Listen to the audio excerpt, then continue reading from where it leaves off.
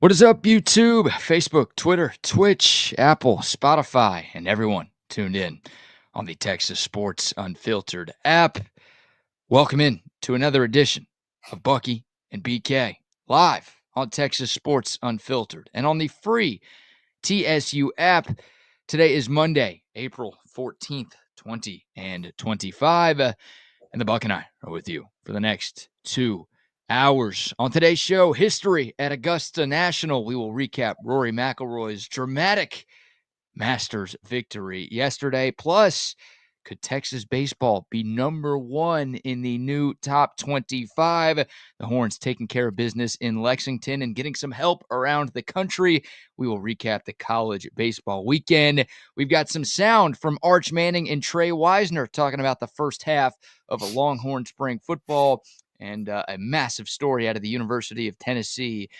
It feels like a huge inflection point in the world of college football. All of that and so much more between now and 9 o'clock right here on Texas Sports Unfiltered. Hope everyone had a fantastic weekend. Hope you had a fantastic weekend, Buck. How are you this morning? I'm doing well, man. It was a great weekend. Got a lot done.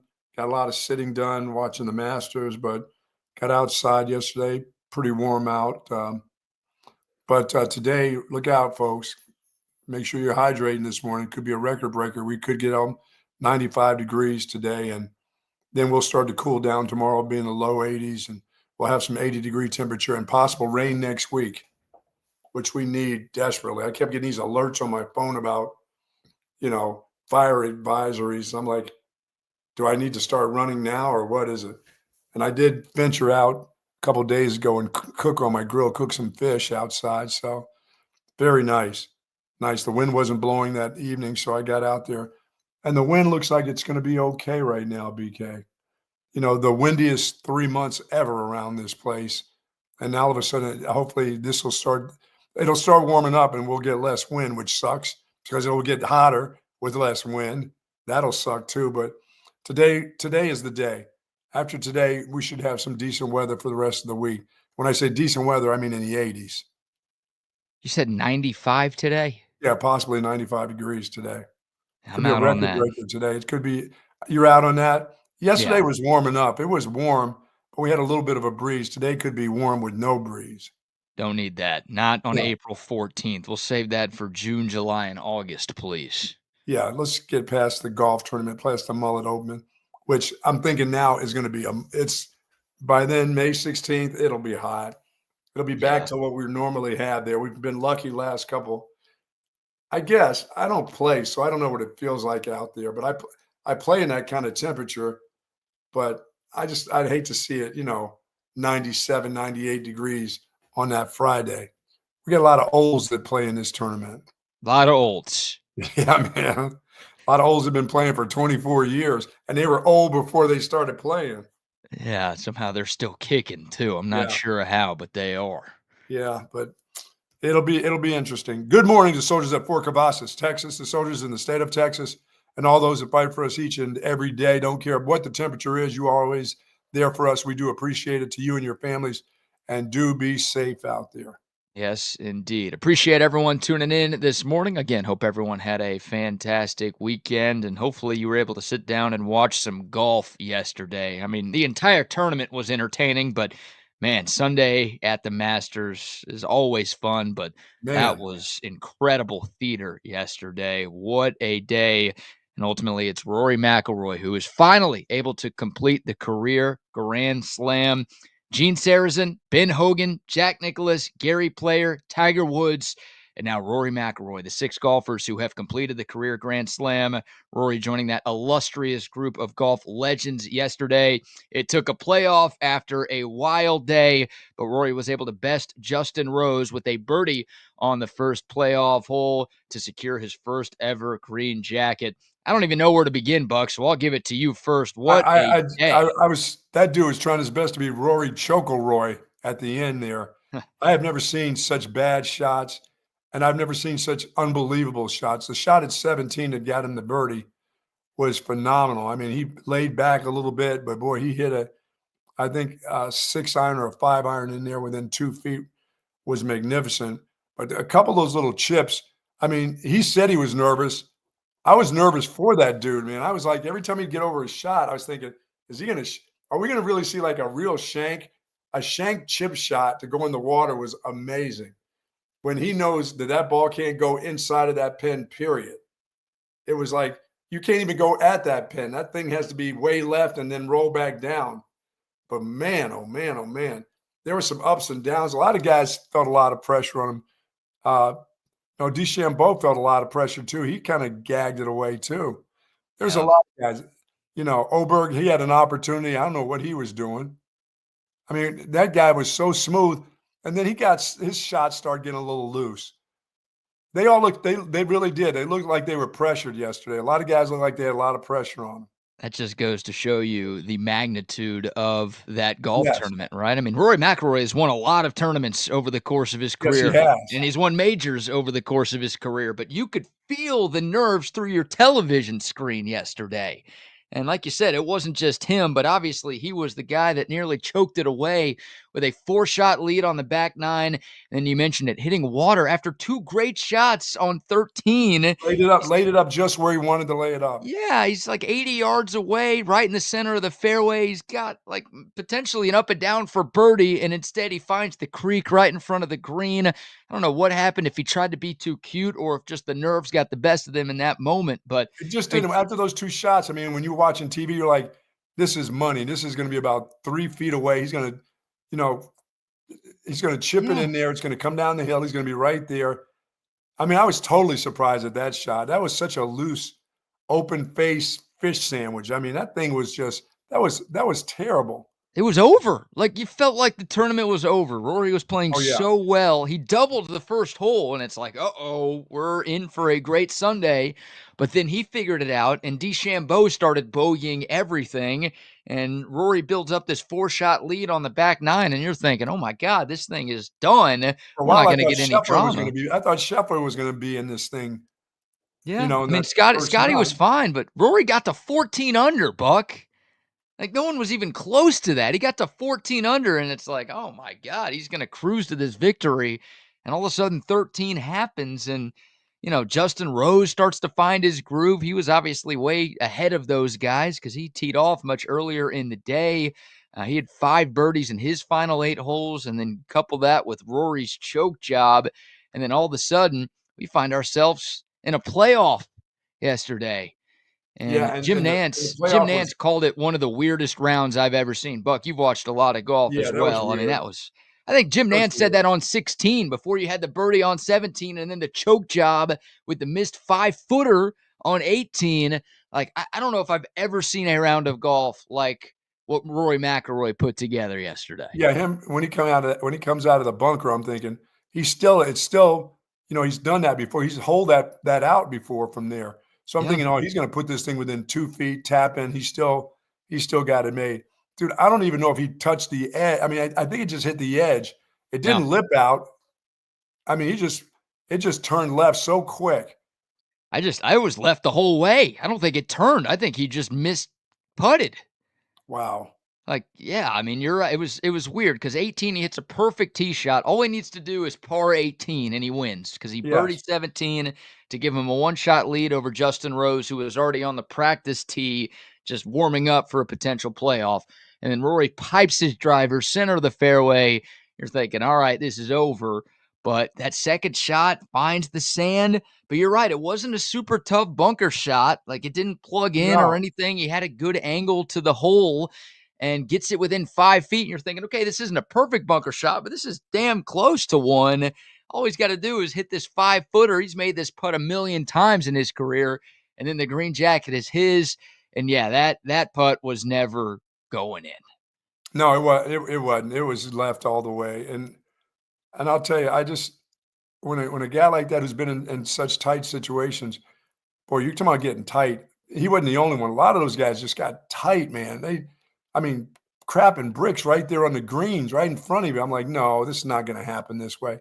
Rosie's just sitting there hitting balls, thinking maybe I'll be in a playoff. I know he couldn't. I mean, he's thinking I'm not going to be in a playoff. I'm back 3 shots. This guy's not going to choke like that. Yeah. It was wild. And yeah, Justin Rose got hot. Again, 5 birdies in the final 8 holes. He shot a 66 for the day, which tied for the low round. That obviously gave him a chance. But yeah, I'm sure for most of the day, everybody was thinking what I was thinking. Rory's got this thing in the bag. Like, we're just all kind of fighting for second place and a bunch of extra cash. And then Rory just totally melts down starting on 13. And look, yeah, you credit Rory McIlroy because he bounced back so many times over the course of this weekend. I mean, going Oh back to yeah. Thursday, right? He had 2 doubles in like a 3-hole stretch on Thursday. Or you kept telling us on Friday. You told us, "Hey, you can't get away with this with two doubles." That dude had 4. Yeah, look, I mean, history says like if you double once there, you're not going to win. And Rory McIlroy, the first ever Masters champ to have 4 doubles and still win the tournament, it just goes to show you how good he was on pretty much every other hole this weekend. But yeah, for him to bounce back on Friday with the way he collapsed late Thursday, and then yeah, he doubles the first hole yesterday. He actually said in his post round press conference that double kind of calmed his nerves, which is crazy to say. But then obviously after 13 and then after 18, missing that putt to just put that behind him in the span of like 15 minutes and go win that playoff hole against Justin Rose, who it's not like Rosie did anything wrong. He hit some great shots. But for Rory to just find his groove that quickly after letting it slip away on the 72nd hole, I mean, that's the heart of a champion right there. That's incredible stuff from him. Yeah, I mean, he kept it together at times. He lost it at times, but when he just said, "I was nervous," and I was like, "Damn, you're nervous, huh?" And like you You know, said, you could feel it through the TV. That dude is nervous. yeah, if Rory tried to say that, oh, he wasn't nervous after the match, it's like bullshit. If I'm Yeah, Jim Nance or if I'm Amanda or whoever was interviewing him right after the tournament, I'm like, yeah, bullshit, dude. you You looked, weren't you nervous. were horrified. Yeah, you can't even try to act like you weren't feeling this yesterday. And he didn't. He's like, "No, I was nervous. I was feeling it." And I think he called it like the hardest round of golf he's Yeah. ever played. And it was it was entertaining to watch, but it was almost hard to watch at the same time because you were just having your heartstrings yanked in 50 different directions. And man, you're happy And for it Rory. always makes it fun when you do that, when you say, "Hey, I can do that. I can Yeah. shank it like that. Yeah. He I looked can like miss." us. Oh, I Yeah, can I can find miss that. water from 80 yards out. Of course, I no can miss problem. that 5-foot putt for some cash, Yeah, and it that's the never even one. touches the hole. Yeah, you just tell your boys, "I got that, right? We're good. We're good here." And they're like, "No, we're not good. You got to put that out."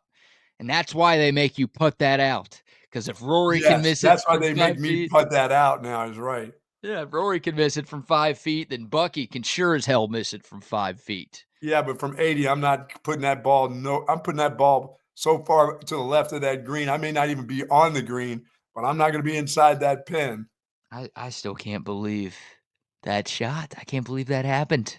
I think that's just I gotta believe he'll tell us he'll say today he's got to that was a miss hit because he couldn't be going directly. He can't be at the pin there. And I know those guys were hitting some shots that had the backspin where that ball would roll a couple and then kind of stop. Yeah, But you still can't go near that pin. no. It's got to just be a total miss hit. Yeah, you're up by 4 in that spot. There's no need to try to be that You can perfect. knock it up in the trees to the left somewhere if you have to. Just do anything but that, right? Yes. And oh my God, Rory just left the door open for That dude Justin saw the Rose water twice this weekend. Was it twice or 3 times? Twice. at least twice. Yeah, the 4 doubles is just amazing. And to have 2 on Sunday and 1 on the back 9 on Sunday and to still get the job done. Rory McIlroy, it's been a long time coming for him, right? It's been 11 years of trying to Yes. complete the career Grand Slam. He won the U.S. Open back in 2014, and he's had chance after chance after chance. And God, it felt like he had it in the bag at one point yesterday. And again, there wasn't going to be a lot of drama or intense moments, but it got dramatic. It got as intense as it could get. And he found a way to get it done. You give him all the credit in the world. And look, he's only the second golfer in the last half century to do this. Like, Oh, yeah. Tiger Woods is the only guy since Jack and Gary Player and Ben Hogan to do stuff like this. I mean, it doesn't happen often. Again, only 6 times in the history of the sport, but only 2 guys in the last 50 years has found a way to win all 4 majors. So it's been a while for Rory, but man, I mean, he already was a Hall of Fame golfer. Now you add this to his impressive resume. This dude's going to go down as one of the greatest to ever pick up the sticks. Yeah, but you're talking about almost choking it away.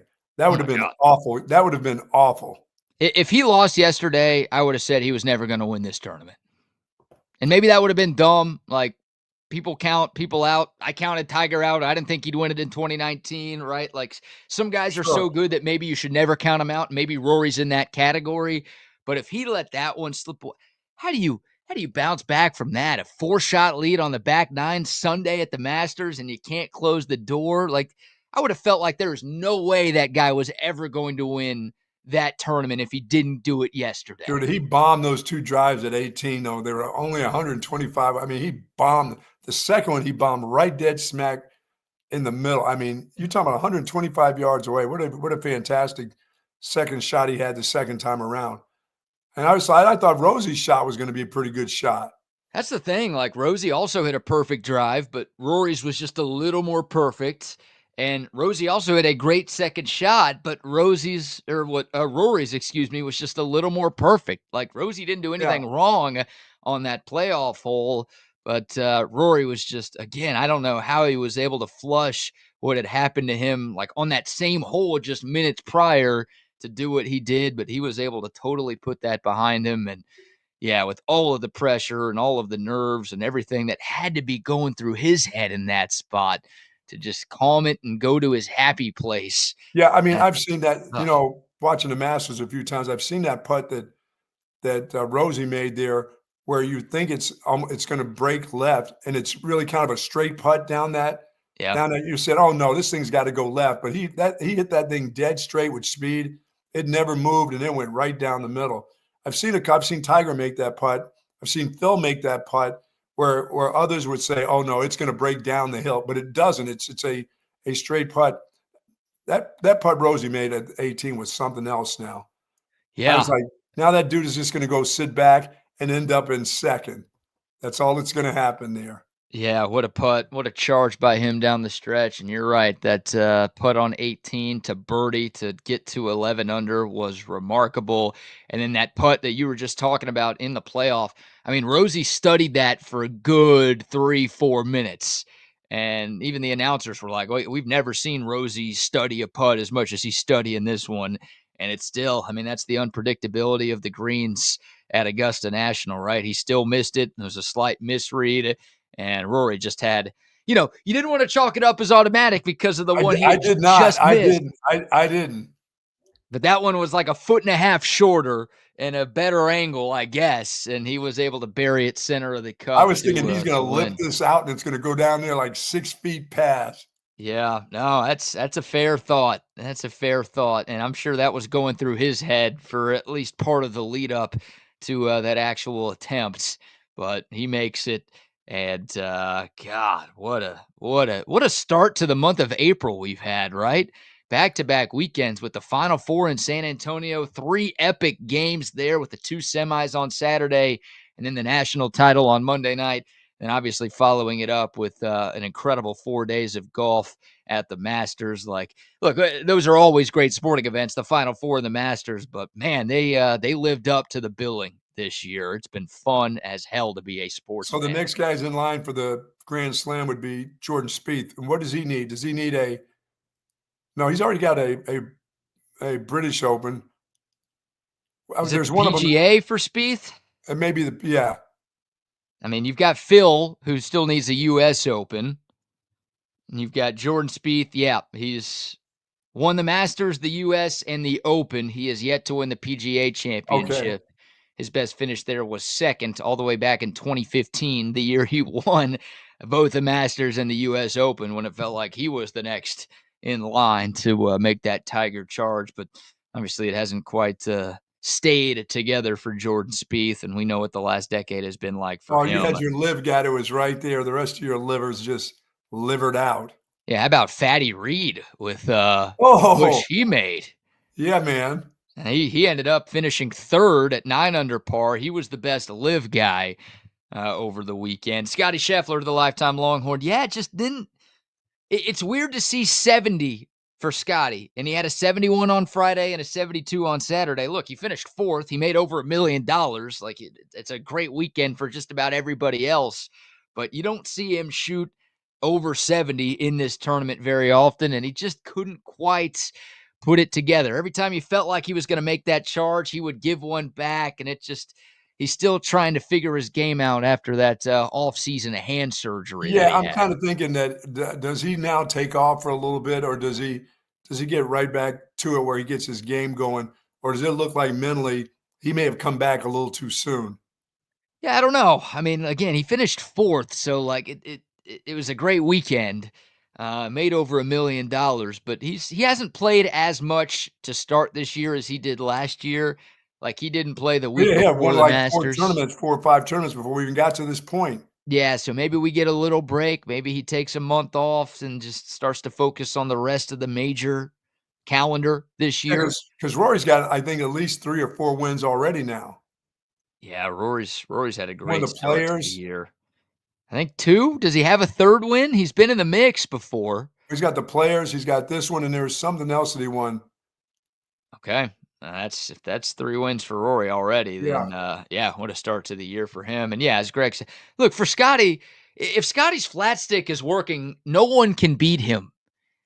That's just like when he wins, it's because the putter's good. When he doesn't win, he still finishes in the top 5 because he's a freaking robot out there. Yes, But yes. it's the flat stick that's failing him, and that's what happened this weekend. Like, just he wasn't missing, 5-footers, but like those 6 to 12 footers that like you've got to make to pick up Yeah, they strokes. weren't close. They They weren't just, yeah, they close. weren't falling. They weren't falling for him enough. So, yeah, he finishes 4th. Sung J M and Bryson DeChambeau, man, tough for DeChambeau with the 75 yesterday. He did everything right in the first 3 days and then just completely fell apart despite having a lead yesterday. I mean, Rory doubles 1, and I think Bryson birdied 2, and he actually had a lead at one point, and then it just all came unhinged for him. You talked about Ludwig Oberg, who, Yeah. what was he doing on 18? Going from sand trap to sand trap. And that guy tripled 18. Like, he still finished 7th and made some good money, but he cost himself like 400 or 500K by just dicking around on the last Playing yesterday. around in the sand, playing around in a sandbox like a little kid. Come on. Yeah, he was making sand castles, making sand angels. Like, Yeah. what, did he want to give us a tour of the course? Yeah, That he was was, going back and forth. He looked out of sorts. He's yeah, he needs a couple more. No, this year will really help him out a lot. I mean, he'll be in the thick of things in all these majors. no, The rest of the way. I just say he's just so oh, smooth. he's awesome. He's a great player, but in prime Texas Tech fashion, he choked at the Yeah. end. That's what they do, and he was never gonna win. I mean, Rory and Rose were too far ahead, but yeah, he could have finished 3rd, and instead, he gives 3 back on the last, and that was a weird way to end for him. Jordan Spieth did finish tied for 14th at 3 under par, so again, I've kinda given up hope on this dude ever winning a major. I hope he proves me wrong. I think we all want him to get back to the winner's circle. Solid weekend for him. He finishes 14th, and I don't know if there's any other storylines you wanna get into, but how about Nick Dunlap making history? He shot a 90 on Thursday and then shot a 71 on Friday. It's the biggest difference between 2 Wow. rounds in Masters history. That guy's a pretty solid player too. Yes. He just played the worst round of golf that, like, I mean, he looked like you or me out there. That place can make you play really bad looking golf. Yeah, It and just then the it just next day looked it just looked dangerous. Every shot looked like a dangerous shot. he shoots a 71, and it's like, how is that possible? But, that was a nice, funny bit of history there from the Yeah, tournament. listening and seeing, all weekend long how DeChambeau, how many balls he hits, and he's out there at 9 o'clock at night. I'm like, "Come on, dude. Go to bed, will you?" Yeah, whatever he did Saturday night did not Yeah, work. If he stayed out late and hit some more balls, then, well, he should have gone to sleep. If he went to sleep early, he should have stayed out and hit more balls. Whatever he yeah, did, he needed to do the exact opposite yeah. It was 'cause it fun. I mean, I the ups and downs were that was good stuff to watch yesterday. I oh, mean, it had you on the edge of your seat. You didn't know what to expect from anybody.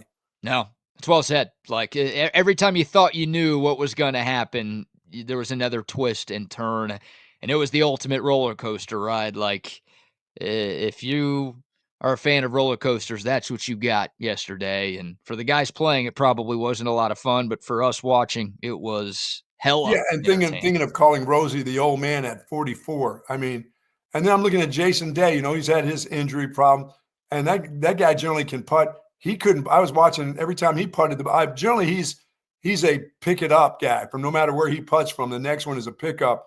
And boy, he struggled with some putts during the course of the weekend, and he's really a good putter. I was watching him. I'm like, if that guy looks so shaky, the rest of them are going to really look shaky. Indeed. By the way, congrats are in order to Team Bramstrokers, who won our Texas Sports Unfiltered Masters Challenge over the weekend. It The was pick strokers, six, huh? the Bramstrokers, pick six golfers, and we keep your top five. No, the original format was keep your top four, and I'm like, no, we're not dropping two. You only get one mulligan here on the course. So you picked six, you got to keep your top five. And Bram Strokers finished at 24 under par. He had Justin Rose, Scotty Scheffler, Max Homa, Victor Hovland, and Maverick McNeely on the team, which was good enough to finish 3 shots ahead of whoever BK Fan Club is. What did McNeely end up with? McNeely was +1, so that was Okay. the worst score that that Bram Strokers had. But he had Rosie and he had Scheffler, so 2 of the top 4. And then Max Homa finished 12th, and Victor Hovland finished, I think, 20th or 21st. So congrats to Bram Strokers. If you're tuned in this morning, hit us up on the Coda text line, 512-222-9328. We've put together a little prize pack with a few restaurant gift cards to There some you of our go. favorite Central Texas establishments. So we will get that over to you. But thanks to, we put that together very last minute. Still had almost 100 folks enter into our TSU Masters Challenge. So we'll do a better job with the other majors. That's on me. We'll get that squared away a little bit earlier in the week. But thanks to everybody who participated, and congrats again to Bram Strokers for winning that. And also, we still need Big Bro 211 to hit us up. We got a TV on the loose. Oh, okay, big bro. You don't need the TV. We'll move that to the next major or something if you keep it up. I was going to say, we've got an unclaimed 65-inch Samsung 4K TV from our man Wow. Tom McKay of AV Consultations. That's for winning first prize in our TSU March Madness Bracket Challenge. So definitely hit us up. We'll keep trying to get in contact with you, but you might have to get in contact with us this time around. So we'll get that squared away. All right, more golf to come, but we'll shift gears and get into a little Texas baseball. What a weekend it was for the Longhorns in Lexington. Before we talk about that, Buck, how about our first round of sponsor shout-outs? Folks, with my messed up back, and I did not sit in my chair this weekend. Sat in a big taco over there, so I'm paying for it.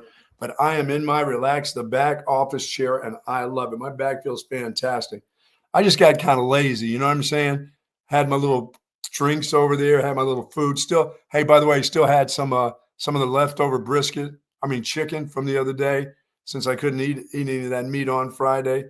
But yes, I did get over to Culver's. Man, was that good Friday. The Olds were over there, but I'm in my relax the back chair now. And folks, if you've got a bad back, hips, shoulder, neck, the whole works, please go over to Relax the Back. They have a chair, they have a bed, they have pillows just for you. And if you have somebody that you really care about is in pain, go by the accessories that they have. It's going to hook you up. Maybe get into this nice office chair like I'm in, because now my back is going to get straight. And folks, they've got 2 great locations in Bee Caves at the Hill Country Galleria, right across the street from Whole Foods, and in North Austin at the Gateway Shopping Center across from the Container Store. Live pain-free like the Buck at Relax the Back. Yes, indeed. Mentioned AV Consultations. I know the Buck was watching his 85-incher yesterday. I was locked into the 4 TVs yesterday, watching the golf, watching the final day of the NBA regular season, watching a little Texas baseball. It's a great time to be a sports fan. Is there ever a bad time to be a sports fan? Honestly, which means it's the best time to call AV Consultations to get the TV setup of your dreams. The Stanley Cup playoffs about to start. The NBA playoffs about to start. Baseball is in full swing. The golf is in full swing. So many great sports happenings. You need the TV setup done in the comfort of your own home to enjoy all of the sports all year round. AV Consultations can hook you up because they've been hooking up Central Texas since 1988. All you have to do is give them a call at 512-255-8678 or find them online at avconsultations.com. Very nice. Yes, and a shout out to our friends at Waterloo Printing and Graphics as well. Our TSU hats, our TSU shirts, our TSU stickers. They were all made by our buddy Adam and his great team at Waterloo Printing and Graphics. If you've got a business that needs anything, signs, shirts, posters, stickers, hats, whatever, reach out to Adam and his team located right here in South Austin. They're going to get you what you need, and they will get it to you very, very quickly. Waterloo Printing on Instagram, or you can call or text Adam himself at 512-300-9641. I want to thank Tom McKay because he'll be giving away this 85-inch screen TV, my size TV at the Mullet Open, one of our big prizes at the end in our raffle. I just said, I said the big one was awesome. They just couldn't put it on the truck. He said, how about if I give one the size of the one you have? I said, oh, that's just big enough. That's perfect to get on a wall, and maybe have a wall in your home that will hold that bad boy up. So thank you to Tom. He's going to give away an 85-inch screen, big screen, Samsung, the whole works at the Mullet Open this year. That is awesome. Good stuff. Love our man, Tom McKay. We've got a little breaking news. The Baseball America Top 25 for Week 9 has just been released, and there is a new number one. That would be your Texas Longhorns, number one team in college baseball. We'll wait and see what the D1 baseball poll looks like when it gets released a little bit later today. But I've got a hunch the Longhorns are going to be at the top of that one as well, as Texas takes 2 of 3 in Lexington against Kentucky over the weekend. And they got some help from around the conference. We talked about it. The Longhorns were tied for first in the SEC going into Friday with Arkansas. Well, Georgia took 2 of 3 from Arkansas, a rare time where I'm saying thank you, Georgia, and a rare time where we were rooting for Georgia.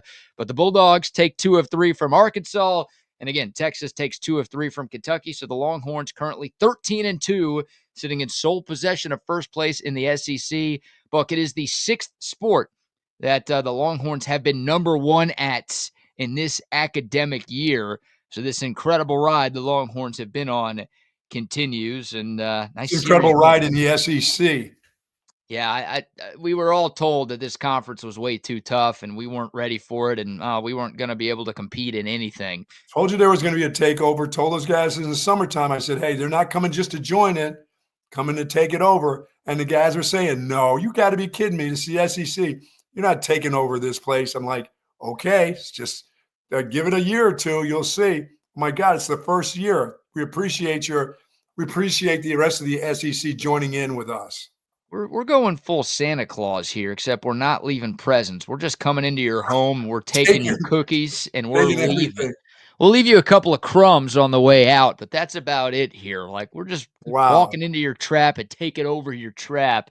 And look, there's still 5 series left for Texas baseball. They have not won anything just yet, but no. In this sport, just like football, just like everything else, it was you guys aren't ready for this level of competition. This is the best conference in college sports, and congrats on what you've done in the Big 12 and those Directors' Cups. That's all great, but it just means more in this league, and you guys don't have the chops to get it done in the SEC. And here's Texas again in first place in a conference. It's amazing. Did I see that the Aggies had 2 grand slams in an inning? That happened over the weekend? 2 grand slams? It's the first. That's got to be a first. I've never heard of that before. 2 grannies in 1 inning. The Aggies have started to find their groove a little bit. They're still. Oh, it's too bad, but that's okay. They're still towards the bottom of the SEC at 6-9 in the conference, but they have won 6 games in a row and did pull off a sweep over the weekend. But have you ever heard of that 2 in 1 inning? Yes, I have. One of those never been done. I bet it's been done. I bet it's been done. It has. I don't know. I didn't even see that this happened. So I'm going to say it's maybe T-ball. No, they don't even let you do that in T-ball. I would say it's been done before in college baseball. everything's been done before in college baseball. But Wow. we'll fact check that. We'll look it up and see. But yeah, look, Texas and Texas A&M will play not this coming weekend, but next weekend, the 25th through the 27th. That obviously coincides with Fan Day for Texas football. Oh, So that's Fan going to Day. be that's going How to be did a they tell ruckus you how's Fan atmosphere. Day gonna be? Fun? Exciting? No, we actually have some sound from Trey Wisner, who was asked about spring game, and he's like, I'm actually disappointed that we're not having a spring game. So the players are not happy with the decision, but we'll get to that a little bit later. But yeah, Texas continues to roll. They take 2 of 3 in Lexington. Saturday was frustrating. The Longhorns dropped that game in 15 innings. That's how good this Longhorn baseball team is right now. It takes you 15 innings to beat them. But Friday they get the win 6-3. Ethan Mendoza with 4 RBIs. He's been awesome for Texas all season long and was in a little bit of a slump last weekend, but bounced out of it. Had 5 RBIs against Houston Christian last Tuesday, and then 4 more on Friday in the series opening win at Kentucky. Jared Spencer, Max Grubbs, Dylan Volantis, those guys getting the job done on the mound. And then yesterday, Texas is able to hold on. They get a game-ending double play to preserve a 1-run 5-4 victory. Great job to Grayson Saunier out of the bullpen, working out of a couple of jams in the Boy, series that was good finale. stuff yesterday. The guy I Uh, asked you about this morning came on the mound, the right-hander. He looks solid. And you said he yeah, doesn't pitch that often. He doesn't get a chance to pitch that often. He looked mean out there yesterday. I liked his game. yeah, 2 1/3 for Grayson Saunier yesterday, picking up his first career save. Gave up just 1 run on 1 hit. He Yeah. was great in relief of Ruger Riojas, and yeah, was able to work out of a jam or 2. But you're right. Like, look, you play 9 innings on Friday, then you play 15 innings on Saturday. The Oh, yeah. bullpen was a bit taxed, so Schloss didn't have, his top arms available. So he goes to Saunier, and he looked like a top arm Yeah, he uh, did. yesterday. So yeah, that was great to see, and that's what you need. I mean, if you're the number 1 team in the country, that means you're getting contributions from just about everybody, and Texas has been getting contributions from just about everybody, and that's what happened in Lexington over this long, tough 3-game series. Man, Kentucky's a bunch of bees, man. Not bumblebees either. No? I'm talking bitches. You didn't like their Those, attitude, did you? well, I was wondering because Kentucky going into the weekend led the conference in hit by pitches. And it was like a wide gap between number 1 and number 2. I'm Oh, like, all no. Don't right. tell me they're falling in front of the plate. I'm like, is Kentucky just like, do people hate Kentucky? They're just throwing at him. Is Kentucky just unlucky? Like, what's going on here?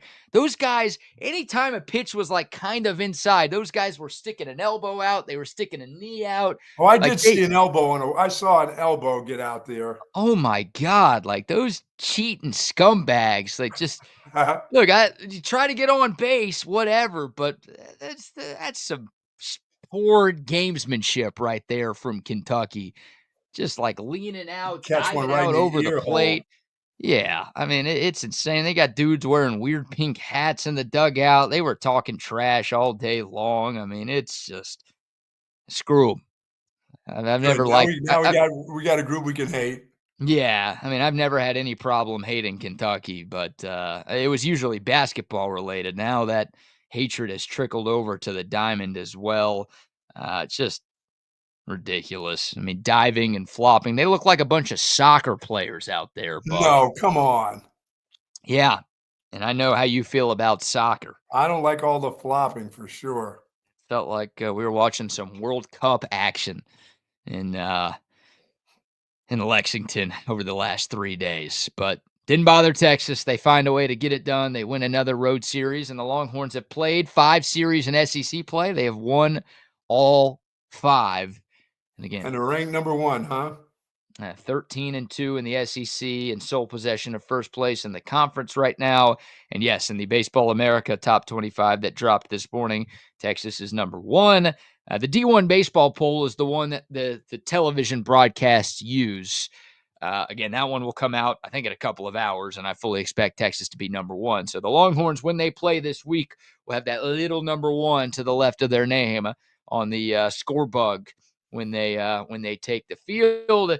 Texas back at it. It's a short week because Easter's coming up on Sunday, so they won't play Friday to Sunday. They'll play Thursday to Saturday in the SEC. So they've got a home game against UTRGV, the Vaqueros Cafe and Cantinas. That's tomorrow. And then a 3-game home set against Auburn starts Thursday. You got Thursday night, Friday night, and then Saturday afternoon. And they'll get the Easter Sunday off. And then, by the way, 1 week from tomorrow, Buck, a return game against Texas State. Yeah. Better be ready for that. You know how that can be. That one's in San Marcos. Just means more to Texas State. I'm telling you. Yeah, there's no problem with the SEC, but yes, problem with Texas State. So I'm worried Texas is going to overlook Auburn this weekend for the revenge game against the Cats. Oh, man. What a ride. What can you say? I mean, Jim Schlossnagle and company, the job that they've done in year one, it's surreal. Like, I feel like I'm in a dream right now. I need to pinch myself watching this Texas baseball team play. You knew it would happen with Schloss and just with what Texas baseball is, but to see it happen this quickly in this conference, which we joke about it, but it is still the best conference in the sport. People might try to demean it and say, oh, it's a down year just because Texas is having success. But, man, you just can't say enough about the job that this staff has done in its first season. Boy, and the players, like I said, they just look so confident in all the different positions. They don't boot, and they're playing pretty good defense now too, BK. I think they've kind of settled in with their defense. Yeah, some great defense in the finale yesterday. Yep. Obviously, Jalen Flores, the unassisted double play to end the game was a nice play up the middle, but just smart baseball. Texas, was picking guys off. Just great defensive reads. You had Ethan Mendoza on like a little flare that was popped up. He let it drop, which turned into a double play, where if he catches that in the air, it's just one out. But instead, the smart play, he lets it drop, gets the out at first. They get the lead runner and a rundown. Just like they're so well coached. They're so smart. Obviously, they're talented as hell. You don't get to 29-5 without being supremely good. But they just, God, the IQ of this team is incredibly high. And that's been lacking. That has been lacking around here in the last few seasons. I agree. And they're just mentally sharp. They've got it figured out. And Texas, the only SEC team that has yet to lose a weekend series this season. The Longhorns are also 6-2 against the current top 25. By the way, Auburn is ranked number 7 in the country on this Baseball America poll.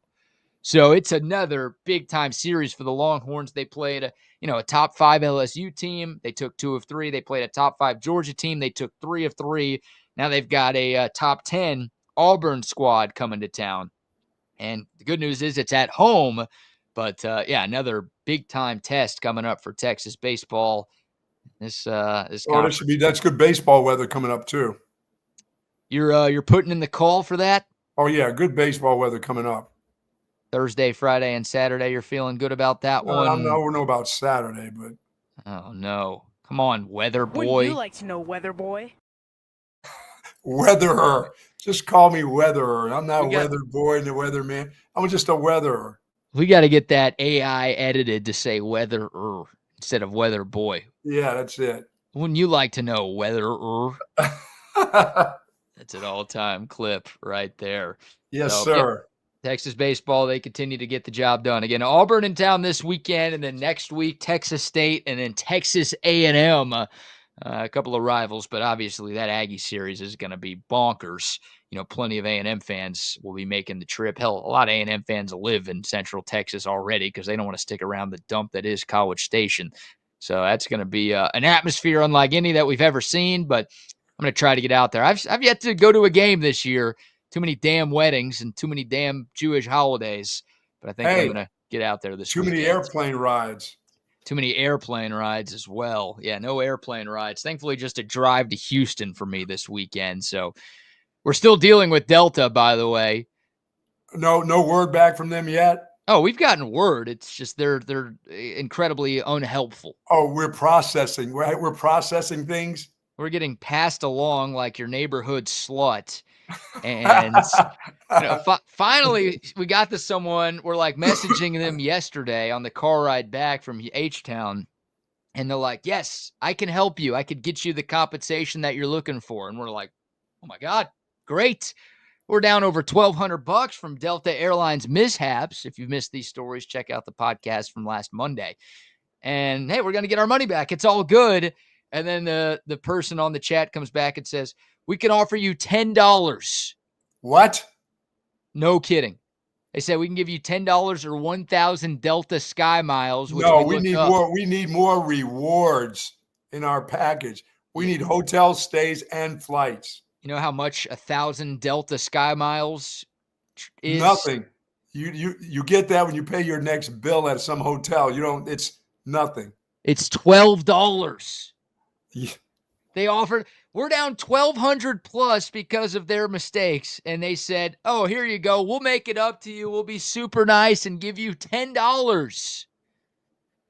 And then we're like, those things no. never look the right way. When I see those Sky Miles, if you get this credit card, here's 2,000 Sky Miles, and I'm thinking, that's not shit. I'm not joining that crap. About $2,000. Yeah, how about $2,000? Yeah, that sounds better. And you know what my response was in the Delta chat yesterday? No. I sent them a YouTube video of the clip that says, I can't accept that. No, we do not. We can't accept that. I should have Not said, so fast, midget. Not so fast. Oh, my goodness. yeah. Oh, hey, welcome to the string out, because you're going to get strung out here through the summer on this deal. Oh, man. I know we've got months more back and forth with the not-so-fine folks. Do you give in? I'm not giving in.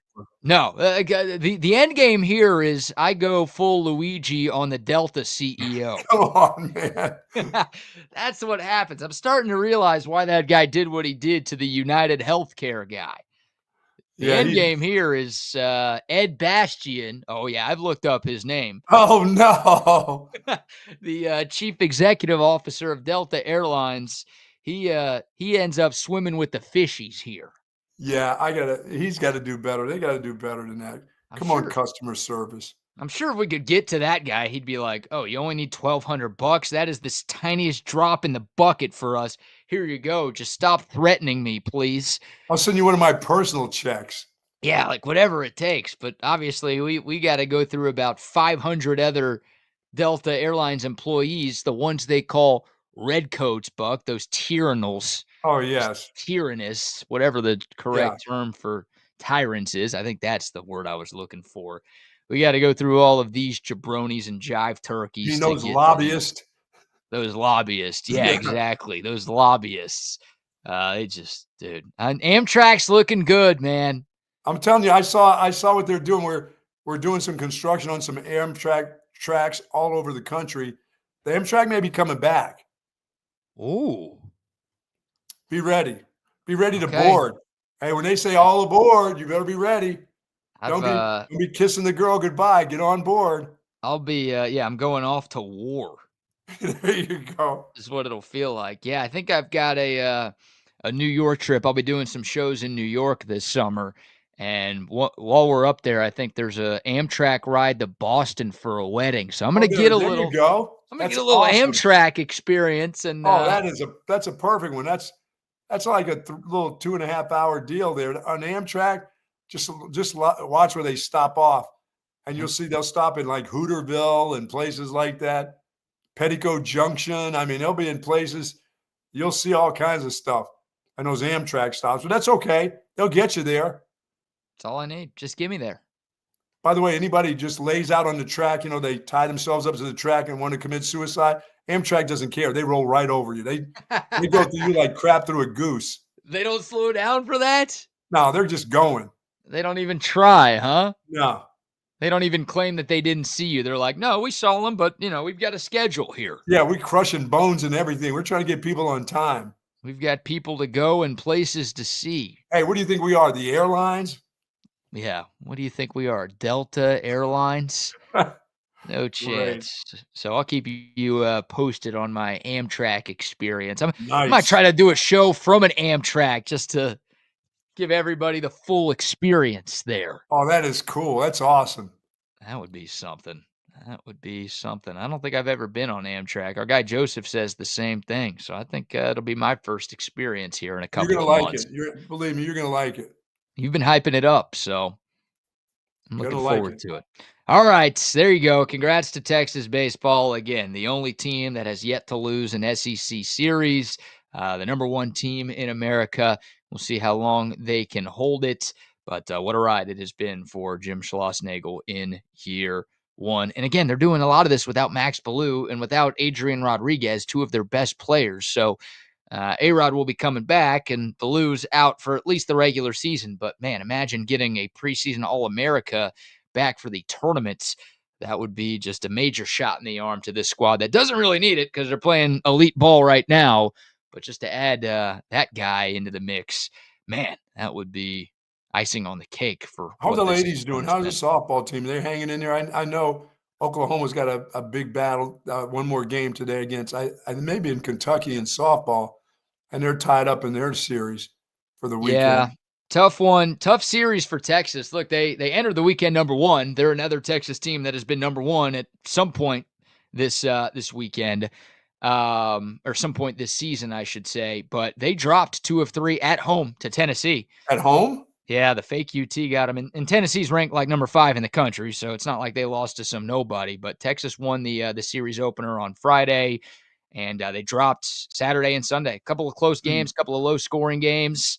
But yeah, the Longhorn softball team, they slipped up. Their first SEC series loss, their first series loss of the season. So we'll see what the new softball poll looks like. Texas will still be top 5. They might even be top 3, but they probably won't be number 1 anymore after Okay. flipping up against the Lady Vols. And yeah, I misspoke. A-Rod came back this weekend. Was playing some left field. My apologies for that. Max Ballou is the guy that does need to return still. Was watching a lot on mute. Was watching a lot this weekend, but a lot on mute and not paying as much attention as I needed to. So that's on me. But good to have A-Rod back in the mix. All right. We will have a Cabo Bob's. Let's do that today. We got a Cabo Bob's gift card to give away. Unfortunately, only one this week because Texas softball did not win a series. But because Texas baseball did win its weekend series, we've got $50 from our friends at Cabo Bob's on the line. No shitty Sky Miles here. We're giving you some real good stuff. No $12 gift card? No $12. We got $50 coming your way. All you have to do to enter to win that $50 Cabo Bob's gift card is send us a text on the Coda text line 512-222-9328. 512-222-9328. It doesn't matter what you say. Just say something to let us know that you're tuned in this morning, and you will be entered to win that gift card, and we will announce it right at 9 o'clock. All right. Before we shift gears here, we got to get to this Tennessee story, man. Speaking of Tennessee, we talked about it a little bit on Friday, and boy, what a weekend it is, and what a time it is for college football. An inflection point has arrived in this sport. We'll get to the Nico Iamaleava story and try to figure out what is going to happen next in the world of NIL and college football. But before any of that, how about another round of sponsor shout-outs? Got our good friends, and Jay's listening right over at Sue Patrick since 1975. That incredible selection of Texas Longhorn apparel, collectibles, accessories, and more. They've got tons of Texas-themed gifts and items there for your wide variety of men's and women's clothing. And folks, they offer free shipping on online orders over $49, free curbside pickup, and plenty of parking at 5222 Burnett Road. Got to get over there before the weekends. Forget that jelly cat, that Easter jelly cat for my granddaughter. I've got Easter baskets all made up. Missing one jelly cat that I've got to stick in there. And they've got all the apparel, the caps that you want. The golf apparel is there just for you. Once again, go to SuePatrick.com for more information. Jay says he took an Amtrak from Dallas to Austin. It took 9 hours. Oh. What the? That's quite the trip right there now. That's a lot of cows on the track. That's a lot of stopping and moving. They couldn't go through the cows. I'm telling you, if you lay bodies on, they go through them. Cows, not so much. You got to be careful if a cow's on the track. You're going to slow down for cows. They don't stop. They don't slow down for tied up damsels in distress. You know what I'm saying? If you tie some woman up on the Amtrak line, they're going. Head's gone, feet are going. They just right on through. That's a damsel in distress, huh? Yeah. A woman who gets tied down to a Amtrak track. Yeah, that's when the hero's supposed to come in there and untie her. Damsel in distress. So you're supposed to go there and untie her. But if Amtrak's coming, forget about her. Okay, she's going to be the headless horseman. They They could be giving out free hamburgers, though, if they just hit that cow, you know? Steaks and burgers. How about that? A free meal on board. Love Sue Patrick's, folks. Yes, indeed. Love our friends at Sue Patrick. I think we're going to be there this Friday. I've got to confirm with Jay, but we were talking about doing a little Easter show at some point this week. Maybe Thursday. We might take Friday off because it is Good Friday after There you all. go. Now Which you're I'm told. talking. I'm That's told. what I Jay, like to hear. Yeah, that means something to your people. Yes, it does. So Yes, it does. we might have a short week on TSU, but we'll get with Jay. We'll probably be there at some points to promote the Jelly Cat and all of the great selection of Texas Longhorn gear. Sounds like a good plan. Speaking of the Texas Longhorns, centextickets.com. How about not one, not two, not three, but 4 home baseball games at the Dish? If you want to watch the new #1 team in the country, head over to centextickets.com to get your tickets. A home game tomorrow night against UTRGV, and then another at top 10 SEC series at the ballpark with Auburn coming to town Thursday, Friday, and Saturday. Head over to centextickets.com to find your seats. And don't forget to use the exclusive TSU promo code CENTEX10 to get 10% off of your purchase. Just type that in at checkout, and you will instantly receive 10% off your ticket purchase. It doesn't matter how many you buy. It doesn't matter how expensive the tickets are. 10% off every time with Centex10 over there at centextickets.com. Love it. Yes, indeed. And a shout out to OLIPOP as well. I got to double check to see if I can drink OLIPOP this week. You know, it's the Jewish holiday of Passover. It's where I can't have bread and like corn and a lot of other good tasting foods. So I'm going to double If you check eat to see. sweets, you can eat sweets. Yeah, I can eat sweets. Like There you sugar's go. okay. Yeah, so I can eat that. I know you can't for another few days. Yeah. But, yeah, I gotta see if OLIPOP is, kosher for Passover, but, it's good stuff. Most of you out there can drink your OLIPOP this week. If you haven't tried it yet, you are missing out. Great tasting soda that's actually good for you. They've got 19 different flavors. They're all easy to find, available wherever you buy your groceries. So HEB, Costco, Whole Foods, Target, Walmart, whatever you choose in the grocery store war, you can get you the greatness that is OLIPOP. Jay says he's got a $1,200 dragon over there, Jelly Cat. Oh my God, it's more expensive than the bear? How big can the 12 dragon be? 1,200? How big can that thing be? That bear was huge. That's gotta be like 5 feet. Right? Yeah, I mean, it ought to be able to fly for 1,200. I'm hoping that dragon is there when we do our show there later this week. Yeah. Oh, 'Cause no. I wanna put that in the 3rd chair, you know? Like, I want that to be Wow. on camera so everybody can see. Maybe I you don't and think I I've can seen sell I've that. seen the unicorn. Yeah, the giant unicorn, the giant bear, the giant penguin. Yeah, You my know? granddaughter's gonna be all weirded out by the ginger root that I put in there in her basket. She's gonna go, "What is this?" And then I'm gonna bring a piece of ginger, let her taste it. Yeah, that's right. Give her. I said, "This is what this is supposed to be, but you can't eat the Jelly Cat, honey." You're gonna give her a redhead that died on the Amtrak? Serve that up to her? No, we're not gonna have any deaths on that. No, no, no. Oh, different Everything is ginger. gonna be All right. smooth. Amtrak will be smooth. Delta Airlines, so you folks trying to get places on Easter, if you've decided you're gonna go that route, everything will work out. Dude, I was looking at some flights again for that New York trip, and of course, the cheapest airline by like $200 is Delta? Delta. You might as well Um, spend the money. You're gonna pay in I- the long run anyway. I'm in a spat with the girl. I'm like, we can't. I will pay the difference. Like we Yeah, can't. you can't. I can't do it again with them. I can't do it. It's terrible. Yeah, I mean, sometimes you buck up and go ahead. It costs you 150, 200. I'm generally on flights. I get into the $300 range. I'm like with my pets, I have a $3,000 limit on my pets.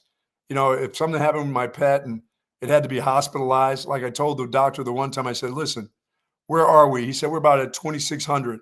I said, "You only got $400 more. So that may be a night and a half here." And when my dog started to get that Addison's disease, I said, because as soon as we hit 3,000, go ahead and juice them up. That's it. Steroids?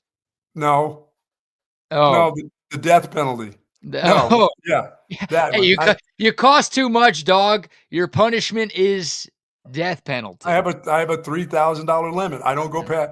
That's not a person. That's a dog. I don't go past 3 grand. I have a Not limit. not And lifetime, just like for one procedure. yeah, oh yeah. Well, I'm Okay. already past the lifetime deal because let's get a shot a month and a pill a day. So I'm way past that. But 1%, one thing at this time, if it's 3,200, dead dog. Mm. Sorry. Yeah, PETA's gonna be coming after you for that one. Dude, I watched my cat yesterday eat a mouse. Eat it. I mean, eat the whole thing. I didn't know dude, and I could hear it crunching in the Oh, cat's mouth. And then the cat's still hungry for dinner. yeah, of course. It caught this little mouse, had it cornered, and I opened up the sliding glass door to look and say, "Hey, leave the mouse alone." It was in his mouth, and then she started chewing, and I could hear the bones crunching. I'm like, "Oh, you cats are nasty." God.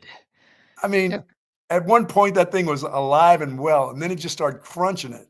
That's gotta be a tough way to go right there. Oh, I Getting mean, I eaten. can see the boa constrictor, when it gets the duck or the chicken or something, how it constricts it down its throat. But you could hear the bones crunching on this cat, little old cat. Would you quit Man, saying that? Golly. oh, that Of was course you're still nasty. hungry for dinner. Like, that was just a little snack. He still needs his Oh meal. no, and he still wanted his meal later on that day. I'm Of like, course. you can't be hungry, cat. It's You like just us, ate a man. oh.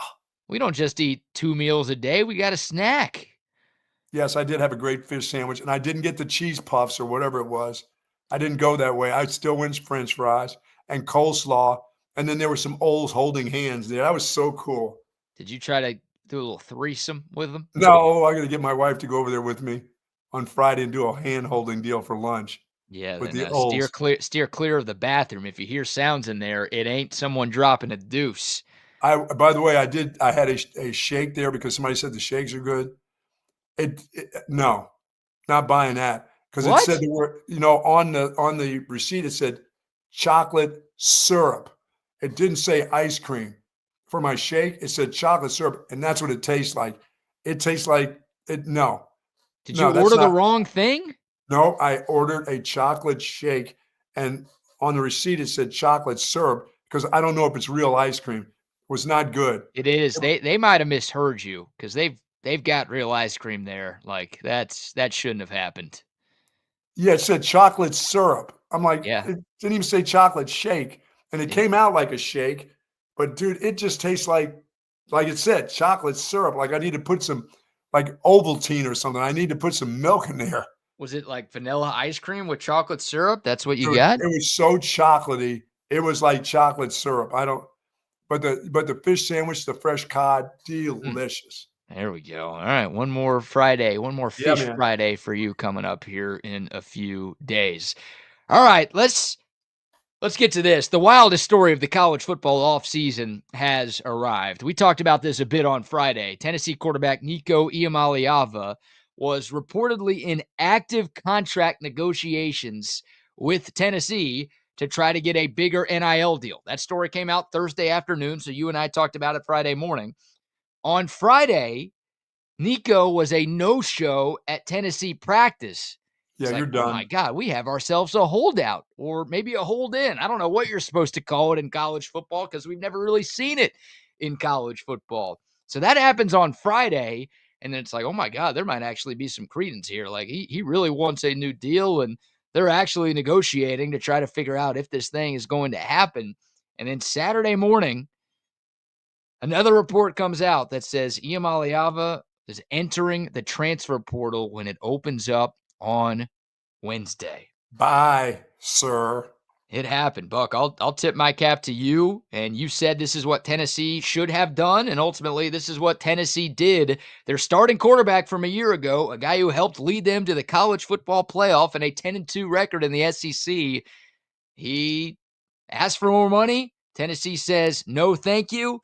And all of a sudden, Nico is leaving Knoxville. Yeah, it's what should have happened. It's the way the coach, the AD, and the president of the university handled it too. They just said, no, nobody's bigger than the program. Sorry. The program is going to be around here. You're going to be gone, but the program will still remain. Now, that puts a lot of pressure on their coach. I mean, they only have they don't have another guy who's played, but they'll hit the transfer portal and find a quarterback to like to come to Tennessee. But you can't let them they can't run the show. They're running the show now. You can't let it happen. That guy was making $2 million. Dude, how much do you need as a college student? Cut me a break. This is where the adults have taken over. That kid's a young man who's a sophomore, young guy, that $2 million, hey, $50, the guy should have been happy about, $100, $200. And I don't care what everybody else around you is making. $2 million was plenty. And you had a deal with the university, and then you're going to try to hold them for ransom for almost another $2 million. Their head coach said no, but that was a joint get-together between the AD, the president, and the head coach saying, hey, send this kid packing, and I'm glad they did. Yeah, those were the reports that Iamaleava was set to make $2 to $2.5 million in this coming season, and he and his camp were looking for something in the $4 million a year range. No, screw that. And Tennessee told him to shove it. Here's Josh Heupel. By the way, my respect for Tennessee head coach Josh Heupel. Oh, yeah, for sure. Through the roof. He's an Oklahoma guy, so I don't like him very much, but this was huge because the way Tennessee handled this was maybe going to set a precedent for the way other schools around the country were going to handle similar situations. And by the way, BK, they didn't hesitate. When they got to the point where that dude didn't show up, they were done. This was done in 2 days. Thursday afternoon was the report about active contract negotiations, and then by Saturday morning, it was he's hitting the portal. So maybe it went on longer behind the scenes, right? It just took a while for it to hit the light of day. But yeah, I mean, this thing was done pretty swiftly. Here's the head coach of the Tennessee Volunteers moving on from Nico Iamaleava. Obviously, we're moving forward as a program without him. I said it to the guys today. There's no one that's bigger than the power T, and that includes me. And they hear me say that a lot inside of that team room. This program has been around for a long time with a lot of great coaches, a lot of great players that came before that laid the cornerstone pieces, the legacy, the tradition that is Tennessee football. It's going to be around a long time after I'm done and after they're gone. And that's what's special about being here is that there is a legacy and a tradition that is so rich and a logo that's recognized not just across the nation but across the world too. And today you got a chance to see 110 guys that ran out and competed their butts off, that give their all for Tennessee. Yeah, I mean, once again, eventually you just had to put your foot down and say, no, you signed a deal with us. We made a deal. And it sounded like that kid was getting paid in high school. I mean, I didn't even know you could do. I thought that was like a no anyway. How is he getting money as a senior? I mean, I thought you had to be at the campus before they start paying you. Is that – I must be out of the rules, but it sounded like that dude was already getting money, that they had made a deal with him. Yeah, I mean, I don't know if he was getting that money before he got to campus, but you can negotiate deals. That's how you get guys to commit to your school nowadays. You say, hey, when you get here, here's what you're going to make. So that's how it works now. And yeah, I don't know if any of the money actually gets to them while they're in high school. It's not legal, but I wouldn't be surprised if it does because everyone's bending the rules with this NIL sphere right now. But yeah, I mean, he was making plenty of money. He was a 5-star recruit out of high school, so he signed a big money deal when he got to Tennessee. Okay. And I'm sure he got a little bit more money after his first year there, and he wanted some more, I guess. He wasn't that great last year. I know he was the starting quarterback on a team that made the playoff, but he was far from the best player on that team. He was an average SEC he had work quarterback. To do, yeah. Yeah, and it's Tennessee is dude, I mean, it's one thing if you're, I don't know, Trevor Lawrence, I guess. That's probably not a good example. Let's say Joe Burrow. If you're Joe Burrow and you go to the school and you're like, hey, I could use a little bit more money, then all right, maybe you bend the knee a little bit because that guy is one of the best in the country. But Nico Iamaleava was an above average at best QB in 2024, and he's trying to get paid like he is the best quarterback in the business. And Tennessee is nah, we're good. I mean, where does your greedy ass need to have more than where do you need to have, if you're getting $2.4 million as a college football player? I mean, we don't have to go back to the last 40 years of they should have been this or they should have been that. that's plenty. And you've signed that and said, okay, let's move along. But to almost try to double that up, I mean, I could see if you can make that choice in trying to get that, but when they say no, you're gonna hold them like you're gonna go in the transfer portal. That's what you're gonna really do to somebody that's giving you that much as it is. Now there's a story that came out from Josh Pate of 24/7 Sports that says Nico threatened to opt out of the college football playoff if they didn't get paid more NIL money. So apparently, like, Tennessee already ponied up a little bit more to make him to watch them get their ass beat by Ohio State last year. Hilarious. But apparently, like, Nico did this before the playoff started and said, I got you to the playoff for the first time ever. I'm going to need a little bit more cash. And I guess Tennessee succumbed to his request at that point. But then after playing one game and he played like shit and Tennessee got boat raced, apparently he's like, no, I need more money on top of that. Yeah, that's a good move by Josh Heupel. He should have done it before that playoff. Right. And but nobody's going to do that then. If they had the cash, like I said, if somebody drops that on his doorstep, I'm going to say that the coach still has enough balls. If some alum said, I'll drop that down for the kid. I would hope Josh Heupel would say, no. We had to deal with this kid. We're not following this. You keep that money. We'll need it on the next kid or the next kid and the next kid. But it just sounds like they had just had enough. They were done. Yeah. And the argument, I guess the argument that an agent or a parent or the player or all three could use in terms of the playoff is, hey, these NIL deals we signed are just for a 12-game regular season. My client needs more money for these playoff games. Oh, that'll all come into play now. They'll all start signing contracts to that too. So we're at an inflection point right now. Look, I hope, I think the greatest thing that could ever happen for college football is nobody pays for Nico. They're just like, sorry, like we're not succumbing to this. We're not letting the inmates run the asylum or the players run the show. And everybody kind of gets together and says, like, sorry, dude. Like, we'll give you like $100K, but that $4 million you're looking for, yeah, maybe you should have stayed at Tennessee for the $2 million you were going to get. No kidding, $2.4 million. Really? It's the whole F around and find out bit. But like, someone's going to get desperate. I don't know who it's going to be. We don't know where Nico's going. Again, the transfer portal doesn't open up until Wednesday, so he's not officially there. Maybe we'll hear something before then, or maybe we'll have to wait till the back half of the week. But that'd be the greatest thing ever if everyone's just like, yeah, no, we're not paying you. Sorry.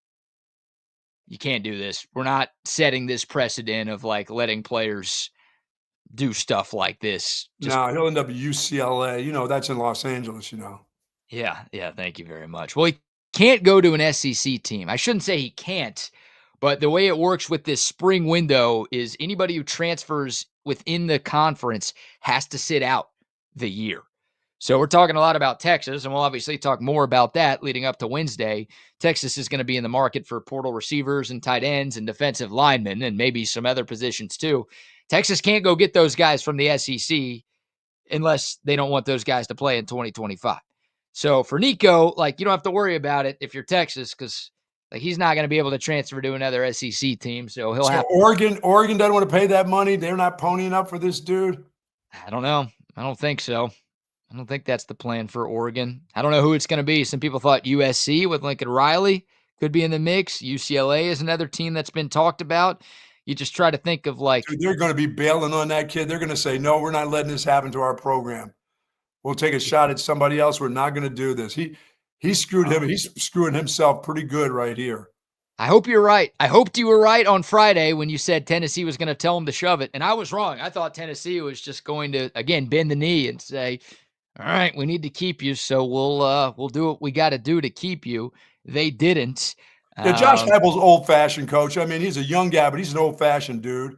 He didn't want to. He was pissed during the play, just before the playoffs. They had to try to win that game so bad.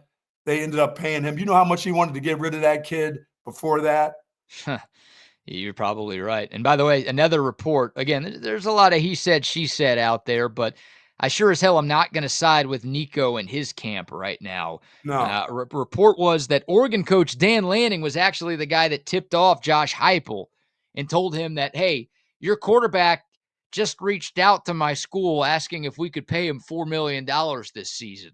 So maybe you want to address this. I don't know if that's true, but again, that was something that came out over the last couple of days. I'm good for the coaches. Good Yeah. for the Oh my good God. for them. Great for Tennessee. Great for Tennessee. Great for Josh Heupel. I wonder what the Vols are going to do now, because like they're probably going to have to portal and find a quarterback themselves. But again, just Oh not yeah, getting. I mean, like I said, the AD got together telling Josh Heupel, he says, "I know this is going to be a tough year for you, but I'd be like, hey, AD, can you put another year on my contract, because this is going to hurt in a lot of different ways right here." But this is a decision by all of them, the president, the AD, to say, bye, kid. Should we just do contracts with these kids now? Just like 1-year contracts that like encompass the entire year, and then there's like a 2-month negotiating period in the off season where like everyone has to get their NIL deals figured out. Well, And once they scholarships sign, are, they're negotiable every year. You don't, it used to be when you got a scholarship, everybody would think, oh, you're there for 4 years unless you get hurt. Those are 1-year contracts. right? But like now, you don't just need that for scholarships anymore. You got to have that with NIL, because those are two completely different arms right now. I don't even know how that thing is signed. I don't even know how you do that. I don't know if you sign with the school, the sponsors. I have no clue how those things. Obviously, you got to, if you're doing stuff for Red Bull, you got to sign a contract with Red Bull about certain things that you have to do, and you have an obligation to them because they don't just give you money. But you have, I don't know how you sign your contract with the university. I have no clue how that's done. We need to get somebody on here to explain to us how that would be. Yeah. We can get somebody from the university to give us a clue on how they do that. It'd be interesting to know, for fans to know. Yeah.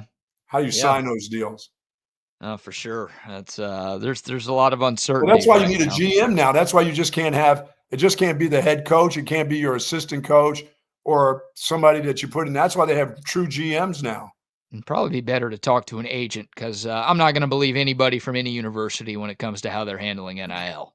They're just going to tell you that, well, here are the rules. They're not going to say this, but they will say exactly what the rules say. Sure. Here's what we do. Here's how we operate at this school. When in actuality, that's not what's going on here. Like, everyone's tampering. Everyone's, paying players more than they're supposed to. I'll say this, despite all the bull crap that goes through this, $2.4 million is plenty for you as a kid. Sorry. Apparently it's not.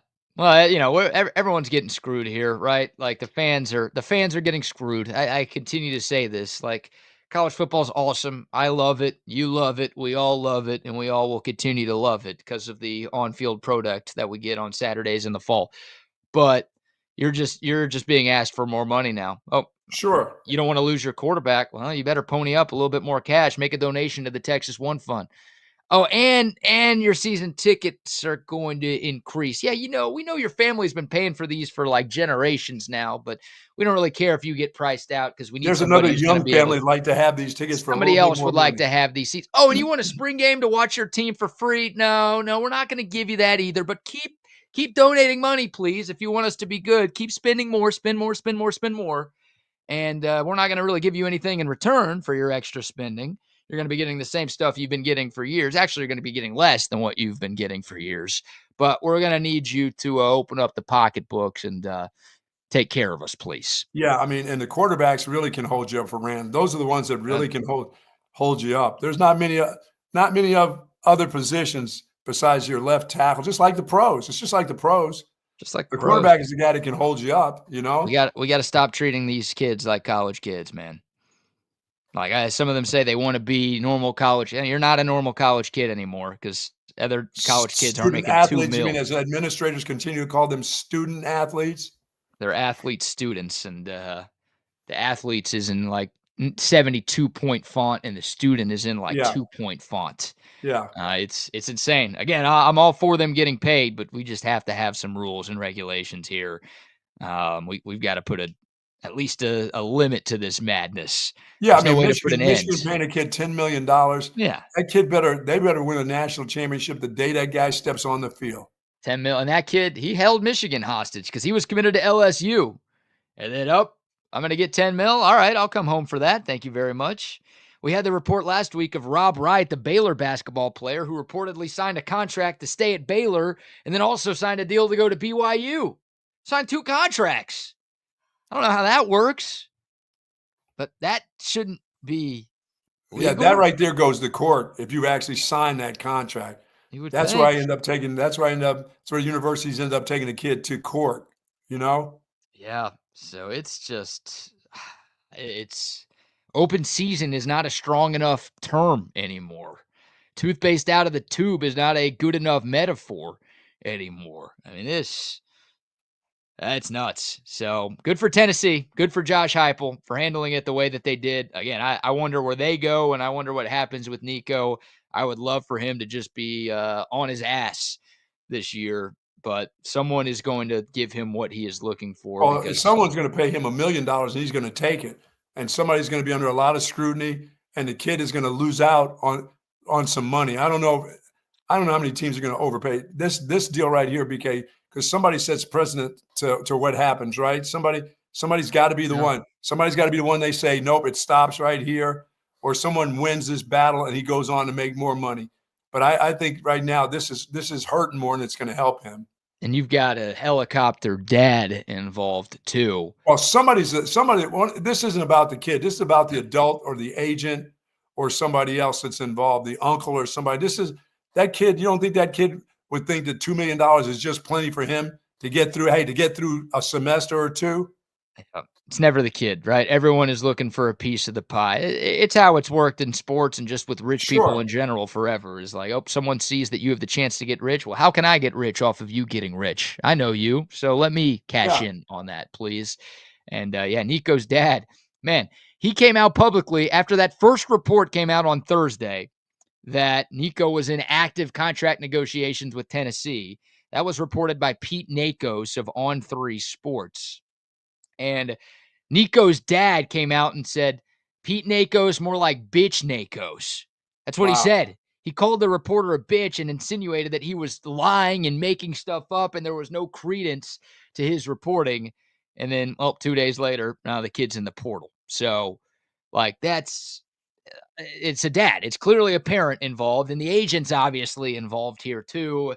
And it's like, I don't want to say you feel bad for the kid because he's making millions of dollars, so it's going well for him. No, they'll all lose out. Yeah, and the kid hypothetically can say no, but it's tough. It's got to be tough when your dad, the guy who raised you, is telling you to do something. Yeah, you're a 19-year-old kid. Yeah, and you're like, well, $2 million is nice, but if I get $4 million, then I could take care of a few more people, and I've got more money for myself and my future, and it's easier said than done. I've obviously never been in a situation. I think the part of asking for more is you can always ask for more, and if they give it up to you, you just move right along. But if you can't be missing, I'm not going to the meeting. You can't be putting things like I won't show up on them, because the minute you do that, now you put the coach in a real bind. And an old-fashioned coach like Josh Heupel will say, sorry, guy, you can't do that because they're way more important. This university is way more important than you are, and the team's more important than you are. And it's one of those things where it's like a big part of me is like mad at Nico and his family and his agent. And it's like, come on, how could you be doing something like this? But it's the system, isn't it? Aren't we all mad at the system? Yeah, but when you stop blaming the system, when you say, okay, the system was screwed up, but now we need to stop. It's just stop it. So somebody has to be the stop point. Maybe this guy is the stop point. Now, other people are going to try to get away with more than that, but somebody's got to be the real, to the universities who keep paying these guys that kind of money. Eventually, it'll get to the point where we just can't do it. I'm sorry, we can't do it this time. So Right. this is the time for Tennessee. We can't do it, or we won't do it. We'll obviously see how rev share impacts the future of college sports. But man, this is out of control what's happening right now. And again, it feels like we're at an inflection point with NIL in college football. Good for Tennessee. When that happened on Friday, I said, this may be the one. This coach may be the one that says, wait a minute, I'm a pretty young coach. I've turned this program around a little bit that we're doing okay. I can't let this one kid screw what I really kind of worked for. And he didn't. He said, nope, that's it. Dude didn't show up, BK. He was gone. He held out of practice. Really? And then is gone. And he's not that good. I know. That's the crazy thing. He was going to have to get better. He's going to have to get much better than he was, the first year as a starter. And he probably would have got much better. But now you're the next coach that has to put up with this kid? Are you kidding me? Because that kid in his mind thinking, hey, I just said screw you to Tennessee, or they said screw you to me. But basically, I'm the one who's leaving them. Do you know how good I am? You know how good that kid thinks he is now? Are you kidding me? Nico, I am a leaving. No longer Iamaliava. He is I am a leaving. And his last game as a Tennessee Volunteer, that 42-17 playoff loss to Ohio State, he went 14 of 31 for 104 yards, Wow. 0 touchdowns. This guy averaged he had 2,600 yards last year. He just, in big games, 10 against Georgia, 167 yards passing. Against Oklahoma, 198 yards passing, and a loss to Arkansas, 158 yards passing. Again, it's the who does this guy think he is that creeps into your mind, but it's also the how is he allowed to even do something like this? Yeah, and Dan Landing, I mean, that was the right thing to do for Josh Heupel. That was a good move by him. Yeah. That surprises me because Oregon pays a lot for guys, and they get a lot of guys from all over, but just to have that, because that kid's been sniffing around, or his dad has been calling, making the calls, or the agent, and one coach to another. That's all. Hey, your guy's been calling. It's not me, but when you hear about this, it's not us. We're not calling him. He's calling us. Always the parent. Always the parent. That's crazy. All right. Yeah, it is. It is indeed. Let's shift gears here. By the way, we are giving away a $50 Cabo Bob's gift card before the end of the hour. If you want to be entered to win that, all you have to do is hit us up on the Coda text line, 512-222-9328. You send us a text there, you will be entered to win. Again, 512-BABY-FAT. That's the number to get in contact with us. Buck, before we shift gears, we got some sound from Arch Manning and Quintravion Wiesner, who spoke last Friday talking about Texas spring ball. Before we let you hear from QB1 and RB1, let's give a few more sponsor shout-outs. Folks, if you're seeking that specialized patient-focused orthopedic care, contact the experts at Texas Orthopedics. Their physicians offer comprehensive surgical and non-surgical orthopedic care for children and adults, spinal care, sports medicine, trauma care, joint replacement, rheumatology. Dr. Danny, Dr. Stockton, dedicated orthopedic surgeons there, folks. And we love those guys. And their goal is to get you right back into good health and the great quality of life that you deserve. Texas Orthopedics is the largest independent orthopedic practice in the state of Texas. For more information, go to txortho.com. Yes, indeed. And some love to our friends at McCall Custom Homes. I think those guys might be participating in your Mullet Open this They are year. going to be playing in the Mullet Open. Beautiful. Mike is so excited about playing. I said, it's going to be a good day. Yeah, I love my Maybe football team. Oh, it's going to be hot. Yeah, if it's this hot, if it's going to be 95 on April 14th, you could bet your ass on, May 16th that it's going to be probably toastier than that, but still going to be a hell of a time. Can't wait for that. And love our friend Mike and his entire team at McCall Custom Homes. They are custom home builders and renovators. So if you are ready to upgrade your current home, or if you want to build a home here in Central Texas, the experts and our buddies at McCall Custom Homes can take care of you because they've been taking care of Central Texans for 40 years. That's right, locally owned and operated here in the Austin area for 40 years. So if you're ready to remodel that kitchen or renovate a bathroom or add some new life to your outdoor space, or maybe a combination of all three, hit up McCall Custom Homes. Go to their website, McCallCustomHomesATX.com. Right now, they are doing free estimates to TSU listeners. Just go to their website, McCallCustomHomesATX.com, to find out more information about that. Or, you can reach out to Mike directly at 512-633-9580. It's McCall Custom Homes. We build value into your home. And folks, our good friends at 34 Wine and Spirits, 4601 Southwest Parkway.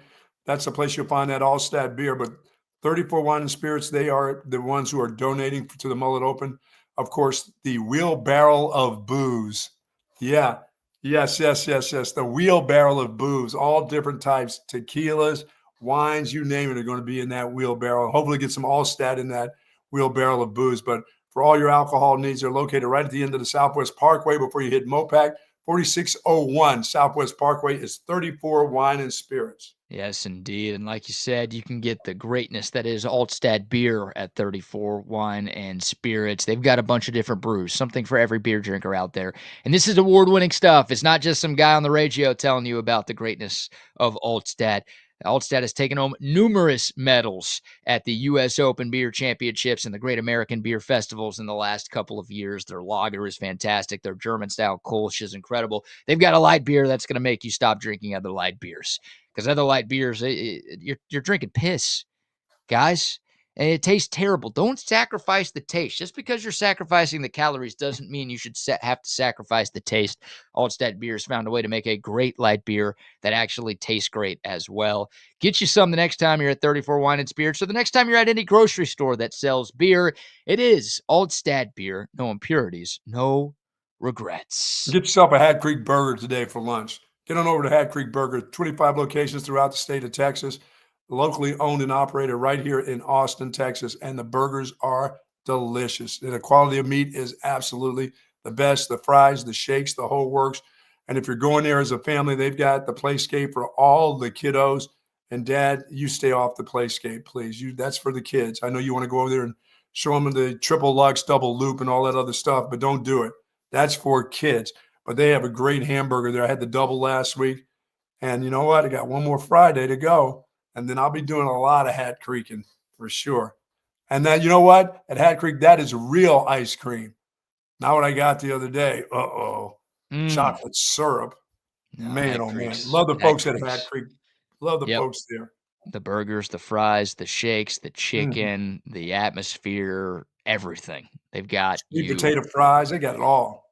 Yep. Yes, they do. And yeah, P. Diddy, stay off the playscape, all right?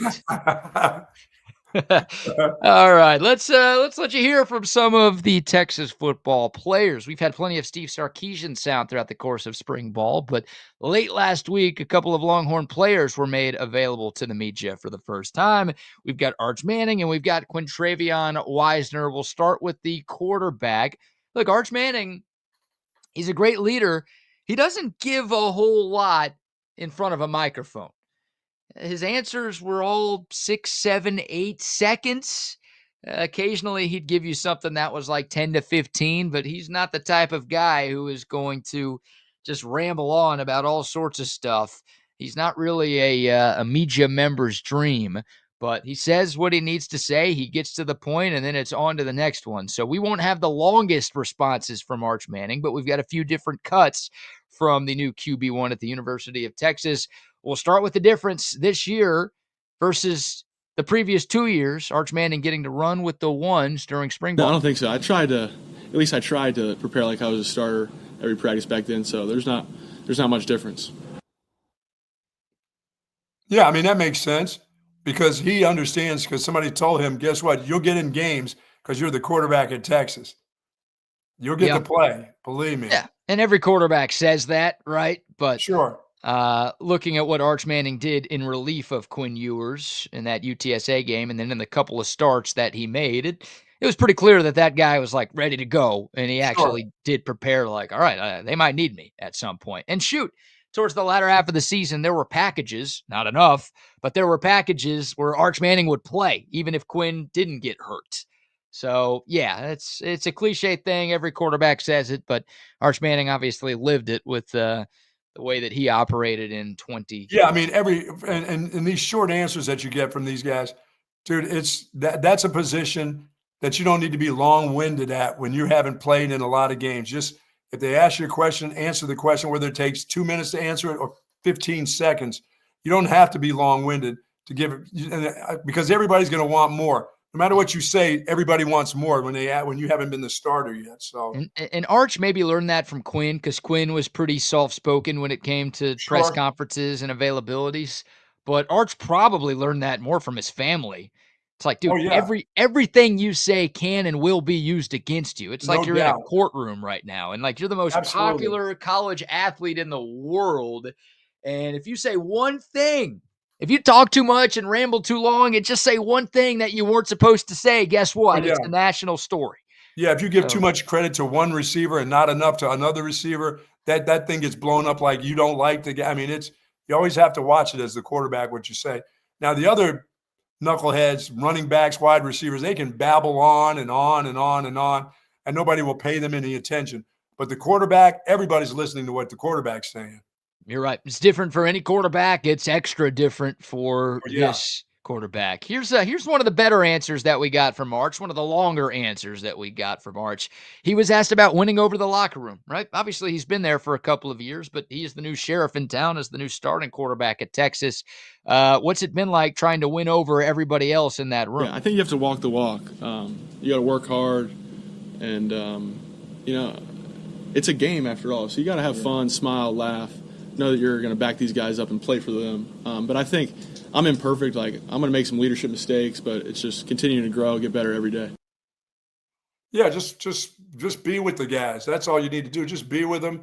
You're not better than they are. You're trying to help guide them. You're the guy who's in charge of the offense. You're not in charge of the whole team, but what they want is guys generally want a leader, and generally the quarterback is the leader. So he'll step into that and do pretty well. But that's an everyday thing. That doesn't just happen in the game. Some people will say it only happens in the game. No, that starts at practice. That starts at winter workouts. That starts at the walk over, the bus ride over to the practice field when you're talking to a guy. Those things, that's how you change people. That's how you get people on your side. So he knows how to play the game. That guy's been around enough football to know. No doubt. And Arch Manning, I didn't cut this one up, but Arch Manning talked about Neil Brown, the new analyst for Texas, of course, the former West Virginia coach. And he's like, yeah, Neil Brown's not doing a bunch of X's and O's, but he's been like helping me kind of through the mental aspect of the game. And apparently Neil Brown told Arch Manning, like, every day at breakfast, you need to sit with somebody else. Yes. Like, you might have your best friends on the team and the guys that you like hanging out with the most, but no, as the leader, as the quarterback, you've got to be hanging out with everybody because you need this entire locker room to want to play for you. I was like, it's good stuff right there. That's good. Good job, Neil Brown. Yeah, and apparently, yeah. You got to get to know them all. You got to you want to know everybody. You want to know the starter. You want to know the third string guy.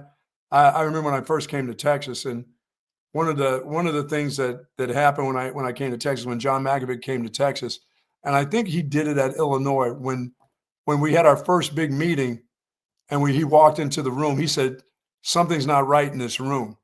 And he said, when I come back, I want something to be changed about this room.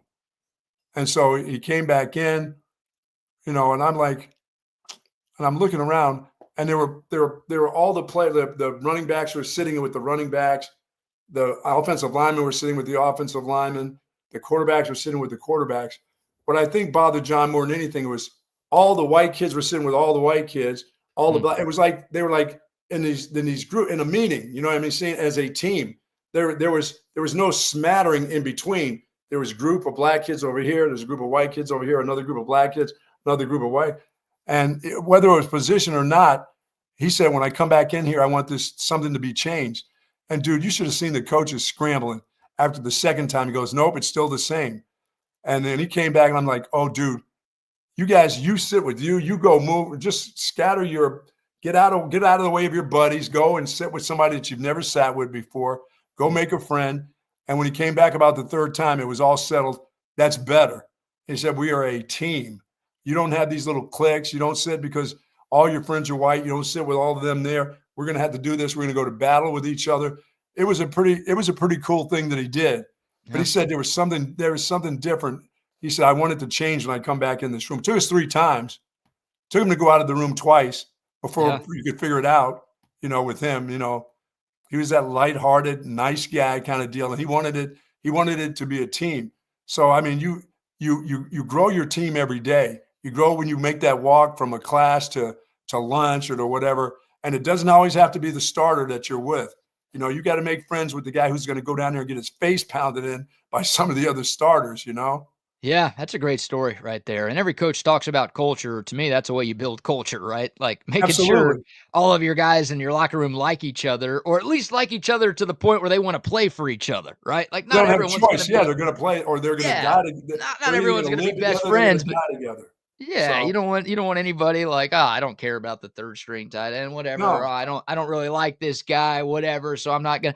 No, like you need the guys playing for each other. or I And socially don't hang out with that dude. Why am I going to sit with him? I don't hang out with him away from football, you right. know. So I'm going to go sit with my buddies. We're all going to group together in a big pile group. It was just odd that he must have been doing. I guarantee he started that when he was, uh, maybe even in the NFL. I bet you they did the same thing. Groups like that.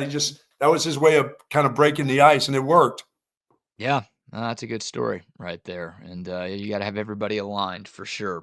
But yeah, Alright, everybody's listening to the quarterback. Everybody's ready to break that dude apart. They don't care about the running back. They don't care what the wide receiver has to say. They could care less. But they want to know what the quarterback's saying. 100%. A few more from the quarterback. Here is Arch Manning talking about the aforementioned Quinn Ewers. Arch was asked how Quinn has been to him and how Quinn was the last couple of Yeah, years. Quinn's been great. I was just with him this past weekend at Hayden Connor's wedding. He's just been so good to me over the years. It's probably pretty annoying having me as the backup, just with all the media stuff, but he handled it like a champ, and he was so good to me along the way. Do you think it's annoying with all the media stuff when it comes along? For sure. Sorry. Yeah, I'm just Left trying that to play in. football. Yeah.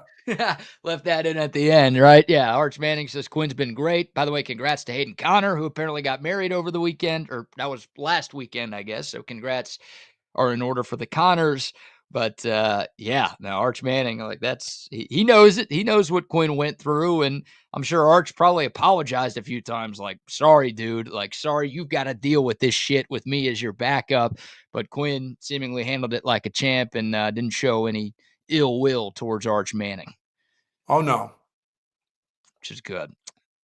What about the current team? What about the wide receivers, Buck? We know DeAndre Moore is out. We know Ryan Wingo is out. So Arch Manning was asked about some of the wide receivers who are on the field in spring ball who have been stepping up. Arch gave us a couple of names. Yeah, it's been good getting these young guys up to speed. I've been really impressed with Parker, and Dalen McCutcheon's been really good. He's coming along well. He's getting the hang of things. He's getting the hang of things. Yeah, we got a lot of work to do. That's what he's saying. We got work to do. We don't have our veteran players here. We understand that, but it gives somebody an opportunity to get a chance because probably going to have to lean on them. These guys that are banged up may be banged up during the year, so I need to have guys that are ready to go. Yeah. This is a big spring for a lot of those guys. It's a big spring for this offense, really. If you're going to lean on this offense, boy, there's a lot to be leaned on right now. Definitely. And yeah, these young wide receivers. Parker, by the way, Parker Livingston, the redshirt freshman out of Lovejoy, who apparently has had a great start to spring practice. And then Dalen McCutcheon, a true freshman, early enrollee. There you go. He was the 3rd highest graded receiver that Texas brought in. They brought in Jamie French and Khalil Lockett, a couple of 5-stars. Dalen McCutcheon was a high 4-star. It's not like he was just a nobody in high school, but he's the guy that gets the mention from Arch Manning. And the insiders are saying Dalen McCutcheon's been getting a lot of first-team reps with Wingo and Moore sidelined. So maybe, again, very much believe Texas will be in the market for at least one portal receiver when it opens up on Wednesday. But maybe a lesser-known name stepping up and making some things happen, making the most of the reps that he's been able to get. They're going to need them all. They're going to need 5 or 6 guys. So Absolutely. even with the 2 guys that are hurt, they still need 3 others that got to be able to play. Yeah, one more from Arch Manning here. You're going to like this one, Buck. Here's Arch Manning talking about Cole Hudson at center and a couple of the other offensive line, but Arch references something that you like a whole lot. Yeah, been really impressed with Cole. Cole started as a freshman at guard, so he has playing experience, and he's been good at center. Yeah, we would throw in the winter, and I'd have him come snap when we were throwing the receivers. So him and DJ brings a lot of energy, and he's just good for the locker room. So I'm excited to have those 2 blocking for me. How about a little catchy catch? Yeah, there's a little catchy catch in the summertime. Hey, get ready for some catchy catch when the spring is over with. Catchy catch doesn't end. You just get to go home for a week or so, but then we're right back to a little catchy catch for the summertime. I like that. I would have paid Arch Manning to use the words catchy catch. Got to have some catchy catch, man. Better be playing catchy catch with that running back that's about to talk. Yeah. Look, it's good. I mean, you want the center there too, right? Because you got chemistry. What's he got to do? What's he going to be doing? Going to Hat Creek Burger all summer? Get your ass over here and snap the ball to me. You can do both. Well, yeah, I guess you could. They got the play place at Hat Creek. Why not do some practice in that place? You can imagine Arch showing up at the Hat Creek Burger playground, what that would be like. Oh, my God. But like hearing that, and yeah, it happened in the winter, and it's going to happen in the summer. Those guys getting together and doing that extra work to make sure that things look pretty good when they start playing games against other. Be interested to know if he's going to be under center or is he going to be back there in the gun, how that's going to work. Well, with Steve Sarkisian, you assume it'll be 98% gun at minimum. Yes, the hope you're is right. Texas has an under center quarterback sneak somewhere in its playbook. Well, he's got to be under center when he throws the toss sweep. So that's that was a shotgun play. Don't forget. Oh, that's right. He was right there. It was like a pistol, but more so a shotgun, just with the guy behind it. Yeah, I'd rather have my toss sweep when the quarterback's underneath the center and reverses and then pitches it out. I like it that way. Would have been better than what we saw. Because if you're under center and you're pitching it back, you're only pitching it to the 5. But if you're in the shotgun, your quarterback's at the 5 and you're pitching it back to the 9. Oh, come on! Brought it up on a Friday. You bring it up on a Monday. What are we? Come on, man! Come on, man! I want you to forget about that play. I can't forget about it if you keep bringing it up. You're killing me, Smalls. Every once in a while, a toss sweep, a little USC, toss sweep, a little OJ sweep doesn't hurt. Not there. What, a sweep of the knife? No, just a regular toss sweep. Not against OJ Ohio State. Sweep of the knife. Maybe against Texas State. Not at the 2, though. No. You could call a toss sweep, just don't call it there. Against them. I'm not trying to boycott the toss sweep. That's what I'm thinking. I think maybe you're trying to boycott the old toss sweep. Student body left and right. It doesn't need to be canceled. Like it OJ made that famous. More so than slicing and dicing. Well done there, sir.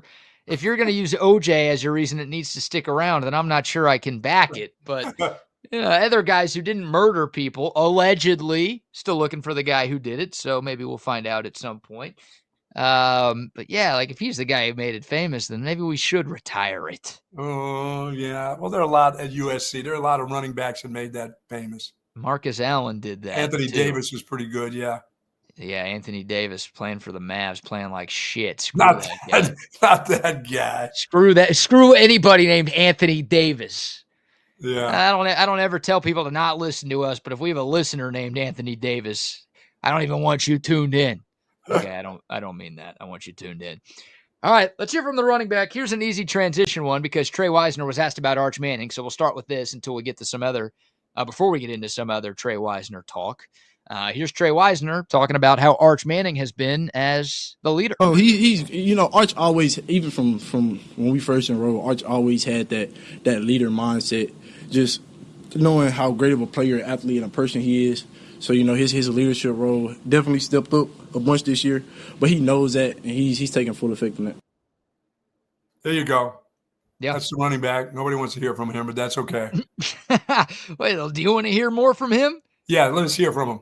I was gonna say we got some more sound from Trey Wisner. We'll get to this one here. Trey Wisner was asked about what he liked about his 2024 season. I think we all liked it. Over 1,000 yards, kind of out of nowhere. He was asked about kind of reflecting on last year, but also what he's been trying to improve on to be even better this season. One thing I liked about last season, from a football standpoint, I felt like I ran the ball hard when it was needed, especially. I took that like a chip on my shoulder, just to be a hard running back. And for this year, the thing I'm working on the most is just making safeties miss in the open field. A lot of my runs last year could have hit home, but I wasn't really comfortable in sticking off one foot and making the safety miss in the open field. So that's definitely something I'm working on this season. Yeah, he wants to make the long runs. He wants to make a guy miss so he goes to the house with it. So that's how you keep your job and you fend off guys like C.J. Baxter and Jarrett Gibson and Christian. Yeah, you make long runs for touchdowns. Because he showed the ability to run hard, like he said. He can get yeah. you some yards between the tackles, and he was great at what he was asked to do. But yeah, if he adds the home run threat to what he was doing last year, then it's gonna be hard to keep Quintravion Wisner on the sideline. Yeah, I hope he's talking about catching the ball out of the backfield too, because I got a feeling that with these receivers, you're going to see this ball come out of the backfield into the running back's hands a little bit more too. Maybe a little more swing screens. Well, they started that. Sark started that out last year, and he ended up with that. With once he got a back that could go one-on-one, get out of the backfield, and they couldn't cover the damn guy, whether it was with the secondary guy or they definitely couldn't cover him with linebackers. But he was taking their nickel secondary guy and abusing them too. I mean, if he can get better at that, that's a huge plus for the team. Yeah, Trey Wisner did have 44 catches last year, but only 7 yards per catch. A lot of them were screens. I think of was it the Georgia game, the first Georgia game, where Texas dialed up that screen. It was the perfect play call from Sark. It was just a middle of the field screen. And Trey Wisner, it was around midfield, and Trey Wisner was wide open. I mean, he had nothing but green grass in front of him. Maybe he doesn't score, but at minimum, it's like a 40-yard pickup there. Right. And Wisner just dropped it. It hit him right in the hands, and he didn't haul it in. Again, he had 44 catches, so more often than not, when the ball hit his hands, he brought it in. But if he can, because you're missing some things, like you said, with Jaden Blue going to the NFL. You're missing a lot with that guy going to the NFL. That was a real live weapon. And he was a real live weapon to me, running the ball and catching the ball. So you've got to make up for some of that catching. 44 balls is a lot for a running back. That's a lot of catches. Yeah, for a kid who was the backup running back, that's amazing. For sure. It's a big part of this offense, right? Like, Sark won't shy away from that. He wants his runners to be involved in the passing game, and it won't just be Trey Wisner, right? Jarrett Gibson has to get better with his hands this year. Sure. Obviously, C.J. Baxter, we've seen some of that when he's been on the field. Like, he's going to be asked to catch some balls as well. So, yeah, you can't play running back at the University of Texas under Steve Sarkisian if you don't have the ability to be a threat in the passing game. So, for him doing that, and, if he could get that home run ability, I'm trying to see if I could find the longest Trey Wisner run from last season. Maybe someone else has it, but he didn't feel like he broke too many long ones off. So I would think it had to be in the 20s. Be longer than that, right? I mean, Jaden Blue. Oh, he had one long one against Clemson, but Jaden Blue had the super long one against Clemson for the touchdown. I don't know. Someone will look it up and find it for us, or it'll hit me at some point. Here's another one from Trey Wisner talking about the coaching change. Of course, Tashard Choice was his position coach his first 2 years in Austin. Now Tashard Choice is off to the NFL, and Chad Scott is the new running backs coach at the University of Texas. Here's Trey talking about the shift from Choice to Scott. It was definitely weird, just considering, going through with Choice for 2 years and then having to go to a new coach. But the first meeting was definitely one of the meetings you was like, okay, yeah, I can rock with this guy. Because he came in with juice. And, at the end of the day, as long as you got juice, I can match your juice. So him coming in respectful as a coach and then talking to us as young men, it showed a lot from his standpoint. Yeah, I mean, if the coach comes in and understands that you're a pretty good player and the only thing he's looking to do is make you just a little bit better, then you're good. You're good to go. You don't come in and talk about what you did somewhere else and how I can do this and how we can do this and here's what you need to change. You don't need to make – that kid doesn't need to make a bunch of changes. He just needs to get a little bit more experience and work on the things that he wants to work on. You haven't seen enough film of him. You don't know him well enough to tell him, here's what you need to work on. You weren't watching his film when you were at someplace else. You didn't have time to do that.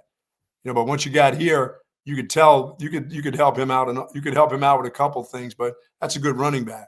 For sure. And you're probably like, I don't know how this works exactly, but if you're Chad Scott, you're probably like, okay, what did Coach Choice tell you needed to work on this offseason? Sure. Like, let's hone in on that. Okay, I'll spend some time watching film to see if I agree and to see what I could tweak with that. But, Tashard Choice was here for winter workouts, and I'm sure he and Trey Wisner. It wasn't like when I went from Boston College to Illinois, from Illinois to Texas. I was just better than their coaches that they had before. That was pretty simple. Right. I didn't have to ask them anything. I just said, this is what you need to do. By the way, I'm just as good. I'm better than the last guy you had. So let's just move along. Chad Scott, West Virginia. We don't care about what you did there, dude. Come on, man. Don't talk to us about that. This is Texas. All right. Just figure this out quickly. There's not a lot. I mean, running back coach, those guys are just naturally gifted guys anyway. There's a couple things you can help them with. And please don't fumble because you're never going to play for me. Sorry. Please don't fumble. Those are the rules. Hey, shout out to Extra, first-time listener, Thank you. subscribed. Thanks for tuning in, Extra. Appreciate all of y'all tuning in each and every day, and look forward to having you around more often, Extra. Yeah, I Thanks mean, for I'm looking forward to see tuning in. Trey Wisner, what the next step is with him when he plays this year. You know, I think the offensive line could have been better in the run game last year. It's going to be interesting to see how much emphasis is going to be on the run game this year. Agreed. You know, this could be a down and dirty looking offense where there are going to be some really hard runs, you know, for first downs, and it may not be as cutesy. But I want to see what this group looks like when it comes to running the football, because they were good. They had good players on that offensive line. I don't think they played to their full abilities last year. And then once again, that's not saying that they were bad. I just thought that they were a better group than they showed at times last year. I agree. They were a Joe Moore Award finalist, but Yes. they had, especially against great teams, like they dominated the lower half of the SEC and Which the they should have, yes.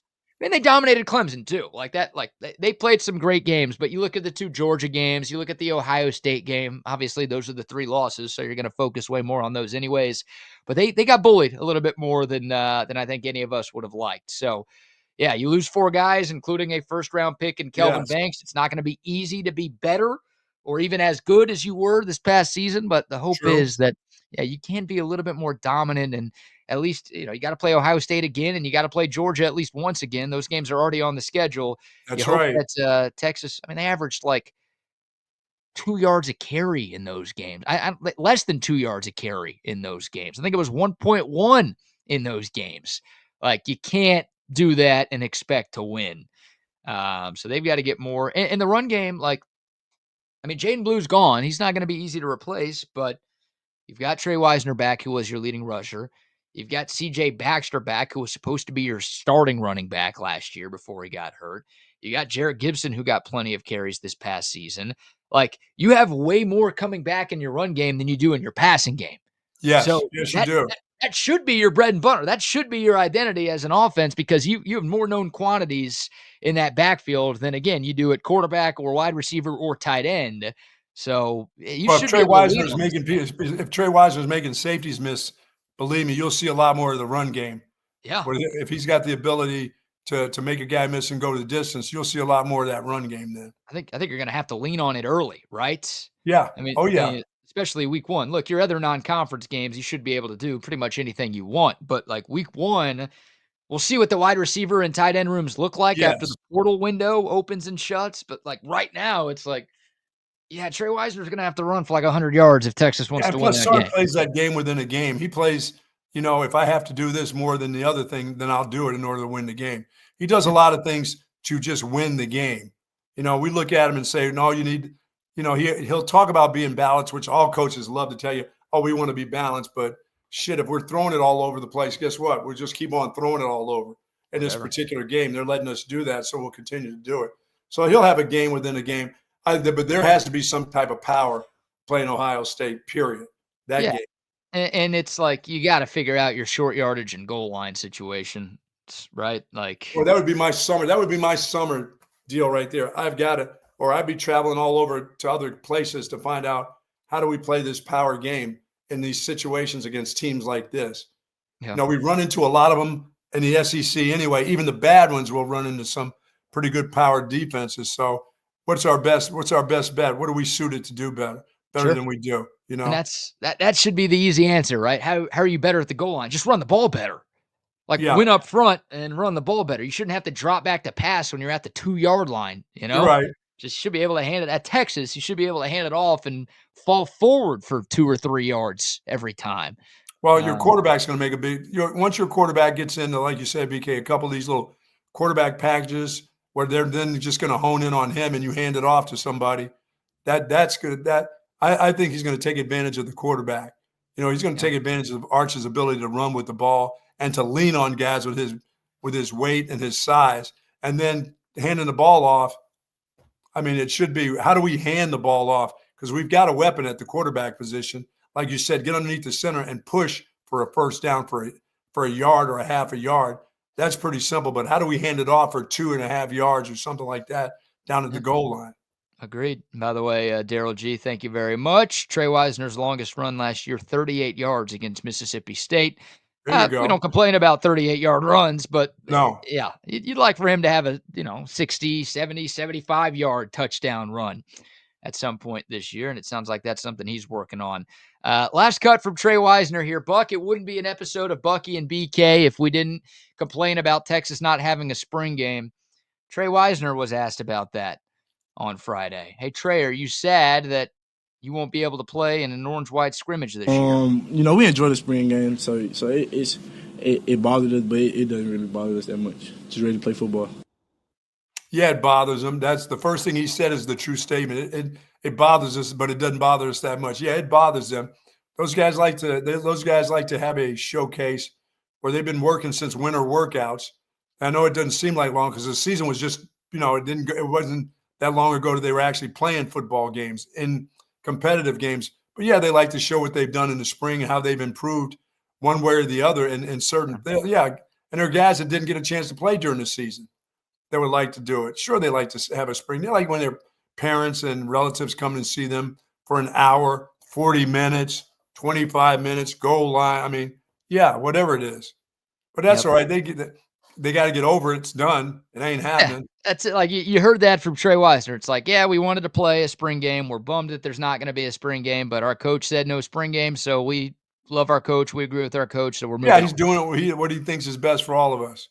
Yeah, he's not going to stir the pot by saying, yeah, no, Sark and I have That's argued. what we're for. That's what we do. We'll do that for you, Trey. We got your back, all right? We've got your back. A couple more sponsor shout-outs before we bring on the boys from Chaos Theory, Buck. Let me say hello to our friends over at Leaf Landscape and Supply Company. Love the folks. I was out there getting my tomatoes in the ground this weekend, out in the hot yesterday, but I got them at Leaf Landscape and Supply Company, Pond Springs Road up north, and, of course, Monterey Oaks down south. All those needs. When Rodney gets out there and he's trying to do all that landscaping himself, he's got a pick in his hand and a shovel in the other hand, and he thinks he's digging a hole and just throwing stuff in there not with the right fertilizer, not with the right different kinds of soil that they have, and the stuff dies in a week because it's so hot here. And all he's doing is just watering it. He's probably watering right on top of the roses instead of down there where the base is. You get Leaf Landscape and Supply Company, you'll find out exactly how to water your plants, how the plants will survive, what section that they're in the country. We are in section 9 in the country. There's a map of where stuff will grow properly in the heat. We're in section 8 and 9. So got to make sure that the types of plants that grow in section 8 and 9 can survive. You can't put them in section 2 that up in Maine. That's what they're doing up in Maine. You can't put the same kind of plants in. Now, I'm guilty of that because I like to spend a lot of money on watching stuff die. So you don't have to be that way. People are much more frugal with your money. I'm not when it comes to plants, but I do go to Leaf Landscape and Supply Company, and I've got a part of my yard right now in an area that I've xeriscaped, which means I can put a bunch of cactuses in there and call it beauty. So that happens. And all you have to do is mention Texas Sports Unfiltered, get 10% off of your order up to $500 at Leaf Landscape and Supply Company. And last but not least, a word for our friends at Covert Bee Cave. If you're in the market for a newer pre-owned car, truck, or SUV, go see our friends at Covert Bee Cave off of Highway 71. It's a scenic drive out there, but the real scene is when you pull up on the scene at Covert Bee Cave. About 3 dealerships on one lot. About 7 different brands. About 42 acres of cars, trucks, and SUVs out there at Covert Bee Cave. The best selection, the best people. Say hi to Dan and Mike and Stacy and Jerome and Cameron and Ron and the whole squad out there. And what do they say about those Covert prices, Buck? Nobody beats a Covert deal. Not now, not ever. Not ever. All right, let's bring on the boys from Chaos Theory. We've got Double R. We've got Wags. Gentlemen, good morning. Hey, good morning, gents. Morning, boys. How we doing? Doing good. Ryan, I look pretty silly when I'm out there in my garden with this big old stick, my walking stick, because after I saw that first rattlesnake a couple of weeks ago when it was just barely warm, I'm thinking about the temperatures like today is supposed to be close to 95 degrees. It's just not good roaming around. I don't think I can get back. As soon as I hear that rattle and then my heart starts going, I got to have a stick with me, right? I should. Yeah. You don't walk around stuffing out a stick, right? Yeah, you have that apprehension, man. It's like you just know with the heat. You just know with the heat that those some bitches are hanging out somewhere. And don't they come out with some rock just sitting there? Just sitting there. Don't they come out in the damper weather? Like if it's hot, like once it's hot, don't they come out once it's damp? Well, they'll come out to sun no matter what. They sun themselves. They don't care how hot it is. They'll come out of their little holes, sun themselves, and go back.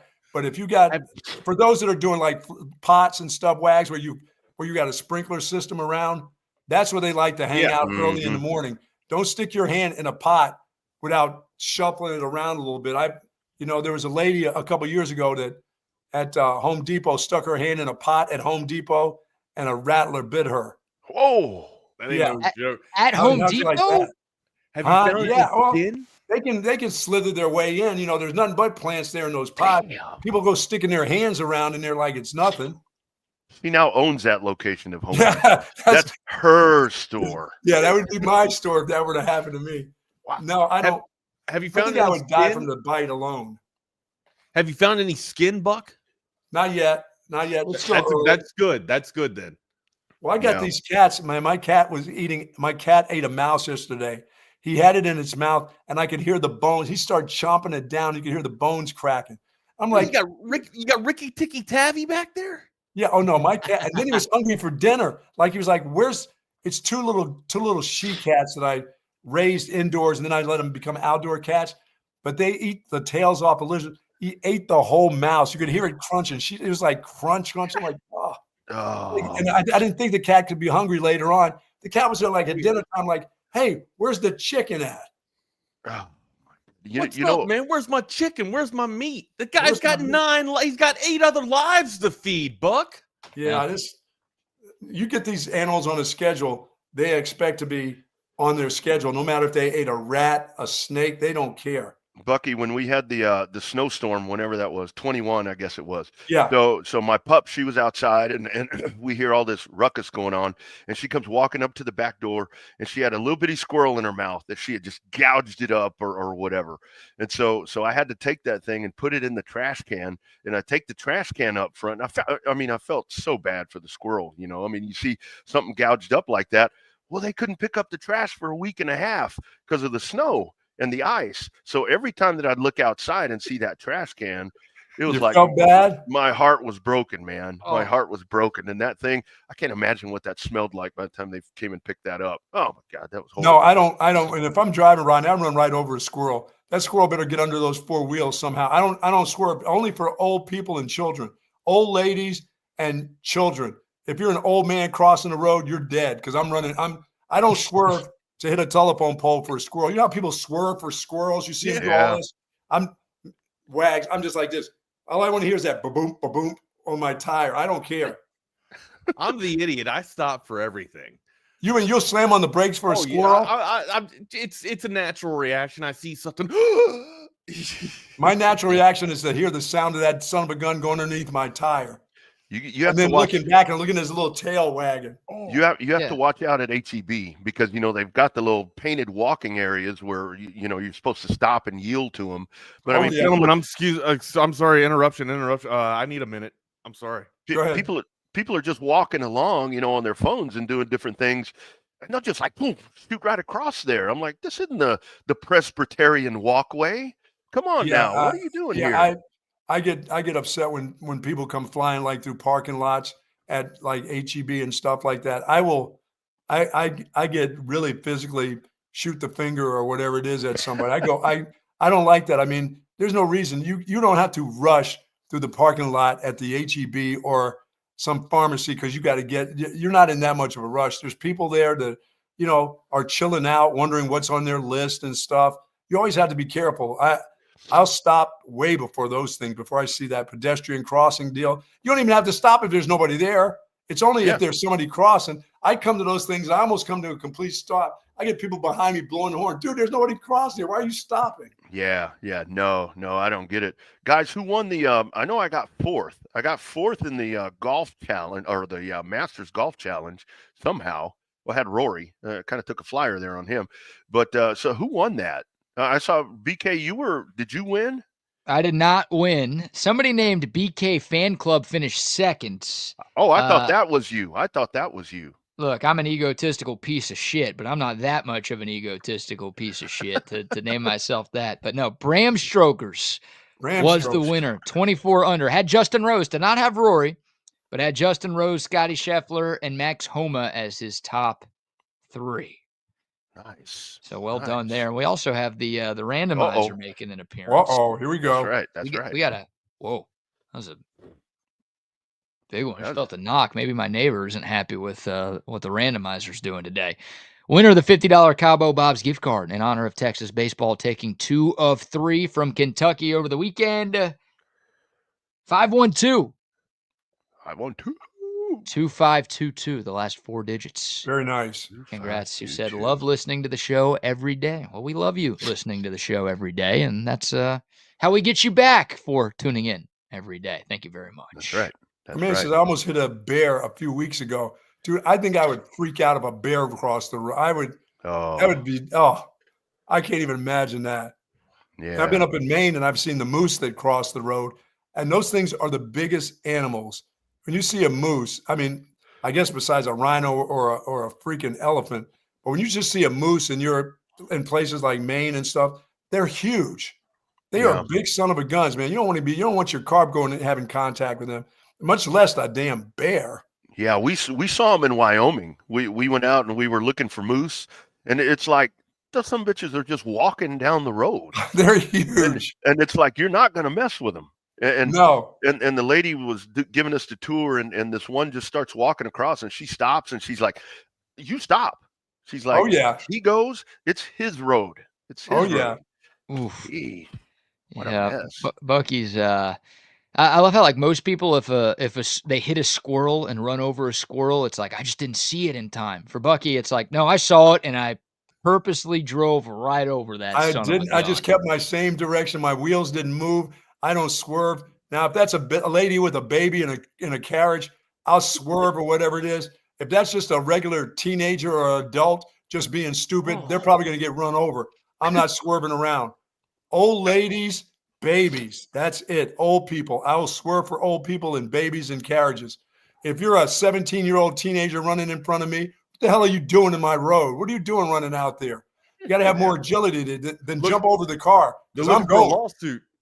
Huh? They're looking for your money. That's what they're looking for. Oh, is that what they're doing? They're looking for a lawsuit? Yeah. It's like the cyclist. You've seen videos of the guys. You've seen videos of the people that are waiting perfectly for the person to start their car from the red stoplight, and just as they're moving forward, they jump in front of them. Oh, you hit me with your car. No, I didn't back up a little bit. I run them over again and said, no, I really hit you. Now I really hit your ass. Now I really hit you. I'm sorry. That wasn't much of a hit. Put this sucker in low gear. Whoa. Had a good time at T-ball Friday. Went to T-ball. T-ball lasts 1 hour. Love it. Love me some T-ball. Good job, parents. Making T-ball only 1 hour. Don't worry about the innings. Don't worry. If there's 5 runs scored, you go to the next inning. It's great. Do they keep score? Do they keep score? Or is it? No, they don't really keep score. Hey, the bases are always loaded, and the kids catch the ball. You know what they do? They always run to the nearest base to tag it, because the base is there's always somebody on every base. That's don't good. Get anybody out. The only person that's doing anything is the damn pitcher, anyways, right? Oh, he gets all the action comes back to the pitcher.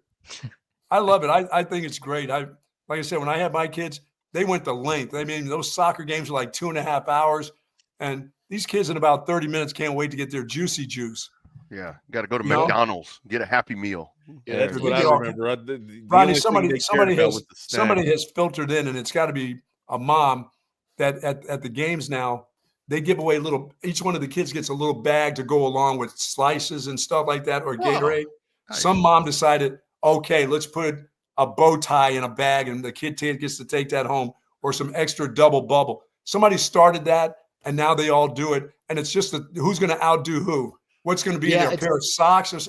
I don't know. It's silly. We'll get into that. We'll get into that on our show tomorrow, because that's how they screw up the kids. Yeah, it's all about the parents, man. It ain't youth sports. It's parents reliving their youth sports. Yeah. Then they turn into Nico. Sorry, Nico. 2.4 is not enough money. All right, boys, have a great Monday. If I could go back and do it all over again, probably the worst part of my parenting was me as a sports dad. I had to have been so embarrassing for Reed. I remember one time he was in middle school and he let a guy go by him twice. And I screamed from the sidelines, "You can't be a defensive liability." Right? Like the coach wasn't doing anything. He wasn't saying anything. So I had to say something to the team. I didn't have to, but I felt compelled to. Okay. So I don't know. Like there were some moments, some really cringe moments that I wish I could have back, man. But that's when I talked about being a better dad the other day, that's kind of the only thoughts that I really had was, man, me as a sports dad, I would have turned back to my dad and told him to shut the hell up. Like that's the type of character I was. My son is very, very patient, and I'm glad he endured all of it. I embarrassed myself, and that's my spiel. Well, things happen. That's my admission of guilt. He's forgiven you. I'm certain of that. After wrecking the car 3 times out of 5 days, he got you back. He got you back. Turnabout is fair play. Yeah. And I hope you all forgive us for taking 16 minutes of your time today. We'll let you do it. We forgive you. See y'all tomorrow. Later, brother. Boys. Later, brother. Hey, How are you, good sir? That's where he said, "Shut up, Dad." When he wrecks the car, he's like, "Shut up, Dad." Come on, 3 days. 3 days out of 5. That's pretty damn good. That's a record, amigo. Yeah, that's a record. See, that's where I'm lucky. I never got to be a sports dad because neither one of the girls. I mean, Kendall was a soccer player for about a year when she was 6, and that was hilarious. And then I turned into a dance dad. But the thing was, I never went to Chloe's dance stuff unless the team that I was broadcasting for was playing Round Rock. So that's the only time I was getting to be a dad. So for that stuff. So how often are dance recitals? Are they once a week? The dance recitals, like when she got to be a Dragonette, that was, obviously they were all the time playing whatever Friday night football games. But the dance stuff, they would usually have 3 or 4 a year that were big, like where you got to spend the whole damn day at. I was gonna say, like choreography takes a long time to learn, right? You can't just be flipping through that every week, man. It's a lot. I mean, they practice. They obviously, like anything else, they practice a hell of a lot more than they actually dance. But it was like those dance recitals, not recitals, events or whatever it was. You would like spend all day at Leander, Westwood, Rouse. I mean, you name the school, and you're just in there, and it's dance after dance after dance after dance, and you seriously magic dance. You have to tailgate. I mean, it's like I would pack a cooler.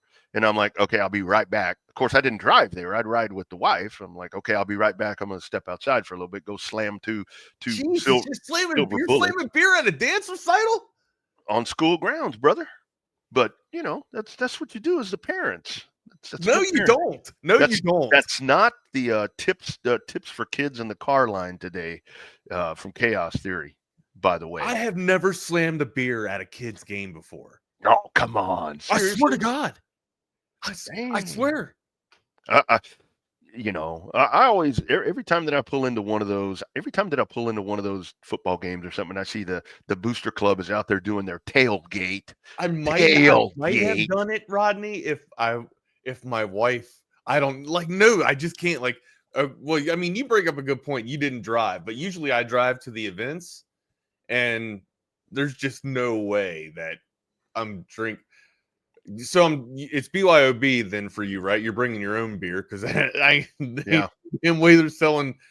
I don't know.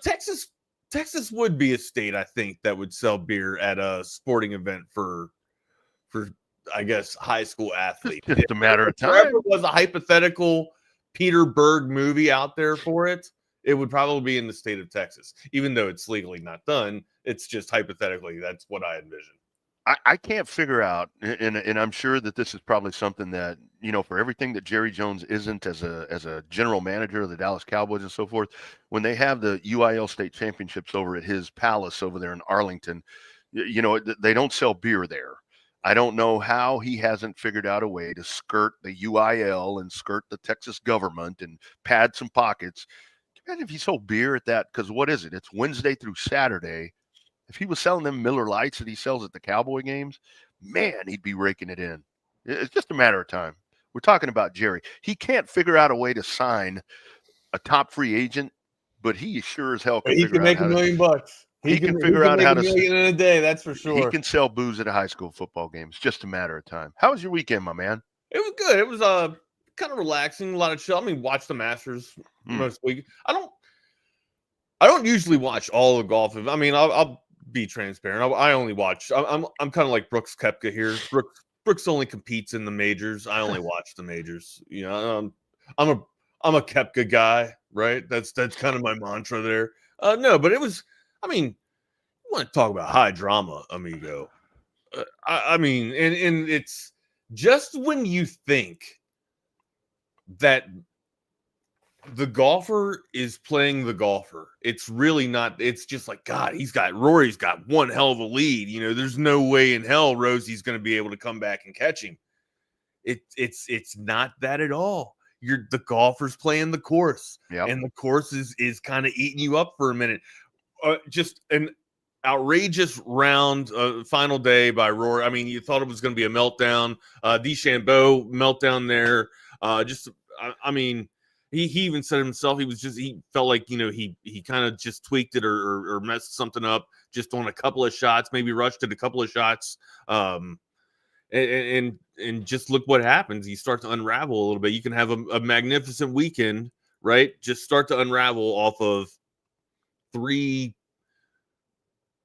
decent hit shots, right? For us, they're magnificent shots. But if you're not to perfection on each hit, on each ball strike, it's going to cost you millions of dollars and a green jacket. Absolutely. And that's the thing about it. You know, it's like when you really think about golf, I mean, because you have to, like when you talk about learning how to read the greens and learning how to do all this and with the wind, what's the wind doing? You know, I'm in Houston. I'm about to hit the road, Sugarland. I'm about to hit the road here as soon as we're done. But yesterday, our wind conditions were outrageous over here. It was like 25-mile-per-hour wind gusts. And it's like, where did this come from?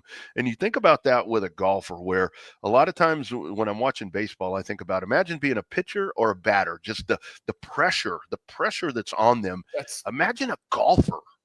That's what I was telling my wife, like, because Katie was doing she wasn't watching the entire event with me. She wasn't watching the entire Masters, but she's just like, what is so you, my dad, my brother-in-law, all right now watching the same damn thing? What is so compelling about this? I was just like, well, look at, you want to talk about, you know, what is it? Reality television. Nothing gets more real than this. Like, this isn't scripted. This is real time. Like, everybody in the world is watching this event right now. Like, turn it on and check out the high drama. And so she sat down and she was up and forth, back and forth with it. And then I think she finally got it when he missed the putt, right? When Rory missed again, I was just like, and I told her, I was like, now he's notorious for missing these short putts over the past couple of years, right? She's like, well, this is pretty short. There's no way he's going to miss this. And he pushed it to the left. Yeah. And she just like, she looked at me and she goes, she literally grabbed my wrist. She's like, oh my God. Like, you get it now. See, you get it. Yeah. Yeah. Like, I got goosebumps. I mean, it's you know, and then it goes to the playoff, and then she sat there like she watched to her credit. And that's the thing with an event like that, because I was telling you last year we were in Myrtle Beach on vacation during the Masters. So there was all these different things we were going to go out and do in Myrtle Beach. All they do there is golf. That is everything there. So I mean, I didn't care to go sightseeing. I didn't want to go buy tourist shit. I wanted to watch a Masters. So we bunkered in, and my wife got totally honed in. And I was up here working this weekend, and she called me, I think it was Saturday night, and she's like, so is the Masters tomorrow? I'm like, it's actually been since Thursday. I said, but yeah, the final round is tomorrow. She locked in and watched that shit. And it really is the pressure, and it's you, the club, the course. There's so much that goes into this. And it's like on a weekend like this, I'm like, I need to watch more golf. And for people to say, well, I need to play more golf. Oh, well, yeah, I definitely need to do that because I got a tournament coming up in Dallas or Fort Worth. Are you playing in a tournament? Yeah, man, it's a company tournament that we're playing in at Texas Motor. You need a partner? No, they've assigned you them asshole. to it. Why are you gonna bring that? You got me half chub. they've assigned them to us, and it's like one of those things to where it's like, so the guy that I'm playing with that's my partner for work, the dude's really good. I mean, he's really good, Well, and he's right. always Well, I mean, wanting I'm me. no ringer or anything like that. I No, mean, Wags, he's always wanting me to go play golf, and I'm making up excuses. You know, I oh would love no, to go. yeah, I'll go swinging with you. oh, dude, he's like, they're like, I said, dude, I'm no good, and he's We like, need to go oh, out. What do you got, a mountain bike or a road bike? neither one. They're both broke. Oh no. I mean, I could fix them, but I'm not that Right. motivated. So, Well, I mean, I can help you. I know third echelon maintenance, but what's your rig? Do you got a mountain bike or yeah, I road got a bike? mountain bike. Oh, I can fix it. I was thinking to myself, man, I'm just, over the weekend, while you're laying around watching sports, you think about how active you should be, right? And I'm just like, I thought about, I know Tom plays golf, BK plays golf, Bucky plays golf. We need to all get out and play. Yeah, I was thinking about you. I was just like, I wonder if Rodney plays golf, and then I started thinking if your bike still works or not, or if you still ride bikes or whatever. Go down to Walnut Creek. Yeah. Well, I don't know about that. Better watch out. I've heard some scary stories about Walnut. Man, I ride down I get pretty technical on my shit. I got a full suspension bike and shit. Yeah, I had a good wipeout there one time. One of my best wipeouts ever. I thought I heard you say I had a good wife out there one time. I was just like, damn, Walnut Creek? What the hell you got going on? Yeah, somebody's wife. No, I'm just kidding. I do want to talk about something. I see the chat going crazy about the Wags. Did you hear this on Saturday night? Did you hear like that explosion that happened in Northwest Austin? Some house just randomly exploded. And I heard that people could hear this. Hold on, I got to catch up on the chat here. Hold on. Yeah, it was over in Northwest Austin. I'm not exactly sure where it was, but it's like the ground shook, and I called home and they said they hadn't heard anything. But you could drive a freight train through my house and nobody's going to hear anything. But yeah, it was like this house just literally exploded. It made the news here in Houston, for crying out loud. It was like. And the roof collapsed. What happened? Exploded. Yeah, the house exploded. Where was it at? Double Spur Road in Spicewood Springs. That's like right over there by the Rob saying it happened in Georgetown. No, they felt it in Georgetown. So think about kind of the general vasectomy I got you. over I there. I misread that. LB saying that they heard. I got you. Yeah, think about that general vasectomy of Spicewood Springs on 183, and they felt it in Georgetown. General vasectomy? General vasectomy. Yeah, right. Vicinity, yeah, as the Americans say. Yeah, I've got all these zany little things I always talk about. That's crazy. Quad says it was in the morning and not at night. Oh, in the morning? 11 a.m. Man, I hope nobody. I had Quad, and Quad's kind of like close to us. So if Quad felt it, you should have been able to feel it too. I think you and Quad are kind of in the same. No, I'm in Houston. If I felt it, I'm like, damn. That's right. You were gone all weekend long, but yeah. I think Quad lives over by you in the same vasectomy. Man, I hope nobody was going full Richard Pryor up in there and doing things they shouldn't be doing. That's probably a propane thing, and that's where my aunt and uncle that live out in the country, they swear by their propane heaters and all this stuff, and that's 20. Are the people that lived in the house, are they okay? I think. Were there any casualties? Like I have not even heard about this or read about this.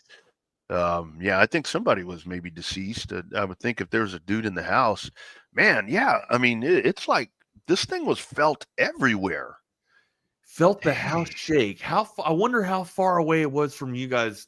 If had the concussion, if the concussion is that strong, right? Like there had to be more than just propane tanks, amigo. Like if the entire house just went up in flames, and one, I mean, there's multiple things. I'm so skeptical. Like when somebody loses something, like just out of nowhere, when an anomaly happens like that, I'm usually thinking like, all right, insurance claim, like what's going on? It's hard to pay a bill these days, amigo. It's hard to pay a bill, especially if you can't find work. Well, and that's so think about that. So Spicewood Springs, because I mean, one person pulled from the house, but they. Okay, nice. Well, I used to travel over. Thank God they were all alive over there at Spicewood. So Spicewood Springs from us, from our general. That's what, 10 minutes.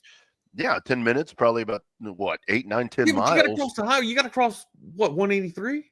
and the tollway, because you got the tollway 45 and 183. That has to be that has to be a huge blast. If we're feeling that up here, that I can only imagine that's over 500 pounds of pressure.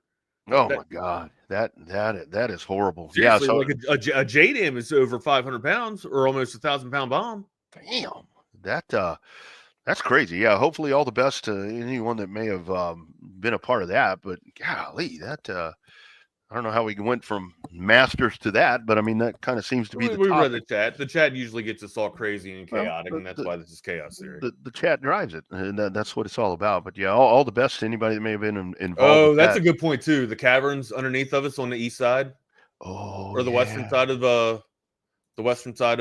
Austin. Do you remember the cave they found in our neighborhood? Yeah. It was literally like right around the corner. You could go spelunking. It was in between your neighborhood and mine. It was right. It was in my neighborhood. I could throw a rock. I could throw a rock at the cavern. Damn. It was right where Pearson Ranch. It was right where Pearson Ranch is at. Yeah. And I have to tell you, it's so weird out in our hood over there. They're of Round Rock. In our what? In our hood. What? We can't call it a hood. We don't. No, neighborhood of Round Rock, because I know, like when we had our we have a gated. We are one step down from a gated community. We cannot call this a hood. Well, a while ago, Bucky said we all live in Section 8. I'm like, Section 8? I'm like, why are my taxes so high? Right. for Section 8, I think I demand a refund from Williamson County here. But shit, what was I going to say? Oh, so when we had that, remember I was telling you about my sprinkler system? They came in and installed that, the one that I got on the down low. They came in and it was two dudes with shovels. And they went in there and all they're hitting is rock. Mm-hmm.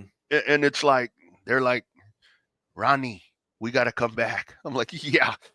They came back the next day with 7 guys and a tractor. I was gonna say they probably got a hoe or just an extractor out there, man. We have thought and flirted about the idea of getting a pool, and that's why pools are so expensive, man. It's you got to get a front loader or got to get some type of digger just to excavate and get all the rock out of your backyard. Hell, it's going to cost you around $55,000, $60,000 just for a 15-foot pool. Yeah, I'll tell you. No, I mean nothing special about the pool. Like it's the labor and getting out all the rock out of your backyard that's going to cost you all the bullshit. And that's a crazy thing, because like on the east side of 35, and this from my real estate days. Is that where you found your Ramona? You damn right. You know what I'm referring to? Oh, I don't know. I'm assuming on the east side. That's where I found. I love you, buddy. Is that like my Charlie Pride reference? It's a lyric. It's a lyric. Whenever I throw something at you, it's usually a lyric or a line from a movie or something. Oh, okay. Well, that's cool. So on the east side of 35, maybe Ramona was there, I don't know. But east side of 35, that's where all those houses on the east side, you go back and you do a foundation inspection, and the foundations have tweaked because the ground moves around so much on that side, to where on the west side, everything is just so damn solid that it kind of causes a reverse effect. And that's kind of why post-tension slabs are so nice, because they give and go. Sorry. No, it's all good. I like learning. This is a learning show. Educational. It's an educational program. Welcome to PBS. Welcome to Channel 18. Oh, we're Monday morning quarterbacking this thing. What we got on the slate, amigo? we're already halfway into the show. Let's go ahead and get a help. What's going on. How about we get this thing started? Well, obviously, Rory, the monkey off the back, and it really was where I kind of had a feeling yesterday with the way everything started, because Rory, he was like exuding confidence, and he was really taking this in. Bryson DeChambeau. Did he have 2 double bogeys? Yeah. Yeah, still. And then DeChambeau, did you see him when he came out, where he's like high-fiving everybody? And this dude, I'm like, okay, this dude is too amped up. I'm like, put the Mountain Dew away, dude. You need to calm the fuck down. Was he drinking Mountain Dew? I'm assuming he had to have been, because this dude like high-fiving. Did you like that video? Surge, remember Surge? Oh, yeah, Surge. Did you like that video I sent you where Rory hit that dude in the nuts? That wasn't Rory. That was Spieth. Oh, Spieth. Where Spieth hit that dude I was going to say we could I wonder if the people have. Oh my God. I sent it to my pop. That is hilarious. Spieth's his favorite golfer, and he's just like, what the hell's going on with Spieth? He's having multiple kids. Yeah, Spieth is walking out through the gallery right there, and he's doing some high fives, and he walks up past this dude standing there, and you see the club kind of go like that, and then you just see that dude go like this. Yeah, so those of you guys that don't know, we just described Jordan Spieth was walking out. He's saying hi, giving pleasantries to everybody, customs and courtesies, and then takes the shaft, no pun intended, takes the shaft of his golf club, because that's what it's called, and just gives a nice little love tap into the crotch of, I guess, somebody that he's pretty close with or knows very well. And it wasn't like a hard hit, but it was. Those of you guys, it ain't got to be a hard hit. Exactly. It ain't got to. Usually, it's the taps that hurt the worst, man. That send the butterflies and give you the shit pains. But yeah, dude, it was a fun little video to watch. You're just like, oh, I feel that guy's nut butter. Oh no, it just happened. But yeah, my dad and those of you guys before you guys drive, like, I know that Spieth is not having multiple children. My father just always blames the kid on Spieth's game, just as the downfall. He's having multiple kids. Dad, he's only got one. All right, so, he thinks kids are the root of all evil. Yeah, well, and I think for Rory, athletes, I guess, right. And I think for Rory, it was just such a weekend for him where you're waiting for that collapse, and that's why I was talking about on Friday. I was waiting for the Rose collapse. Like it's like clockwork. Like Rose starts hot and then relinquishes, right? My brother-in-law and my father-in-law, we had the thread of jokes. Just here goes Rose. Just at what time do you think it's going to happen? And then credit to his perseverance, Rose came back, roaring back for Rose. I was very, very pleased to see that. It didn't capture the green jacket, but I felt like it was a redemption on the course for Rose's tournament this week. Yeah. And for Rory, I mean, you saw it on Thursday. I mean, the whole thing is, I mean, you kind of take the thing with Thursday where a lot of people were honing into the kind of the collapse or whatever you want to call it with that. It was 3 bad holes. I mean, otherwise it was a good day, but what a bounce back. And that's a good way to conditions good all weekend long. What's that? Were the conditions good all weekend long? Oh man, yesterday was Chamber of Commerce. I think I mean, like, it looked beautiful, but how was the wind everywhere? I think Friday was the day that it got windy at the end of, like, towards the end of everything. But otherwise, everything was just like brilliant. It was Chamber of Commerce. I know yesterday I got up and I was watching some of the coverage, and it just looked absolutely beautiful there. And it was one of those days to where good for Rory. I mean, to kind of squash that, and hell, he gets the slam. I mean, good on him, man. Talk about it looked like the squashing greens were pretty fast, pretty quick. They looked really fast, didn't they? They looked really, really fast. Good golf, intriguing. Golf is so freaking intriguing. That's like when people, how can you watch golf? Well, try it once. I like to see what someone can do. I like to see how someone can influence a little ball with a metal club and making it spin one way, putting a fade on one way, putting a draw on. Like Rory, I know that Rory had the double bogey moments, but there were shots that he hit in this tournament that were just, I mean, I got goosebumps just describing it. I mean, he was just on fire. Like, usually grown men don't go back and forth and talk about just how great of a dude is at hitting a golf. Well, I mean, honestly, people do, right? Like, just I don't know how many fairways he hit. But the recovery shot, God, the recovery shot that Rose hit. I was it on 17? It might have been on 17 to force. It was the recovery shot he hit to put him on that long putt to force the playoff, to put him back down to negative 11. Was it 11 under or was it 10? Might have been 10 under. Might have been 10 under.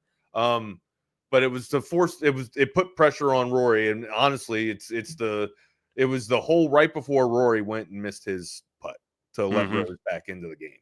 Yeah. But yeah, that recovery shot, probably one of the best shots I've seen of the weekend. There was one where I think Rory was in a bunker, or maybe it was Rose that was in a bunker too, and his recovery there out of the beach and getting back onto the green, just fantastic. Like, I heard my point of this is that I heard Samuel L. Jackson, and this is kind of what changed my golf game, right? Like trying not to be so, because I'm not perfect. I'm not a pro. I'm never going to be perfect at golf. If you can get the ball to go within 20 to 50 feet of where you are looking at, or where you're the target of where you're trying to get it to go, right? You're doing okay. Okay. And now I'm not 20 to 50 feet, but I put it into perspective. Samuel L. Jackson probably gets the opportunity to play he can play whenever he wants to play. Three times a week, right? Yeah. So I mean, I stopped putting the pressure on myself and stopped trying to make every perfect swing, right? And I just let the club do the work. I don't try and over muscle it. I don't try and hit a howitzer of a shot off the tee box. I understand that it's a forgiving 5. If I hit a lousy shot off the box the first time, I go find my ball and I recover. I get back on the fairway. I try and stay within. Now I'm nowhere in between the 20 to 50 feet, but I try and stay between 50 feet to 75, maybe even 100 of where I want to go. Right? Yeah. If you're in between that lie, you're gonna be okay. Now my golf game, I had a significant breakthrough probably about 3 years ago, and I'm consistently in the 90s. Now that's not that great, right? But for a guy that was up around 120, and this is not an embellishment, 120, 117. I mean, almost giving up the game of golf entirely just because of how much frustration it was. You'd go out and hit, in the hundreds one day or low hundreds one day, and then come back out and you're back up to 120, right? It's not fun. You don't want to play. You're just out there with your boys, you're shooting the shit and shooting the breeze, right? That's kind of what the outings turn into. But once you start picking it up, like once you have a breakthrough, it changes everything, man. It's like you can't wait to get back out there. You can't wait to challenge the course again. And that's what it reminded me of yesterday, right? When Rose was able to come back against Rory. It's just like, God, it's not this guy versus that guy. You really are. It's the ultimate game. It's the ultimate game of challenging the course. And are you going to be able to beat the course today? And I think kind of that ultimate taking in the mental thing, overcoming challenges and all that. I think that was really Wags exemplified in that playoff, because it's like, Rose's approach. It's like, holy smoke, that's really good. And then Rory, it's like you. This is where it's like, here's where it's going to happen. Here's where he's going to melt down. Here's where it's going to. Yeah, and you're an emotional guy, Rodney. It didn't happen. Like you're feeling, you're an empath. You're feeling all that shit as they're walking. Yeah. I would love imagine to how he felt you while you're watching the damn event. Dude, it's like, I mean, you sit with me like during a NASCAR race when you actually have a good one. I don't know who watched Bristol yesterday. I'm sorry, that's my sport. I'm embarrassed by it. Also, I joke about this, but honestly, thinking back now, I think that's what made calling games with you so great, is just the fact that you did feel a lot of the emotion, a lot of the empathy as you were calling the game, and that you use that in your. I mean, we all use our voice as a tool, right? But you can hear the emotion in your voice, and that's what it was when you were telling the story. I was joking about that, light of heart, but ultimately, man, you paint a really good picture when you let your emotions get involved with your sports. So. Well, and that's the thing about it when it comes to the sports. To me, I mean, it seriously is, and that's where it just pisses me off and frustrates me so much when I know politics. It's involved in everything, but and things happen now with society or whatever. But it's like, I don't tune into sports to see politics. It's a safe haven, right? It's a sanctuary. Absolutely. And that was like the nice thing yesterday, because it's like, look, we've got all these different stories that are happening. And I saw Delgado mention this a little bit earlier, to where it's like, and you said it at the top of the show, you want to talk about reality TV. That was yesterday. You had lead changes, different guys at the top of the leaderboard. And then you have the ultimate, the guy that finds ways to lose these things. And then you've got this other dude that's come out of nowhere, this whole Bryson DeChambeau. Well, where the fuck was he at the end? I mean, there's no better script than could have been written than yesterday, and that's what golf does. It's Another golfer added to the Grand Slam greats. Yeah, absolutely, and not to mention that dude hadn't won one of those tournaments in how long? Like a decade it had been for Rory. Was it 2012? Yeah, something like that. I don't have the actual year, but man, talk about squashing some demons, man. You said getting the monkey off the back, right? Got the monkey off the back. Curious George is off the back of Rory McIlroy. And when he missed, my wife's just like, "Oh my god!" And I was just like, "Now look at all the people around. Look at the grandstands, right? Like, look, nobody was in the grandstands. They were all around it was empty. They were all around the hole, right? They were all around the green watching. Like, do you know how hard it is, how difficult it is for me to sink a putt when nobody's watching? When it's just my, my party that I'm out there with. Yeah, my group. Yeah, it's like I tense up, I freeze up. Can you imagine when millions of people are watching you, dude? Yeah, and this is. I want to shut up. Everybody, shut up. And this is where, like with Live Golf, I mean, it's pretty cool. They got music blasting and all this other shit and trying to make it a party and all that. I mean, that's fine. 2014, thank you. 2000, thanks, Rob. 2014. That's fine when you have that going on. But then you watch yesterday and it's like, that's golf. I mean, that's golf, not, Pitbull blaring over the PA. And I do enjoy that, though. That's cool for like a regular just tournament, just an outing. But I get behind that like every weekend. Like if I want to, I can watch. But when the PGA throws a majors out like this, then it's a different vibe, man. It is. I don't, and of course the PGA Tour means more, right? Of course, it's the prestige. It's it's the Augusta Invitational. Yeah. It's like, when you have the Super Bowl, I mean, that's the Masters and the UFL over here. I kept flipping the TV on throughout the weekend and there was UFL on. I saw it in prime time and I'm like, all right, whatever.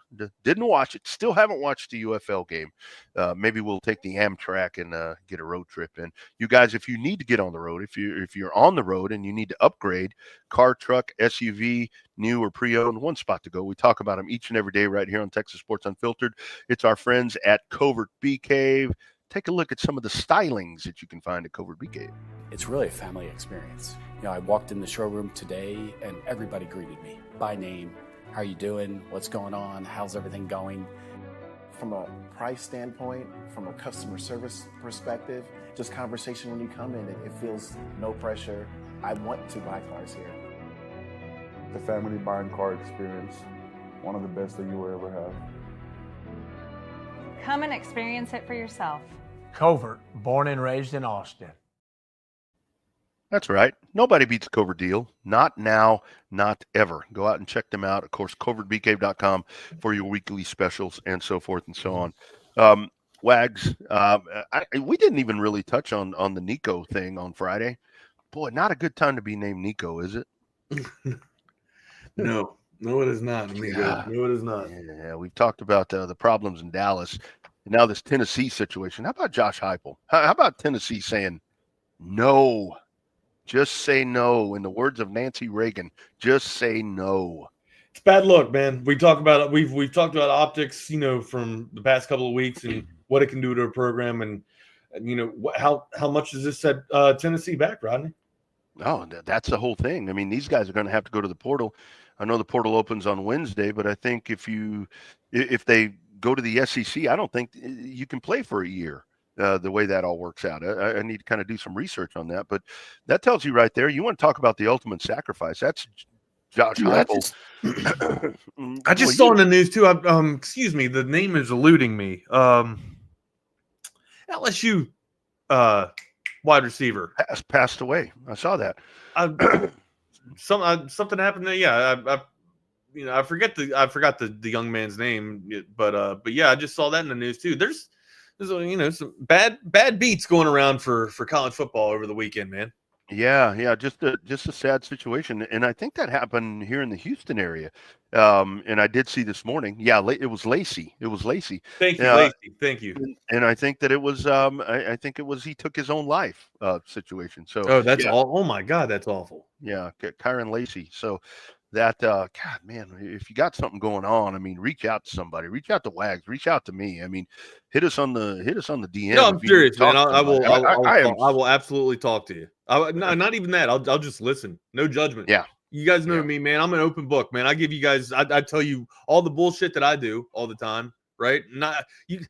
I'm not an idiot. I'm all right to hang out with. I swear to God. You know, my wife's been with me for 22 years. If she can put up with me, and you know, I'm sure you can put up with me for an hour or so. Just call me up, man. Talk to me. I'll listen. Yeah, man. That's you know, I've made a lot of mistakes and done a lot of stupid shit and continue to do it all the time. No! Oh my God, that's awful. Yeah, I'm reading what you guys are putting up there right now and what Troy's putting up. Yeah, that's just, man, that's one of those things where you think about that, and that's where you talk about the mind, man. The mind is just the mind can take you over and take you into some really dark places, and that's you know, I'll tell you one of the saddest ones, like the Kerry Von Erich, the kind of the whole situation to where he ultimately took his own life. It was one of those things to where he's like, I don't want to go to prison, you know. So there's so much more of an alternative. Like it's not dire, right? Like I know it feels dire, or it seems dire, but I can only imagine Jesus. And this is, I actually saw over the weekend as well, to where Henry Ruggs, you know, from the Raiders, that the situation that he had, and now he's been in confinement for however long that's been, that he may actually be out in a year, and like the NFL would be open to him reinstating, to be reinstated. And that's where it's like that it's a society now that's kind of jacked up, but at the same time there are opportunities. Yeah, so just saw that Beaver Lance, Jason. He was last November, or last December rather, he was involved in I guess vehicular homicide is what they're going with. But yeah, and that's where you see those kind of things, and then you see this, you know, Ia Maleva, you know, over here trying to squeeze out another couple of $1 million out of Tennessee. And my last memory of Nico is, dude, you got boat raced in the college football playoff. I mean, that's the last thing that when I saw him pop up in this, I'm like, why are they going to pay you more? And that's yeah. college football, man. It's just contracts. He wanted to renegotiate his contract. Come on, it's man. bad optics, Tennessee. Bad optics. Well, I'm glad that they took the high road and made and said, no, we're not doing it. And off to the portal he goes, which opens on Wednesday for the undergrad. So we'll see where he ends up there. Wags, did you check out the Warriors yesterday? The Warriors. Yeah, not much of the Warriors though. Not too many people playing in the NBA yesterday, right? A lot of the stars kind of resting up and getting ready for the playoffs. But yeah, wild showing in the last game, or last weekend of the NBA. Do you think with the Clippers? I mean, with Kawhi, James Harden, can these guys make a run? I mean, we talked about the West, I think so. Oklahoma State with the number one there, but can James Harden figure something out in the playoffs? Can Kawhi stay upright? Is this a Clippers team that people need to be fearful of? Just think about this regular season that we just have gone through right here with the blockbuster trade, coaches in playoff positions being fired.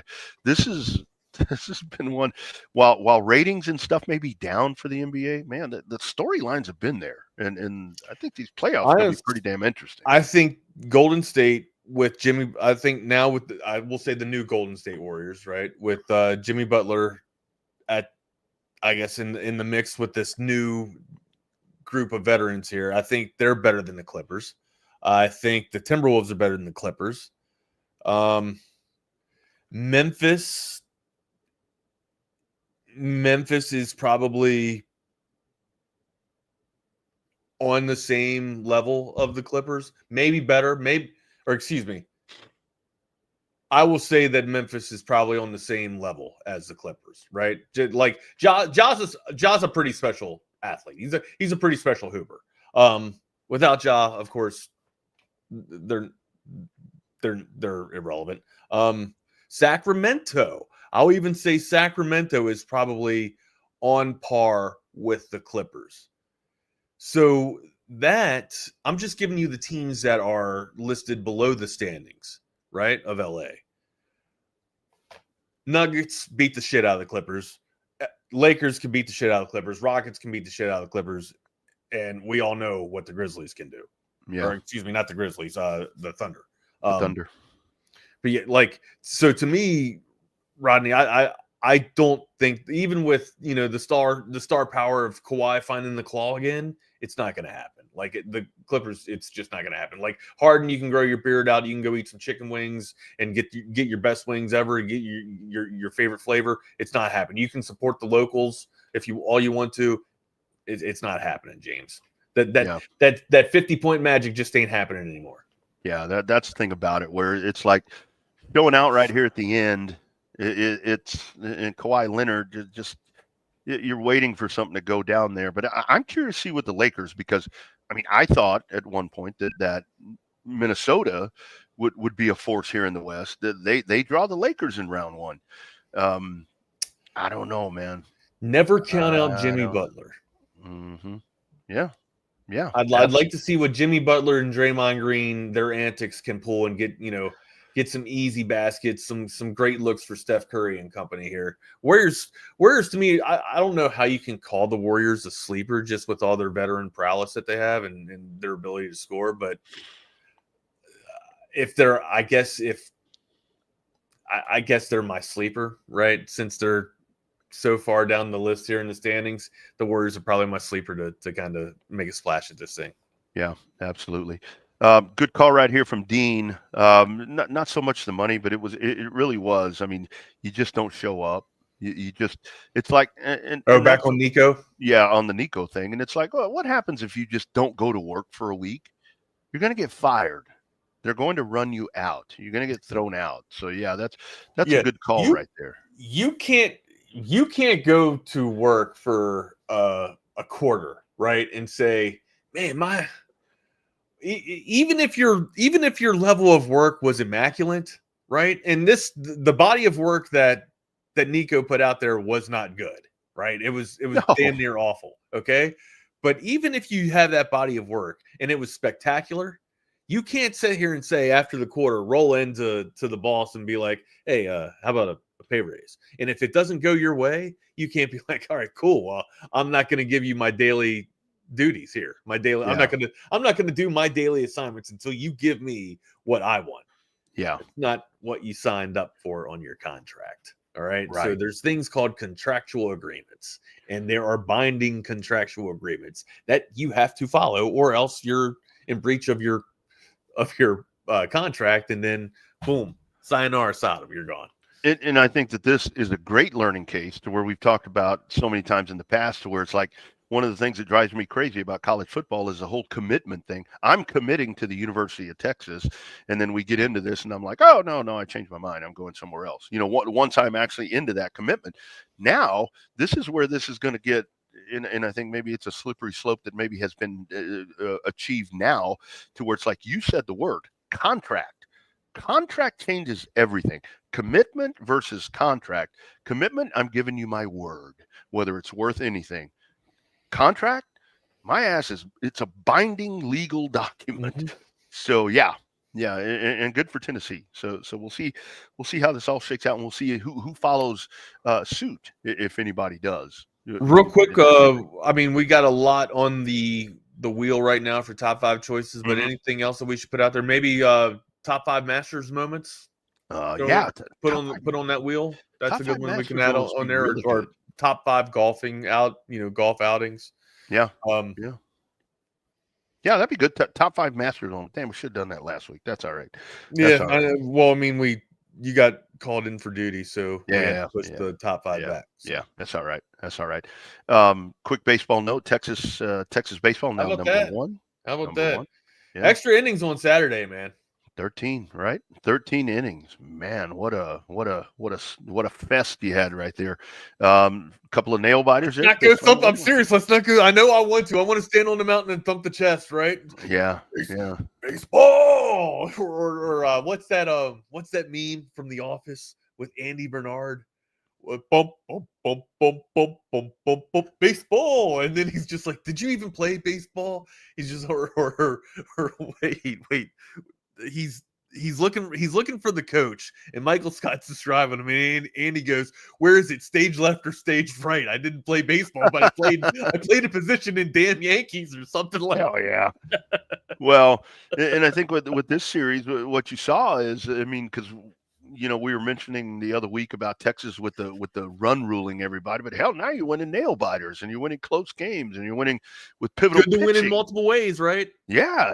I mean, that's not a bad thing. And hell, you ain't even got Max Ballou playing right now. So, everything's looking. Yeah, Mad Max. We're doing this without, Texas is doing this without Mad Max. So yeah, big week coming up. You got the Easter holiday, so I think what will it be? Thursday, Friday, Saturday, I think is what you'll have for Texas baseball coming up this week. Also on the baseball front, see the Dodgers? The Dodgers got we got 16-0, Wags. The Dodgers.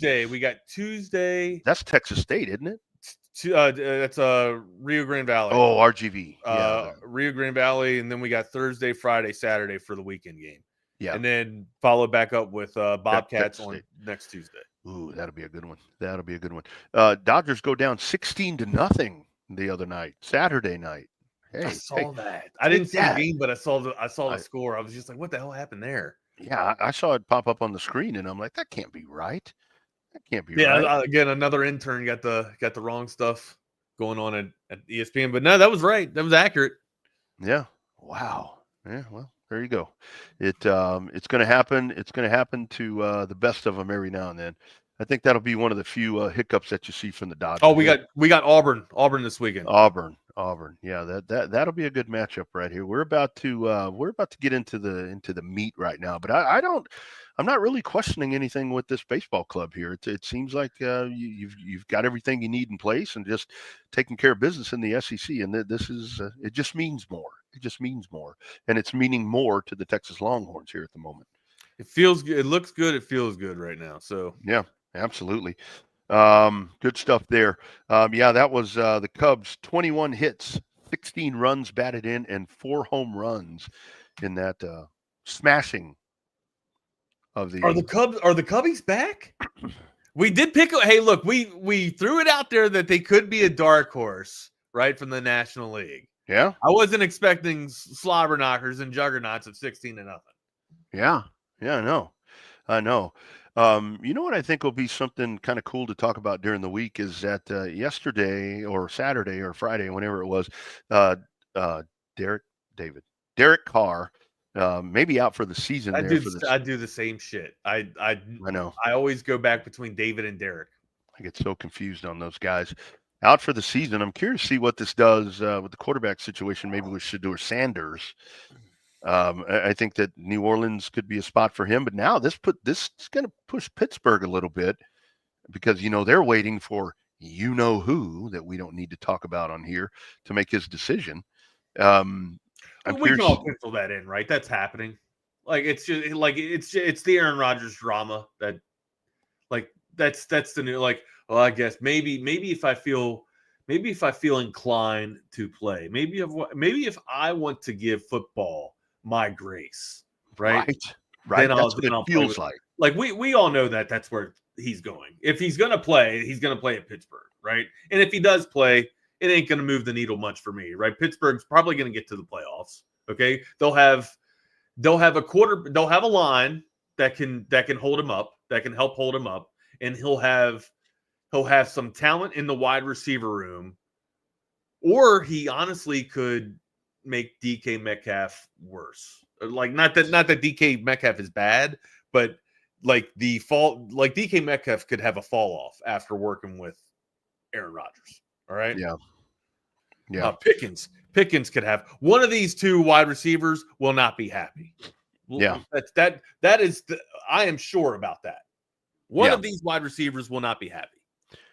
I have a feeling that somewhere in this, other than Aaron just doing what he does to cause the drama, to make it all about himself, I still think that in the back of his mind somewhere, Wags, that he's thinking that Minnesota is going to make the call to him, and Minnesota is going to want to bring They're him moving in. on. They're going with JJ.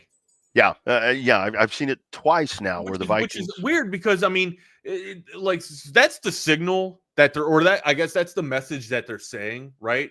But the signal to me that Minnesota is saying is that they're not ready for, like, sure, JJ's in the wings, right? But they're not convinced thoroughly that JJ's the guy, right? Why are you out here trying to make an offer to Sam Darnold to get him to come back? If you really think JJ is your dude, Sam's going to walk regardless. You're not going to retain Sam, right? Sam's going to walk. You're going to make your offer to JJ because that's what he showed you, right? Hell, they even made Daniel Jones an offer, and he turned it down. Yeah, he left. Danny Dimes turned it down. All right. Yeah, and this you're telling me JJ's your guy. And this is really where I think that in Aaron Rodgers' mind, he thinks. And I apologize for calling him Daniel Dimes. He is not Daniel Dimes. Okay, he's Daniel Jones. He will never be Danny Dimes. He's Danny Dimes. With Favre, Favre, where do you want to go? I mean, that's a gift wrapped Christmas present right there. That's a Mercedes right there. Who? The Viking.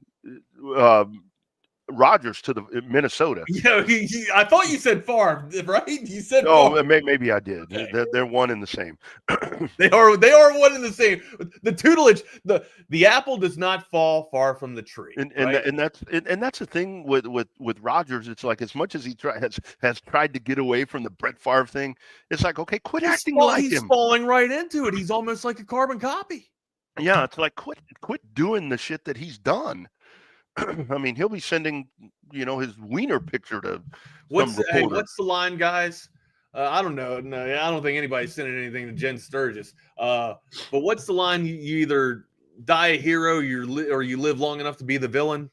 Oh, Case in point, Aaron Rodgers. Aaron Rodgers was once a marquee quarterback and villainized now throughout the entire league. Just never a hero to me, because he sliced and diced my Dallas Cowboys at the worst. Hey, let's go drink some ayahuasca. Do you drink ayahuasca? Yeah, what you is drink that? ayahuasca, right? What's ayahuasca? Ayahuasca is the tea that I think that he likes to go to kind of cleanse his body out on these retreats. And I don't know if you've ever heard of what ayahuasca does to you, but it cleans you out, makes you shit yourself, makes you hallucinate, makes you sweat. You get into a nice old-fashioned sweat lodge, man, and you just have yourself some good old ayahuasca. Yeah, that's it. That's the Aaron Rodgers blend right there. That's his cup of tea. There you go. That makes a lot of sense. But we'll see where that domino falls. One thing I think to be cool to talk about later on in the week, Wags, as we approach a draft, is that the more that I've kind of been studying around with this is actually I knew this, but the more that I'm digging in, this is going to be a really cool draft for running backs. Thank goodness.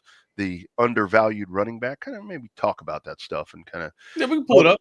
Other than Ashton Genty as to what. Yeah, we can pull it up. It's gonna be there's some decent running backs in the draft here, but it's more trench warfare for me. Yeah, well, yeah, good year for that as well. Speaking of trench warfare, take a look right there. It's our man Jordan Scruggs. Jordan, what's up, buddy? Man, just watch the Masters. Did you have some time to watch the Masters, or were you working all weekend? I was working all weekend. I was in Dallas on Saturday at a 7-on-7 tournament, and then drove to Houston right after and spent all day in Houston yesterday, and then got home last night. So that's a pleasure. Pretty tired. But I don't know. Nonetheless, we roll, and we're here today. It's Monday, so excited for today's show. Some things I want to get into, talk about, because it was an eventful weekend. Been an eventful last few days in the college football world. The Nico Iamaleava stuff, obviously, a few other things, but a lot of stuff we can get into here in the next hour. Yeah, I think it was a very landmark situation right there. The fact that Tennessee, they put their foot down and they said no thanks, and even like Heupel said, I mean, nothing's bigger than the program. Right. It's going to set them back a little bit, maybe, but the portal's there. I mean, go utilize that and make a move. And I think that that's a very groundbreaking thing that happened right there for a quarterback that, in my opinion, is not worthy of commanding that kind of money. I wouldn't say he's a top 5. He's not even a top 5 quarterback coming into the class next year, right? So he's not. Is he a top 15 quarterback in college football this year? I don't. He's not not off of his body of work that he gave. Yeah, or just even the hype level. Like, sure, I guess Nico has always been talked about because of his ridiculously high ceiling, what he could be, but he hasn't been that. No, he's going into year 3, and I know he has 1 year of starting, but he wasn't that. 11 of his 17 touchdowns came versus 3 teams. Yeah, he went over an entire month without scoring a touchdown in the first half. Yeah. Like, at some point, the what he could be prospect has to put it together. I agree, and you can't be a what he could be prospect that hasn't put it together, demanding $4 million. Right. That's not how it works. Right. Well, and this is where it comes down to where you talk about the $4 million or else. Yeah, the person themselves. I mean, this was a guy in 2022 that came in commanding all this kind of money, and it's like, that's just greed, man. I mean, it's all about believing in yourself and buying into yourself. But dude, you just don't have the results to command that right now. Nick, good morning, sir. How are you? What's up, fellas? How we doing? Living the dream, amigo. Living the dream. How was your weekend? Some Masters? Yeah, so I caught a little bit of it. Caught the end of it. I was also locked in on the final regular season day of the NBA. There was a lot of wild stuff happening in the final minutes, and then Texas baseball getting it done. They did drop that one game, but number 1 in the country this morning. So, but yeah, it was a good weekend. Thump the chest, baby. Thump the chest. Not too much, though. Not too much. We got Auburn coming into town this week, so it'll be fun. A smoking hot Auburn. Yeah, smoking hot. So. Yeah, very much so. All right, boys. I'm gonna get on the road, so we'll see y'all tomorrow morning.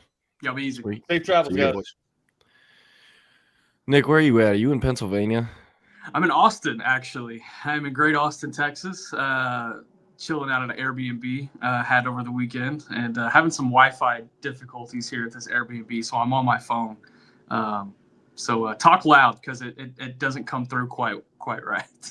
I got you. Yeah, you're a little low on the audio, so I'll turn mine down, I guess, or hopefully around the same. But like I said, a lot of different things we could get into, but I know at some point we're going to talk about him. So I guess we should just get it out of the way. But Kyron Lacy, very, very sad situation, just top to bottom. I know everyone is going to bring up like, oh, it's not that sad. Look at what he did months ago. But no matter what, multiple people are dead. And I don't know, like I could not believe it. I thought it was fake at first. I was in the car with Colin Kennedy driving from our hotel to Planet Ford Stadium for Under Armour Houston.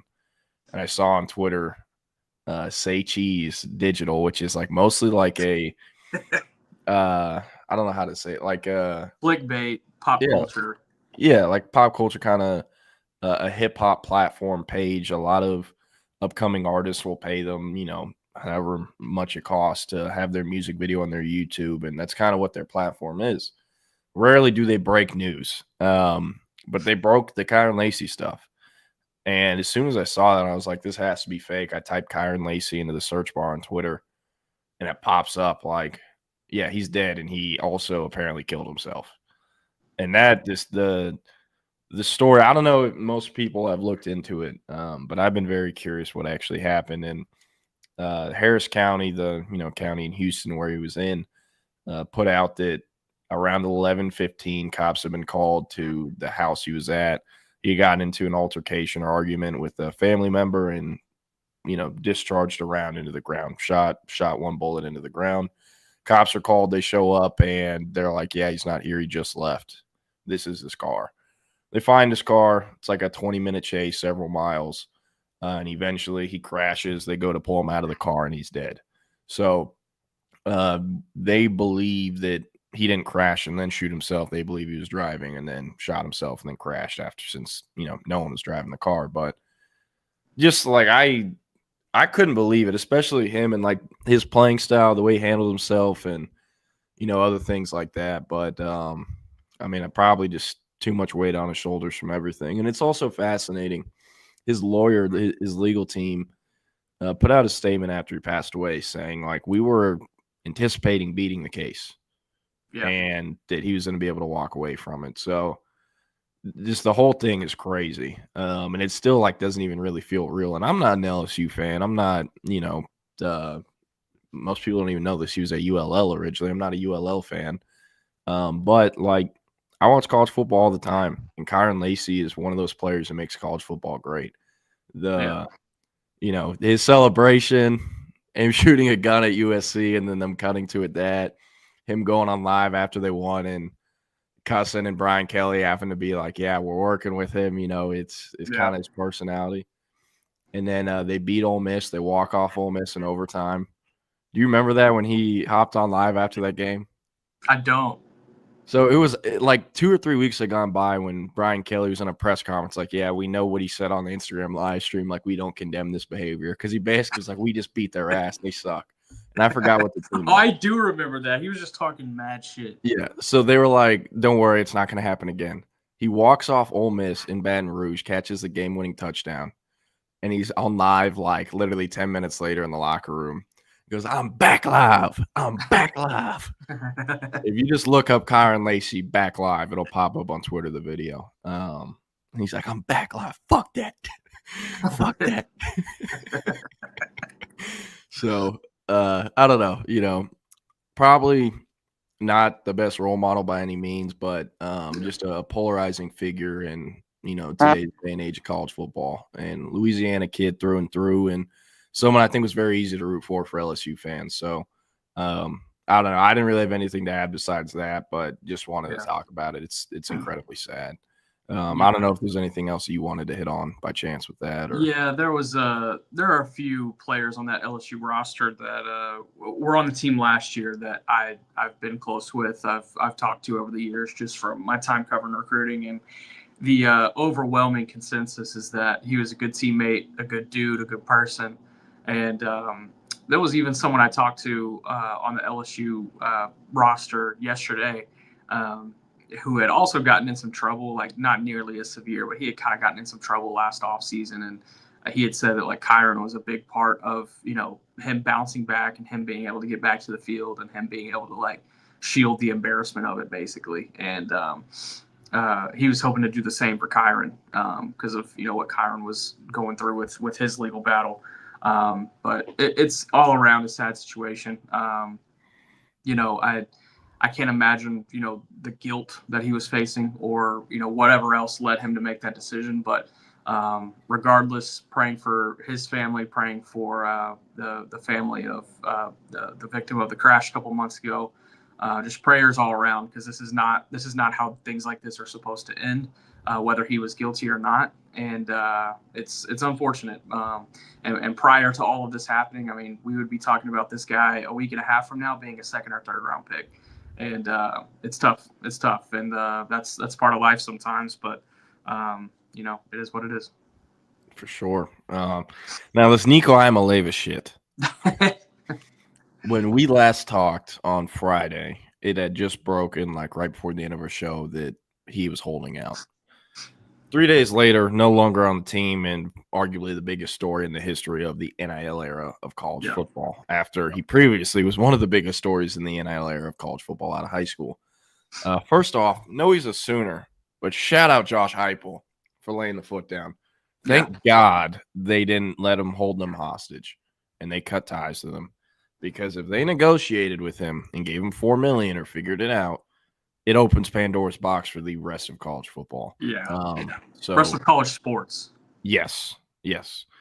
So I think 10, 20 years from now, hopefully when we have regulations to some degree or guidelines, restrictions on how things can be done, and it's not, basically like I have nothing wrong with players having leverage. But this current model of college sports is just not sustainable long term. It isn't. Yeah. So hopefully in 10, 20 years from now, we can look back at this moment and be like, hey, that's where it started changing, and the power dynamic started changing, going back to being balanced or in the power of the teams. Yeah. And I what's made a lot of news a lot of noise lately, Josh Pate, I believe it was last night on his show, said he had heard that Nico Iamaleava was trying to get more money before the playoff game and was threatening to hold out of the playoff game unless he got more money. And their argument there was apparently like, hey, our contract is for 12 games. This is a 13th game, plus I got you to the CFP. And then he proceeded to play like shit versus Ohio State. Yeah, that game was crazy. We were watching it. I can't remember if you were there that day, but we were watching it in the press box at the state championship games at AT&T. And Gabe Brooks is just like, man, Tennessee doesn't have a chance. And we're like, what? What do you mean? It's like before the game. He's like, no one on their team has ever played in that level of cold. And Nico sure as hell hasn't. They don't know how to do it. And like that was very obvious to everyone watching, like by the second drive of the game. But I don't know. I mean, what do you think of this whole situation? He was making, I think, 2.4, 2.5, was asking to go up to 4 in December. Tennessee said, F yourself. And then they waited until the week before the portal opened to try to out leverage him, and Tennessee called their bluff. Now he's in the portal. I don't know. Just like thoughts. Yeah, kind of to what I said on Friday a little bit with a little bit more context, I guess, into the situation is, the Iamaleava family is polymafia. I mean, like they get what they want from who they want 9 times out of 10. But they're going up against a really big donor group at Tennessee who doesn't give a damn who you are. And, I think this is a situation where, the family very strategically wanted to line up Nico in situations where he would have leverage. You do it right before the playoff game. You have to have your quarterback for the playoff game. You do it right before the portal opens. They don't have an option if the portal opens tomorrow and he jumps in. But like you said, Tennessee's going to call their bluff, and they're going to go figure out what the hell to do at quarterback and bring another guy in. But, I'm with you. Like, there has to be some regulation, and I'm not anti-player getting paid whatsoever. But I am anti-screwing your team over at critical points of the season or off season in order to get more money. I am anti that because yes, you're the quarterback. Yes, you're this 5-star. Yes, you're the prize recruit, but you're not bigger than anybody else on that team. It is still a team effort at the end of the day. And there's 129 other quarterbacks who are just fine where they're at right now. And there's probably 60 of them who would love to be in your position right now. So, I think that portal's going to open, and within 72 hours, he's going to be at his new home, and we're going to look back and be like, okay, who was tampering with him? And, maybe we'll have that context. I think USC was one of those teams for sure. I think he ends up landing at UCLA, and, we see how the leaves fall. That's just my little prediction, though. Yeah. One thing I think is hilarious, if they literally hired any agent, they could have had money back in December. Yeah, because any agent with a fucking brain would have been like, hey, you don't leverage them with money ahead of the April window. Every team already has their quarterback by the April window. Yeah. You need to do this in December. And that's what they should have done. If they had an agent and weren't playing daddy ball, it could have been fine. Probably wouldn't have got $4 million, but they probably wouldn't have stayed at $2.4 million. It would have gone up, and they would have figured out a way to make it work. Agents, like, very rarely are going to go scorched earth on a program for not paying a number because they want to be able to work with that program in the future, especially one like Tennessee that pays very well. Yeah. So, like, that whole thing is hilarious because now, guess what Big Nick Iamaleava is trying to do? Hire an agent.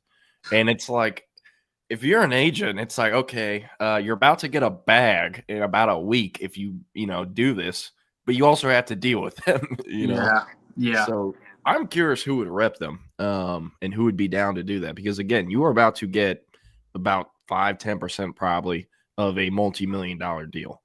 Yeah. You just have to deal with them. So, and there's no way he's going to find $4 million elsewhere. Like, no. he screwed himself here. It doesn't make sense to me at all. Because if he lands at like a UCLA is not paying $4 million to a quarterback. They're paying maybe 2, maybe 2.5, like best case scenario. But it's a shit show. Yeah, but hey, it's perfect because we're sickos and we're gonna try to put this puzzle together. So, okay. First off, I want to say, as someone who works in media, I can kind of understand how to read certain articles and what it means. What I'm trying to say is that CBS On 3 and multiple other sites have reported USC, UCLA, Notre Dame, and Oregon are not going to be interested. Where do they get that from? They get that from those staffs calling them and saying, hey, you need to put this out there. We're not going after them. Yeah. Because they don't want that. They don't want them. They don't want to pay the number, or at least they don't want to appear that they will go after. Yeah. So for the time being, we're going to rule out USC, UCLA, Oregon, and which could be leverage in itself. Just saying. That is true. So obviously the SEC's ruled out. If you went in the portal in December, he could have transferred in conference, but he's going in April, so he can't. So that cuts it down to the Big Ten, ACC, Big 12. Illinois, I think Altmaier comes back, but if not, they can't afford him. Indiana paid the Cal transfer Mendoza, probably less than they're paying Nico, though, or definitely less. Iowa, that is funny to think about, but just not happening. Maryland actually has the former UCLA quarterback, Justin Martin, who just transferred in that they're paying a decent amount.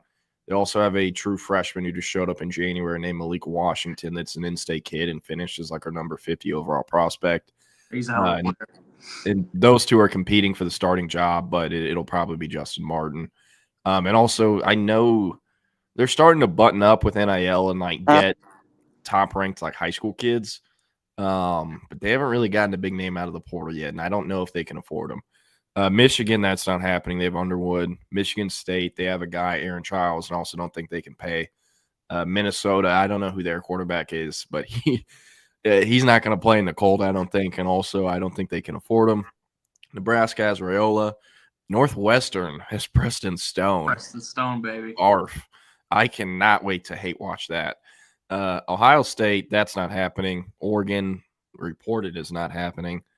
Penn State is Drew Aller. Purdue, couldn't tell you. Doubt they have the money, but I'm sure the Odom staff will try. They usually do unorthodox things like this. Rutgers, they don't have the money. I don't even know who their QB is. UCLA, one thing I forgot to mention in UCLA, they added the App State quarterback in the portal, and they're paying him less than $1 million, and he was like all conference last year at App State. He's supposed to be the guy. You know, you could still go after Nico, obviously. USC also reported out they have Jaden Maeva and a true freshman 5-star named Tucson Longstreet, who they flipped late from A&M. Longstreet is very much like a lottery ticket where if he plays year one, something has gone horribly wrong. He needs a lot of time to develop, just super raw. Washington, they have Damon Williams. Also don't really think they can afford him, but I think that would make sense. They have, they're one of the better schools in terms of recruiting Polynesians. They have a lot of Polynesian coaches, and they just do a good job. Jed Fish brought them all over from Arizona, and that's kind of how Arizona got all those Polynesian kids too. I can see Washington working. What do you say? I could see Washington working.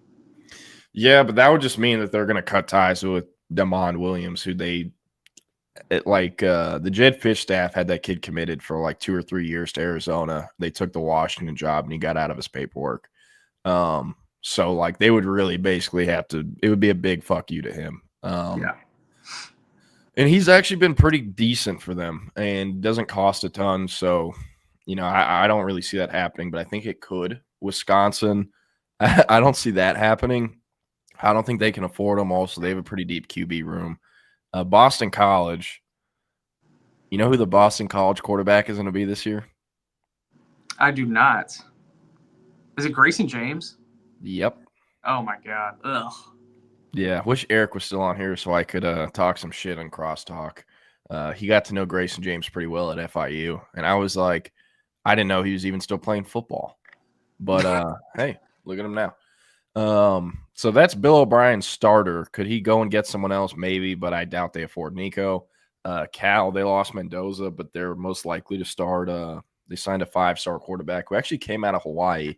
He was committed to Cal, flipped to Oregon, signed with Oregon, spent a week practicing with them for a bowl game, and then went in the portal and ended up back at Cal. He is expected to start as a true freshman. Clemson has Klubnik. Dabo also doesn't take transfers, or at least at the QB position. Duke is already paying another overrated quarterback $4 million, Darian Mensah, which, I feel like no one really brings that up. Everyone just talks about how much he's being paid, but, no one talks about how he's kind of mid. a good young quarterback. He showed flashes, but man, like the shine on his star wore off as the season went on. Yeah. And he is not worth $4 million. They could have money whipped so many other better options for $4 million than Darian Mensah. I feel like they had a better one already on the team, but that's that too. Florida State, they have the guy who's supposed to save him is 5'8" Thomas Castellanos. They're paying him a lot. They're not going to go get Nico. I guarantee you Florida State has some poly PTSD too. Yeah. Georgia Tech, they have Haynes King, the GOAT, and their starter is the next in line starter is the second string, Zach Pyron. He's been there a minute. I believe he's still there. Louisville, they got Miller Moss out of the portal. They're paying him. Miami, they have Carson Beck. North Carolina is very interesting. They currently have what is his name? They had a kid transfer in from Purdue. Max Brown might be his name. I might be messing that up. Okay. He was the second string QB that played at Purdue last year when Hudson Card would get hurt. But he transferred in, and then he's competing with a true freshman kid named Bryce Baker, who is a top 247 quarterback enrolled in January. And then they also have Max Johnson still on the roster, but he had a pretty gruesome leg injury this past year. So, like, all the reports about QB battles, he's not even mentioned. It's just Bryce Baker and the Purdue transfer. And also, I saw this morning, I was just looking through the crystal balls. One of our Florida State recruiting writers put in a crystal ball this morning for Nico Iamaleava to North Carolina. I have not seen that reported literally anywhere else or anything about that, but they put that in. So maybe I know nothing about that, but there's a crystal ball pick in for Nico to transfer to North Carolina, which is interesting because he is not officially in the portal yet. He can't officially go in the portal till it opens. Yeah. So if that is true, I bet the North Carolina staff is relatively pissed at Brendan Simone right now. You think it's Belichick's girlfriend hitting up Nico on IG, just sliding in the DMs, being like, "Hey, come play for Daddy Bill." Yeah, I have no idea. It's also like Belichick in year one of being in college football, you're going to go get the quarterback with more drama surrounding him than literally any other player in the sport. Yeah. And also pay him $4 million, which he's not worth. And you have to deal with dad. F that. If Belichick gets him, they're going to have it written somewhere in the contract where the dad is not allowed to call, text, or email or something. Or Lombardi will get it in there. And we'll have it. You cannot renegotiate outside these certain dates. We don't care if you do. You're back in the portal. Yeah. So the UNC stuff is interesting. NC State, I have no idea who their QB is, but there's no way in hell they can afford him, and I don't think he'd go there either. Pitt has Eli Holstein, the former Texas A&M commit that all the A&M fans thought was better than Arch in the 23 cycle, who ended up signing with Bama and then was pushed out of Bama when the staff transition happened. He transferred to Pitt. Stanford, I can tell you that is one place he's 1,000% not going to. SMU, they have Kevin Henry Jennings, the pride of South Dallas. Syracuse, they have Kevin Minchie. Now, Syracuse is an interesting one because it's like, oh, they're in the north. They play in the cold. They have a dome stadium and a young head coach in Fran Brown, who is very likely to not be there next year if they continue at the pace they're on. And money. They have sneaky money. Yes. And their current projected starter is supposed to be Kevin Minchie, who transferred in. I always get him confused. He either transferred in from LSU or Notre Dame, and he'll be in year 2 or year 3. Notre Dame. Yeah. Iamaleava's an upgrade over him, 1,000%. Virginia has the boy Chandler Morris, formerly Travis product. Talk to me. Also, Oklahoma Sooner, TCU Horned Frog, and North Texas Mean Green. It's kind of wild how many places he's been. Virginia Tech has Kyron Drones. That they're not going to move on from him. Wake Forest, I forgot who they got, but Dickert brought someone with him from Wazoo. Arizona, they have Fafita coming back. Arizona State, they have Sam Levitt coming back. Baylor has Sawyer Robertson. BYU has Jake Ratzlaff, the starter. I believe he comes back from last year, who is an above-average player, but for the most part is known by national college football fans as being a Jewish quarterback for BYU. And again, I would say he's above average, but Nico is an upgrade over him, and as BYU has shown in basketball, they will throw money around. Yeah. So And I'm not sure. I don't know. I'm not going to say that. UCF, they can't afford him. It's also Scott Frost year one. That would be hilarious if that happened, but it won't. Cincinnati, they can't afford him. Colorado was linked to him by like Barstool Burners and stuff like that. He's not going to Colorado. They also have Caden Salter and Julian Lewis. They lose one of those guys the second they get Nico. Houston has Wigman. They're not going after him. Iowa State doesn't have anyone, but there's no way in hell they can afford him. No way. Kansas, no idea who they got. No way in hell they can afford them. Kansas State is Avery Johnson. That is a downgrade from Avery Johnson. Oklahoma State, they're going to have a first-year starter in Hoss Haney. That's the guy. He's going to start? Yeah. Wow. Well, they haven't announced it because I think they're kind of trying to play roster defense and want Garrett Rangel to not go in the portal so he can provide depth. Jalen Daniels is still at Kansas. Is that true? I thought he had to be done. But if he's still there, they're not leaving. They're not going away from him. So Hoss Haney is a starter at Oak State. I don't really see them pursuing Nico. TCU, they got Josh Hoover, your boy from Rockwall Heath. Texas Tech has Baron Morton. In Tech, because of how they've thrown money in the portal, has been linked to Imaleva. They're also a school that has been reported by several outlets as not being interested, which means Joey McGuire and or Blanchard called several people saying we're not interested. They're going to rock with Baron Morton. Utah, I believe their guy is supposed to be Isaac Wilson, the younger brother of Zach Wilson. That could be an upgrade and also an interesting thing because their rival BYU is throwing money all over the place and getting better players than they are. Yeah. And on the same note, getting Imaleva literally goes against everything Kyle Whittingham is about. But he's better than Isaac Wilson and lifts the ceiling of that program with him on the team. And then West Virginia, he's not going to West Virginia. I think they have Nico Marichal or Marichal, whatever his name is, coming back. And Rich Rod, he's not going to play that shit. Oregon State has Malik Murphy. And then Wazoo, I don't even know who they have. I know, where is this? Jake Bayless was talking about. He's going to replace Mateer at Wazoo. But, like, how many schools does he fit into here, right, that don't have a QB that he would be an upgrade? Not many. And the ones that he does cannot afford him.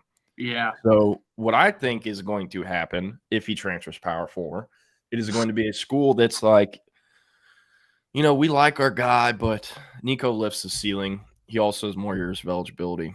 We're cool with gambling this and basically telling the current starter, you're not good enough. We're going to replace you. Get in the portal.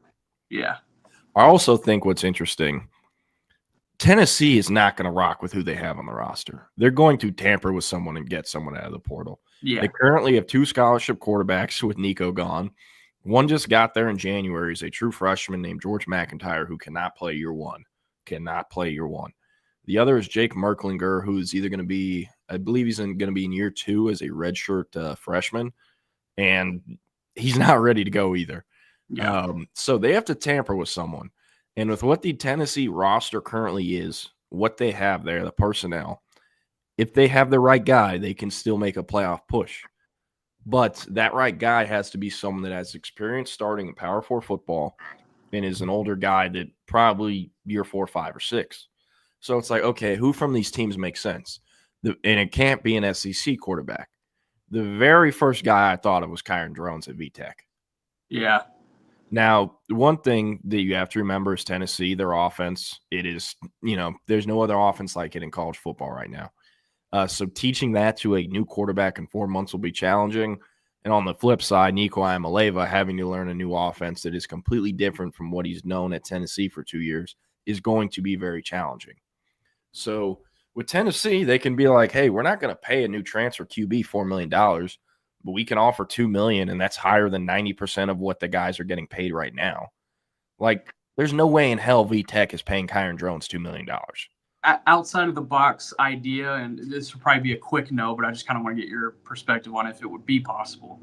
They call Faison Brand and say, hey, reclass, you're going to start this season.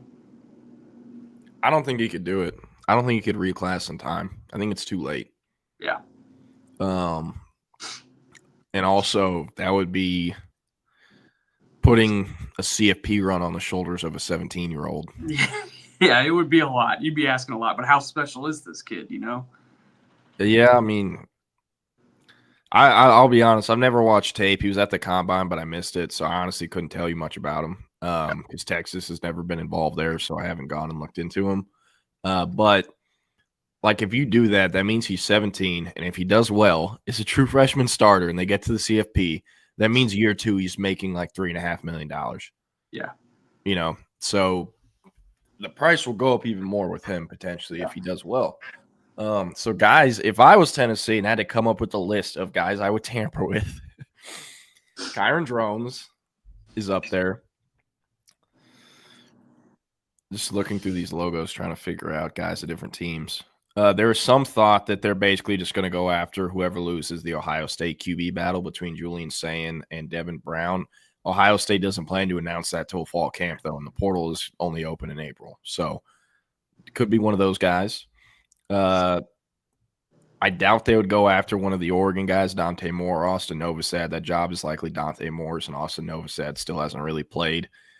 Penn State, they had Bo Perbula, but he's now at Mizzou, so they can't go get Perbula. And then, I mean, I don't know. Washington, I think maybe Damon Williams would make sense, but they could go get someone with a higher ceiling and higher floor.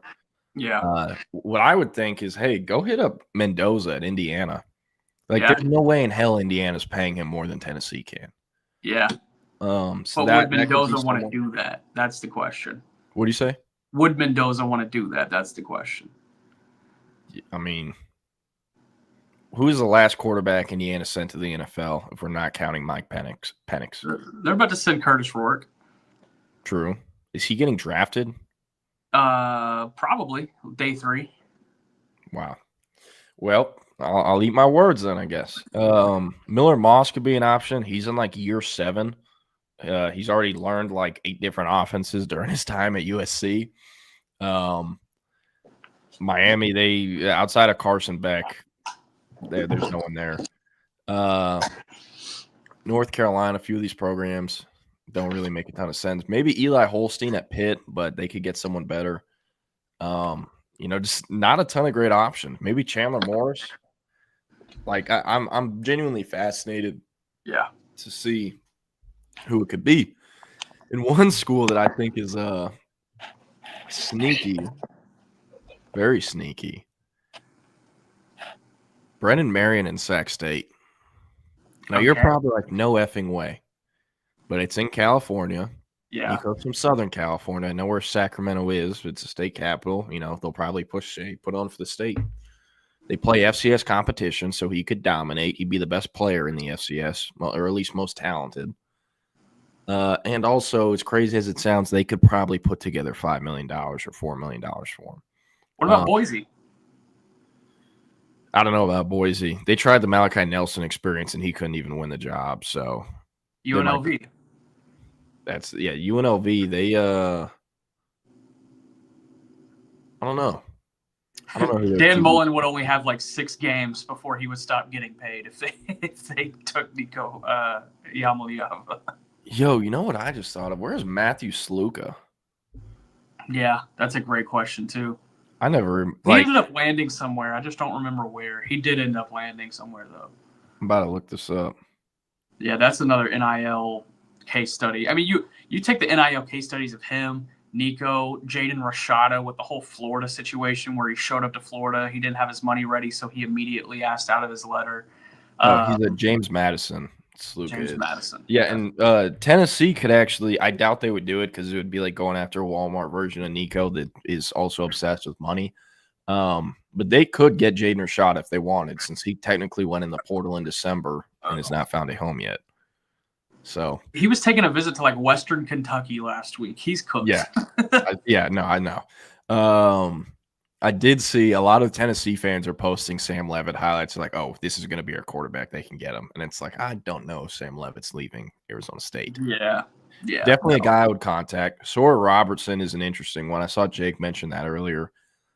Baylor is spending money now, and they kind of need him. He saved that staff's jobs last year. I think they would invest in him as much as they could and be very aggressive in keeping him, especially because no one else is really ready to play yet on that roster at quarterback. So it's unfortunate that Seth Hennigan did not have a year left of eligibility because he kind of would have been perfect. Yeah. Yeah, that is true.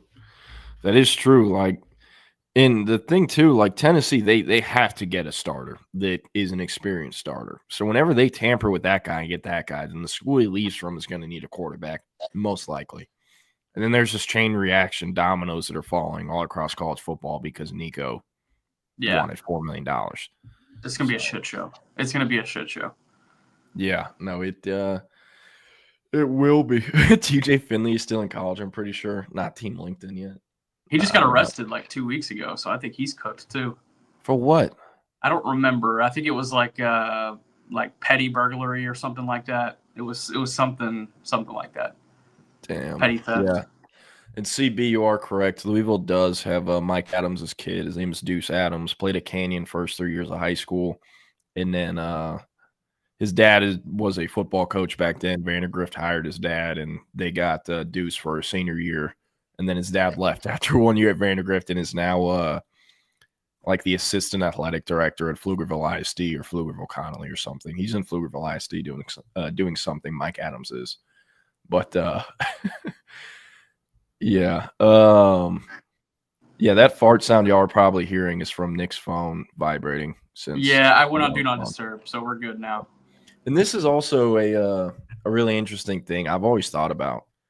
Not this exact scenario, but Jake Bayless says, do you think Chris Davis runs that kickback in the Iron Bowl against Bama in the NIL era? He had air for dinner and determination for dessert. And it's like, speaking of the Iron Bowl, Isaiah Bond made one of the most famous, biggest catches in the history of that rivalry. The last time Saban coached in that rivalry. And I know they had a transition. But 5 years ago, Isaiah Bond does not leave Alabama after doing that months before. It just doesn't happen.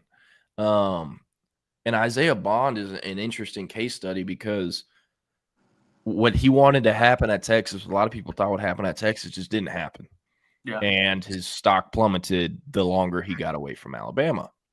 I'm not saying that's anything Texas did. He got healthy, or he couldn't stay healthy. And obviously has run into some legal trouble. I haven't looked a ton into that. I know he's claiming innocence and whatnot.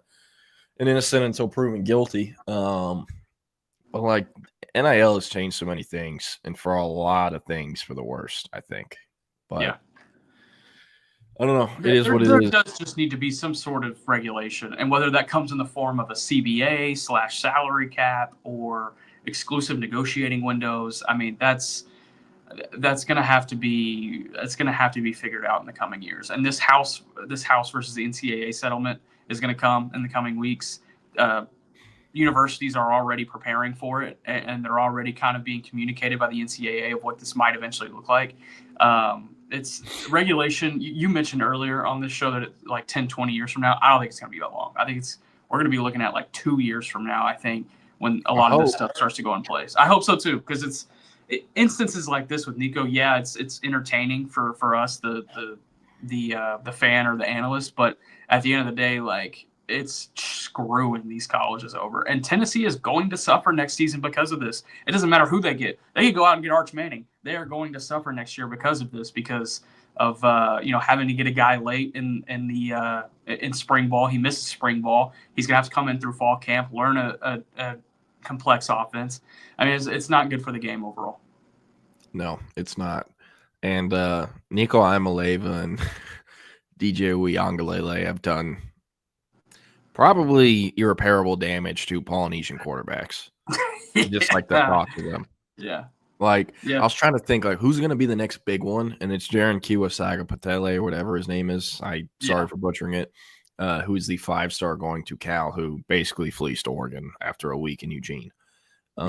So, yeah, it's nuts. One thing I do want to talk about, I'm going to put these teams back on the screen.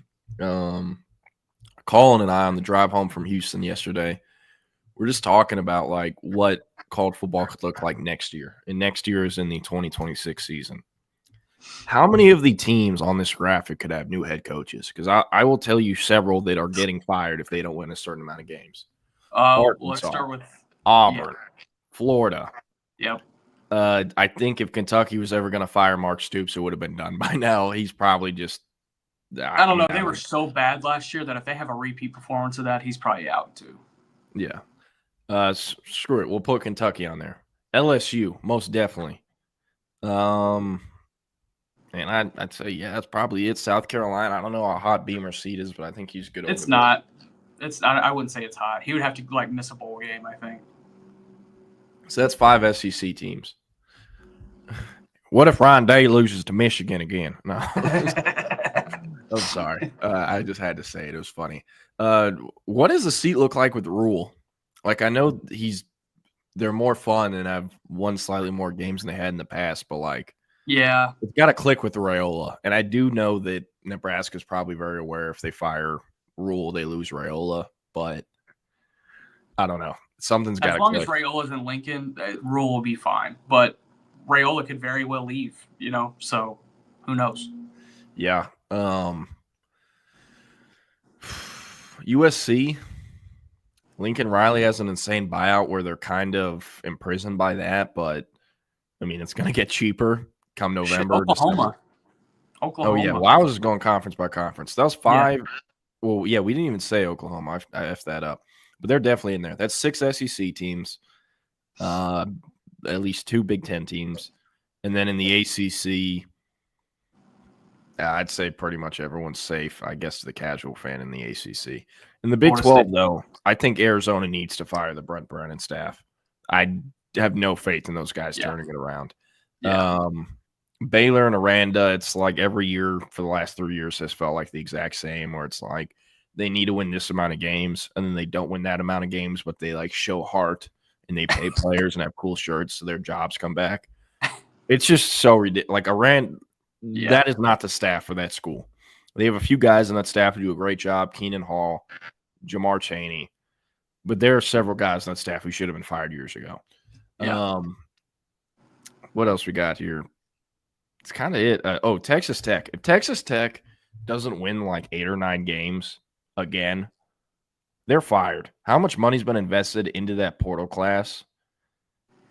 But that staff can sweet talk it enough to buy a couple more years, buy like 2 more years than they probably should. I don't think they get fired after a bad season this year. I don't. No, but I think they were 7-5 last year. Yeah, they do. They are underperforming, no doubt. No doubt. Like if they go to double or triple OT with an Abilene Christian type school again at non-con, the seat is going to get very hot heading into conference play. Yeah, that's unacceptable. They've done that like 3 seasons in a row with some bum non-conference team. And then TCU, it's like, what is the expectation level for Sonny Dykes? They've gotten worse every single year since he inherited Gary Patterson's roster all in year 6 and 7 and took him to the Natty. They've gotten worse every year. He's 100% on the hot seat. He's 100% on the hot seat. Yeah. So we talked about jobs that could open. Now, who are going to be the attractive names thrown around? I think Fran Brown at Syracuse, especially if they can build off what they did last year, losing Callum McCord, he is going to be a guy. He was an SEC D coordinator. He's from SEC country. And if he can recruit kids to fucking Syracuse, he can recruit kids to any school in the SEC. Yeah. So I think he's going to be one of the biggest names. Kenny Dillingham will be thrown around, but I think unless like a Florida type school just throws a ridiculous bag at him and, they have their logo, their tradition, their history, I think that is the only type of thing that can maybe get him to leave. Rhett Lashley, I think, will be a popular name, especially if SMU can make a playoff push again. I think he will be a name that a lot of Oklahoma fans bring up. Here's the thing about Rhett Lashley. SMU will not lose a bidding war when it comes to Rhett Lashley. And Rhett Lashley is very ingrained in University Park in Dallas. He's had family there a long time. He's been there a long time. It's going to take a team like really swinging hard to get Rhett Lashley out of SMU. Arkansas, I think, is the biggest threat. Just because he's not going to Arkansas. I'm just saying because he's from Arkansas, they do have the money to do it, in my opinion. But that would be funny if it's Jerry Jones money whipping Rhett Lashley from down the street to get him to Arkansas.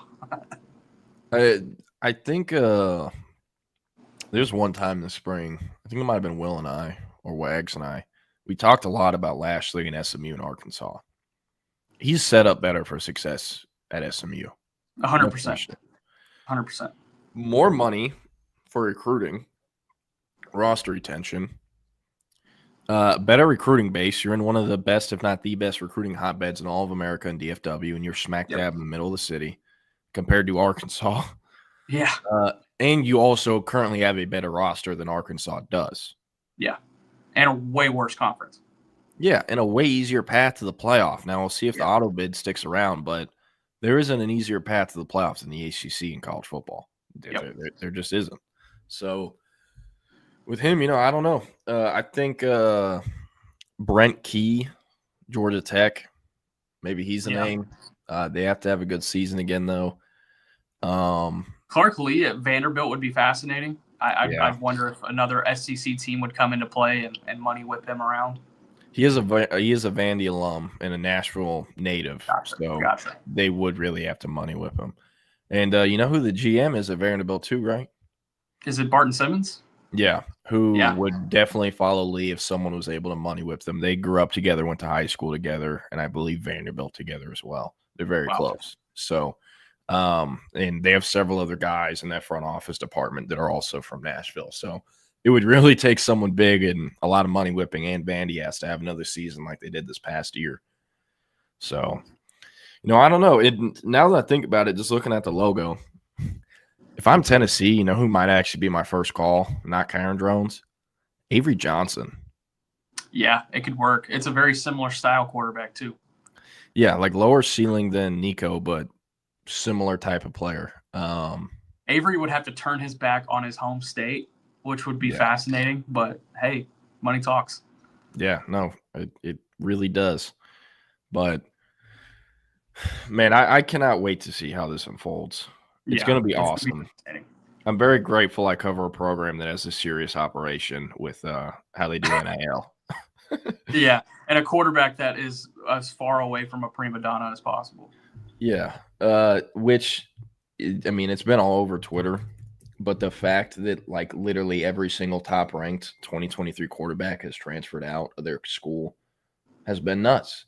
Yeah. And I see people on Twitter being like, this is what's wrong with college football nowadays. This is the problem. I'm not going to ask the question, how many quarterbacks are in the draft that will be drafted this year that were transfers. I'm going to ask the question, how many weren't transfers? Because who's getting drafted this year at the QB position that didn't transfer? The only one I can think of is Milroe. Literally everyone else. Okay, you're talking about in this class specifically. Yes. Cam Ward, Shador, Quinn, Tyler Shuck, Will Howard, Dylan Gabriel. Yeah. You said Shador. My bad. Yeah, you said Shador. Curtis Rourke. I don't know if he did transfer, I think, in from JMU. Yes, you're right. But yeah, almost that's everyone. probably it. Yeah. So, and you look at you go and look at the 2023 quarterback rankings, and boy, Arch guy looking better and better. But just the last name, right? Arch is at Texas. Number 2, Nico Iamaleava in the portal. Well, soon to be. Dante Moore's at Oregon. Jackson Arnold's at Auburn. Malachi Nelson went to Boise State. He's now at UTEP after signing with USC. Rashada is in the portal after signing with Florida, then transferring to Arizona State, then Georgia. Aiden Childs is like the only, I think, pass, really, him and Austin Mack in terms of transfers. Aiden Childs followed the Oregon State staff to Michigan State. And he can still be an NFL player. He's by far and away Michigan State's best player. I guess, and Nick Marsh. But the rest of that team is just a horrible roster. Austin Mack also kind of gets an excuse. He followed DeBoer and the Washington staff to Alabama. Avery Johnson is still at Kansas State. Vizina is still at Clemson. I hated him as a prospect. I did too. Lincoln Kineholz is at Ohio State still, and he's in the QB battle. He was so bad. I don't know. Ohio State had to take him. Like, they were forced into taking him because of missing out on other guys. They missed out on Avery Johnson. They missed out on Dante Moore. They missed out on so many others. And they just had to take that kid. That kid he couldn't hit the broadside of a barn. Correct. And it's funny because the guys they were looking to take that year was Lincoln Kineholz, Nova Sad, who's right there, and then Brock Lynn, who stunk it up at Florida State. Kineholz is still at Ohio State. He's mentioned as being in the quarterback battle with Julian Sain and Devin Brown, but he's currently in third place and will finish in third place. Yeah. So maybe he transfers out and sees the writing on the wall, especially if Sain's the guy, considering Sain is a year younger. Hey, North Dakota State needs a quarterback. Just go home, Kindholes. Hey, he's from South Dakota, so same thing. Eli Holstein is now at Pitt after signing with Bama. Novosad is still at Oregon. I think if Dante Moore wins the job, though, this year, that could change next spring or next winter, I should say. His camp isn't stupid enough to go in the portal in April. Kenny Minchie is now at Syracuse. Ricky Collins, I believe, is still at LSU. He's in the portal. He's in the portal now. Barf. He's about to hit the portal. I think he announced his intentions to hit the portal. Yeah, Dylan Lonergan. Do you know how bad you must be if you can't beat out Grayson James? He's at Boston. He was a baseball kid, and he dedicated to football late, and I think it stunted his growth.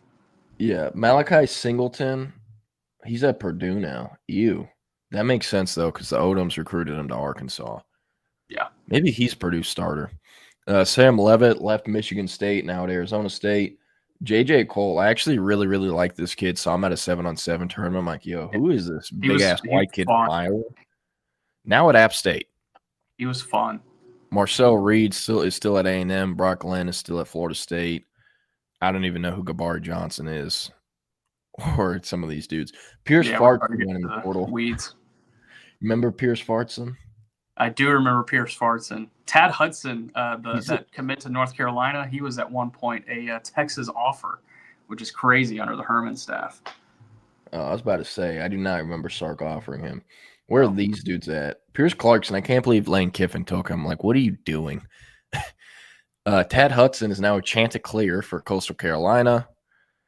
Braden Dorman, I guess, is in the portal. Hasn't found a home. Did he just that's a bad class. I guess he just hasn't found a home. Gabari Johnson is at Oregon State. All right, so that means that 1, 2, 3, 4, 5, 6,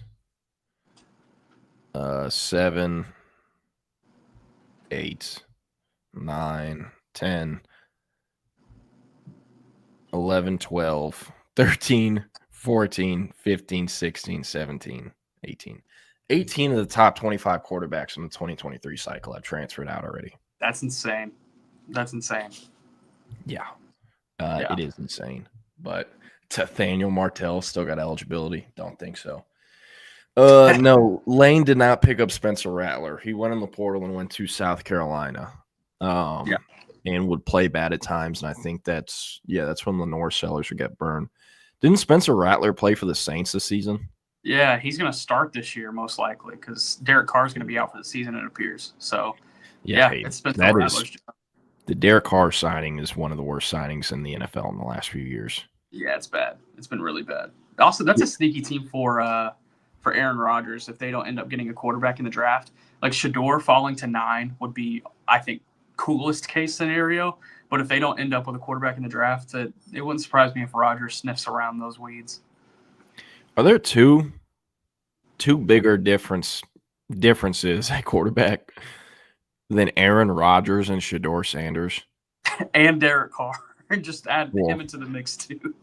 Yeah, that'd be – honestly, I think Rodgers and Shador are closer than you think. Both stylistically and personality-wise. I'm just imagining Aaron Rodgers in New Orleans with all the voodoo and shit down there. That would be terrible.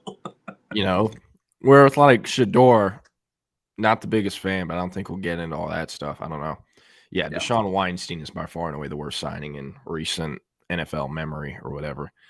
But I don't know, any thing you want to close out with NFL or Cowboy stuff you want to hit on or I guess predict before Friday's show? You didn't say it outright, but did a really good job of, saying you were going to break the DeMarvin Overshown jersey number switch before he did.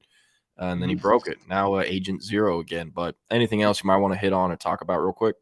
Nothing crazy. The Cowboys start their voluntary team workouts today. Micah Parsons is in attendance. So that's a big note this week going forward. So other than that, not much. Got it. Yep. All right, CB. Yeah, you were right. It was Spencer Sanders who went from Oak State to Ole Miss to back up Jackson Dart for a year. Yeah. And I think they still had Walker Howard on the team too then, who transferred in to compete for the job, and Jackson Dart retained his starting job. But anyways, we're going to close it down. I encourage y'all to get over to the Texas Sports Unfiltered app for the Midday Mashup. The 5 most important players for Texas, they're on the Midday Mashup. They're going to be talking about the 5 most important players for Texas football in 2025 and the latest draft rumors for the Dallas Cowboys and Houston Texans. Again, Texas Sports Unfiltered app going right now, audio only. And then at 2 p.m., Chip and Zay will be back on the live stream, Facebook, Twitter, Twitch, YouTube, wherever you get your live stream at 2 p.m. Central. I'll see you tomorrow. Nick will see you on Friday. And, yeah, thanks for tuning into the Lone Star Playbook. Jake Bayless, CB, Longhorn Bear, Patrick, all y'all, appreciate y'all a ton. And y'all have a great Monday.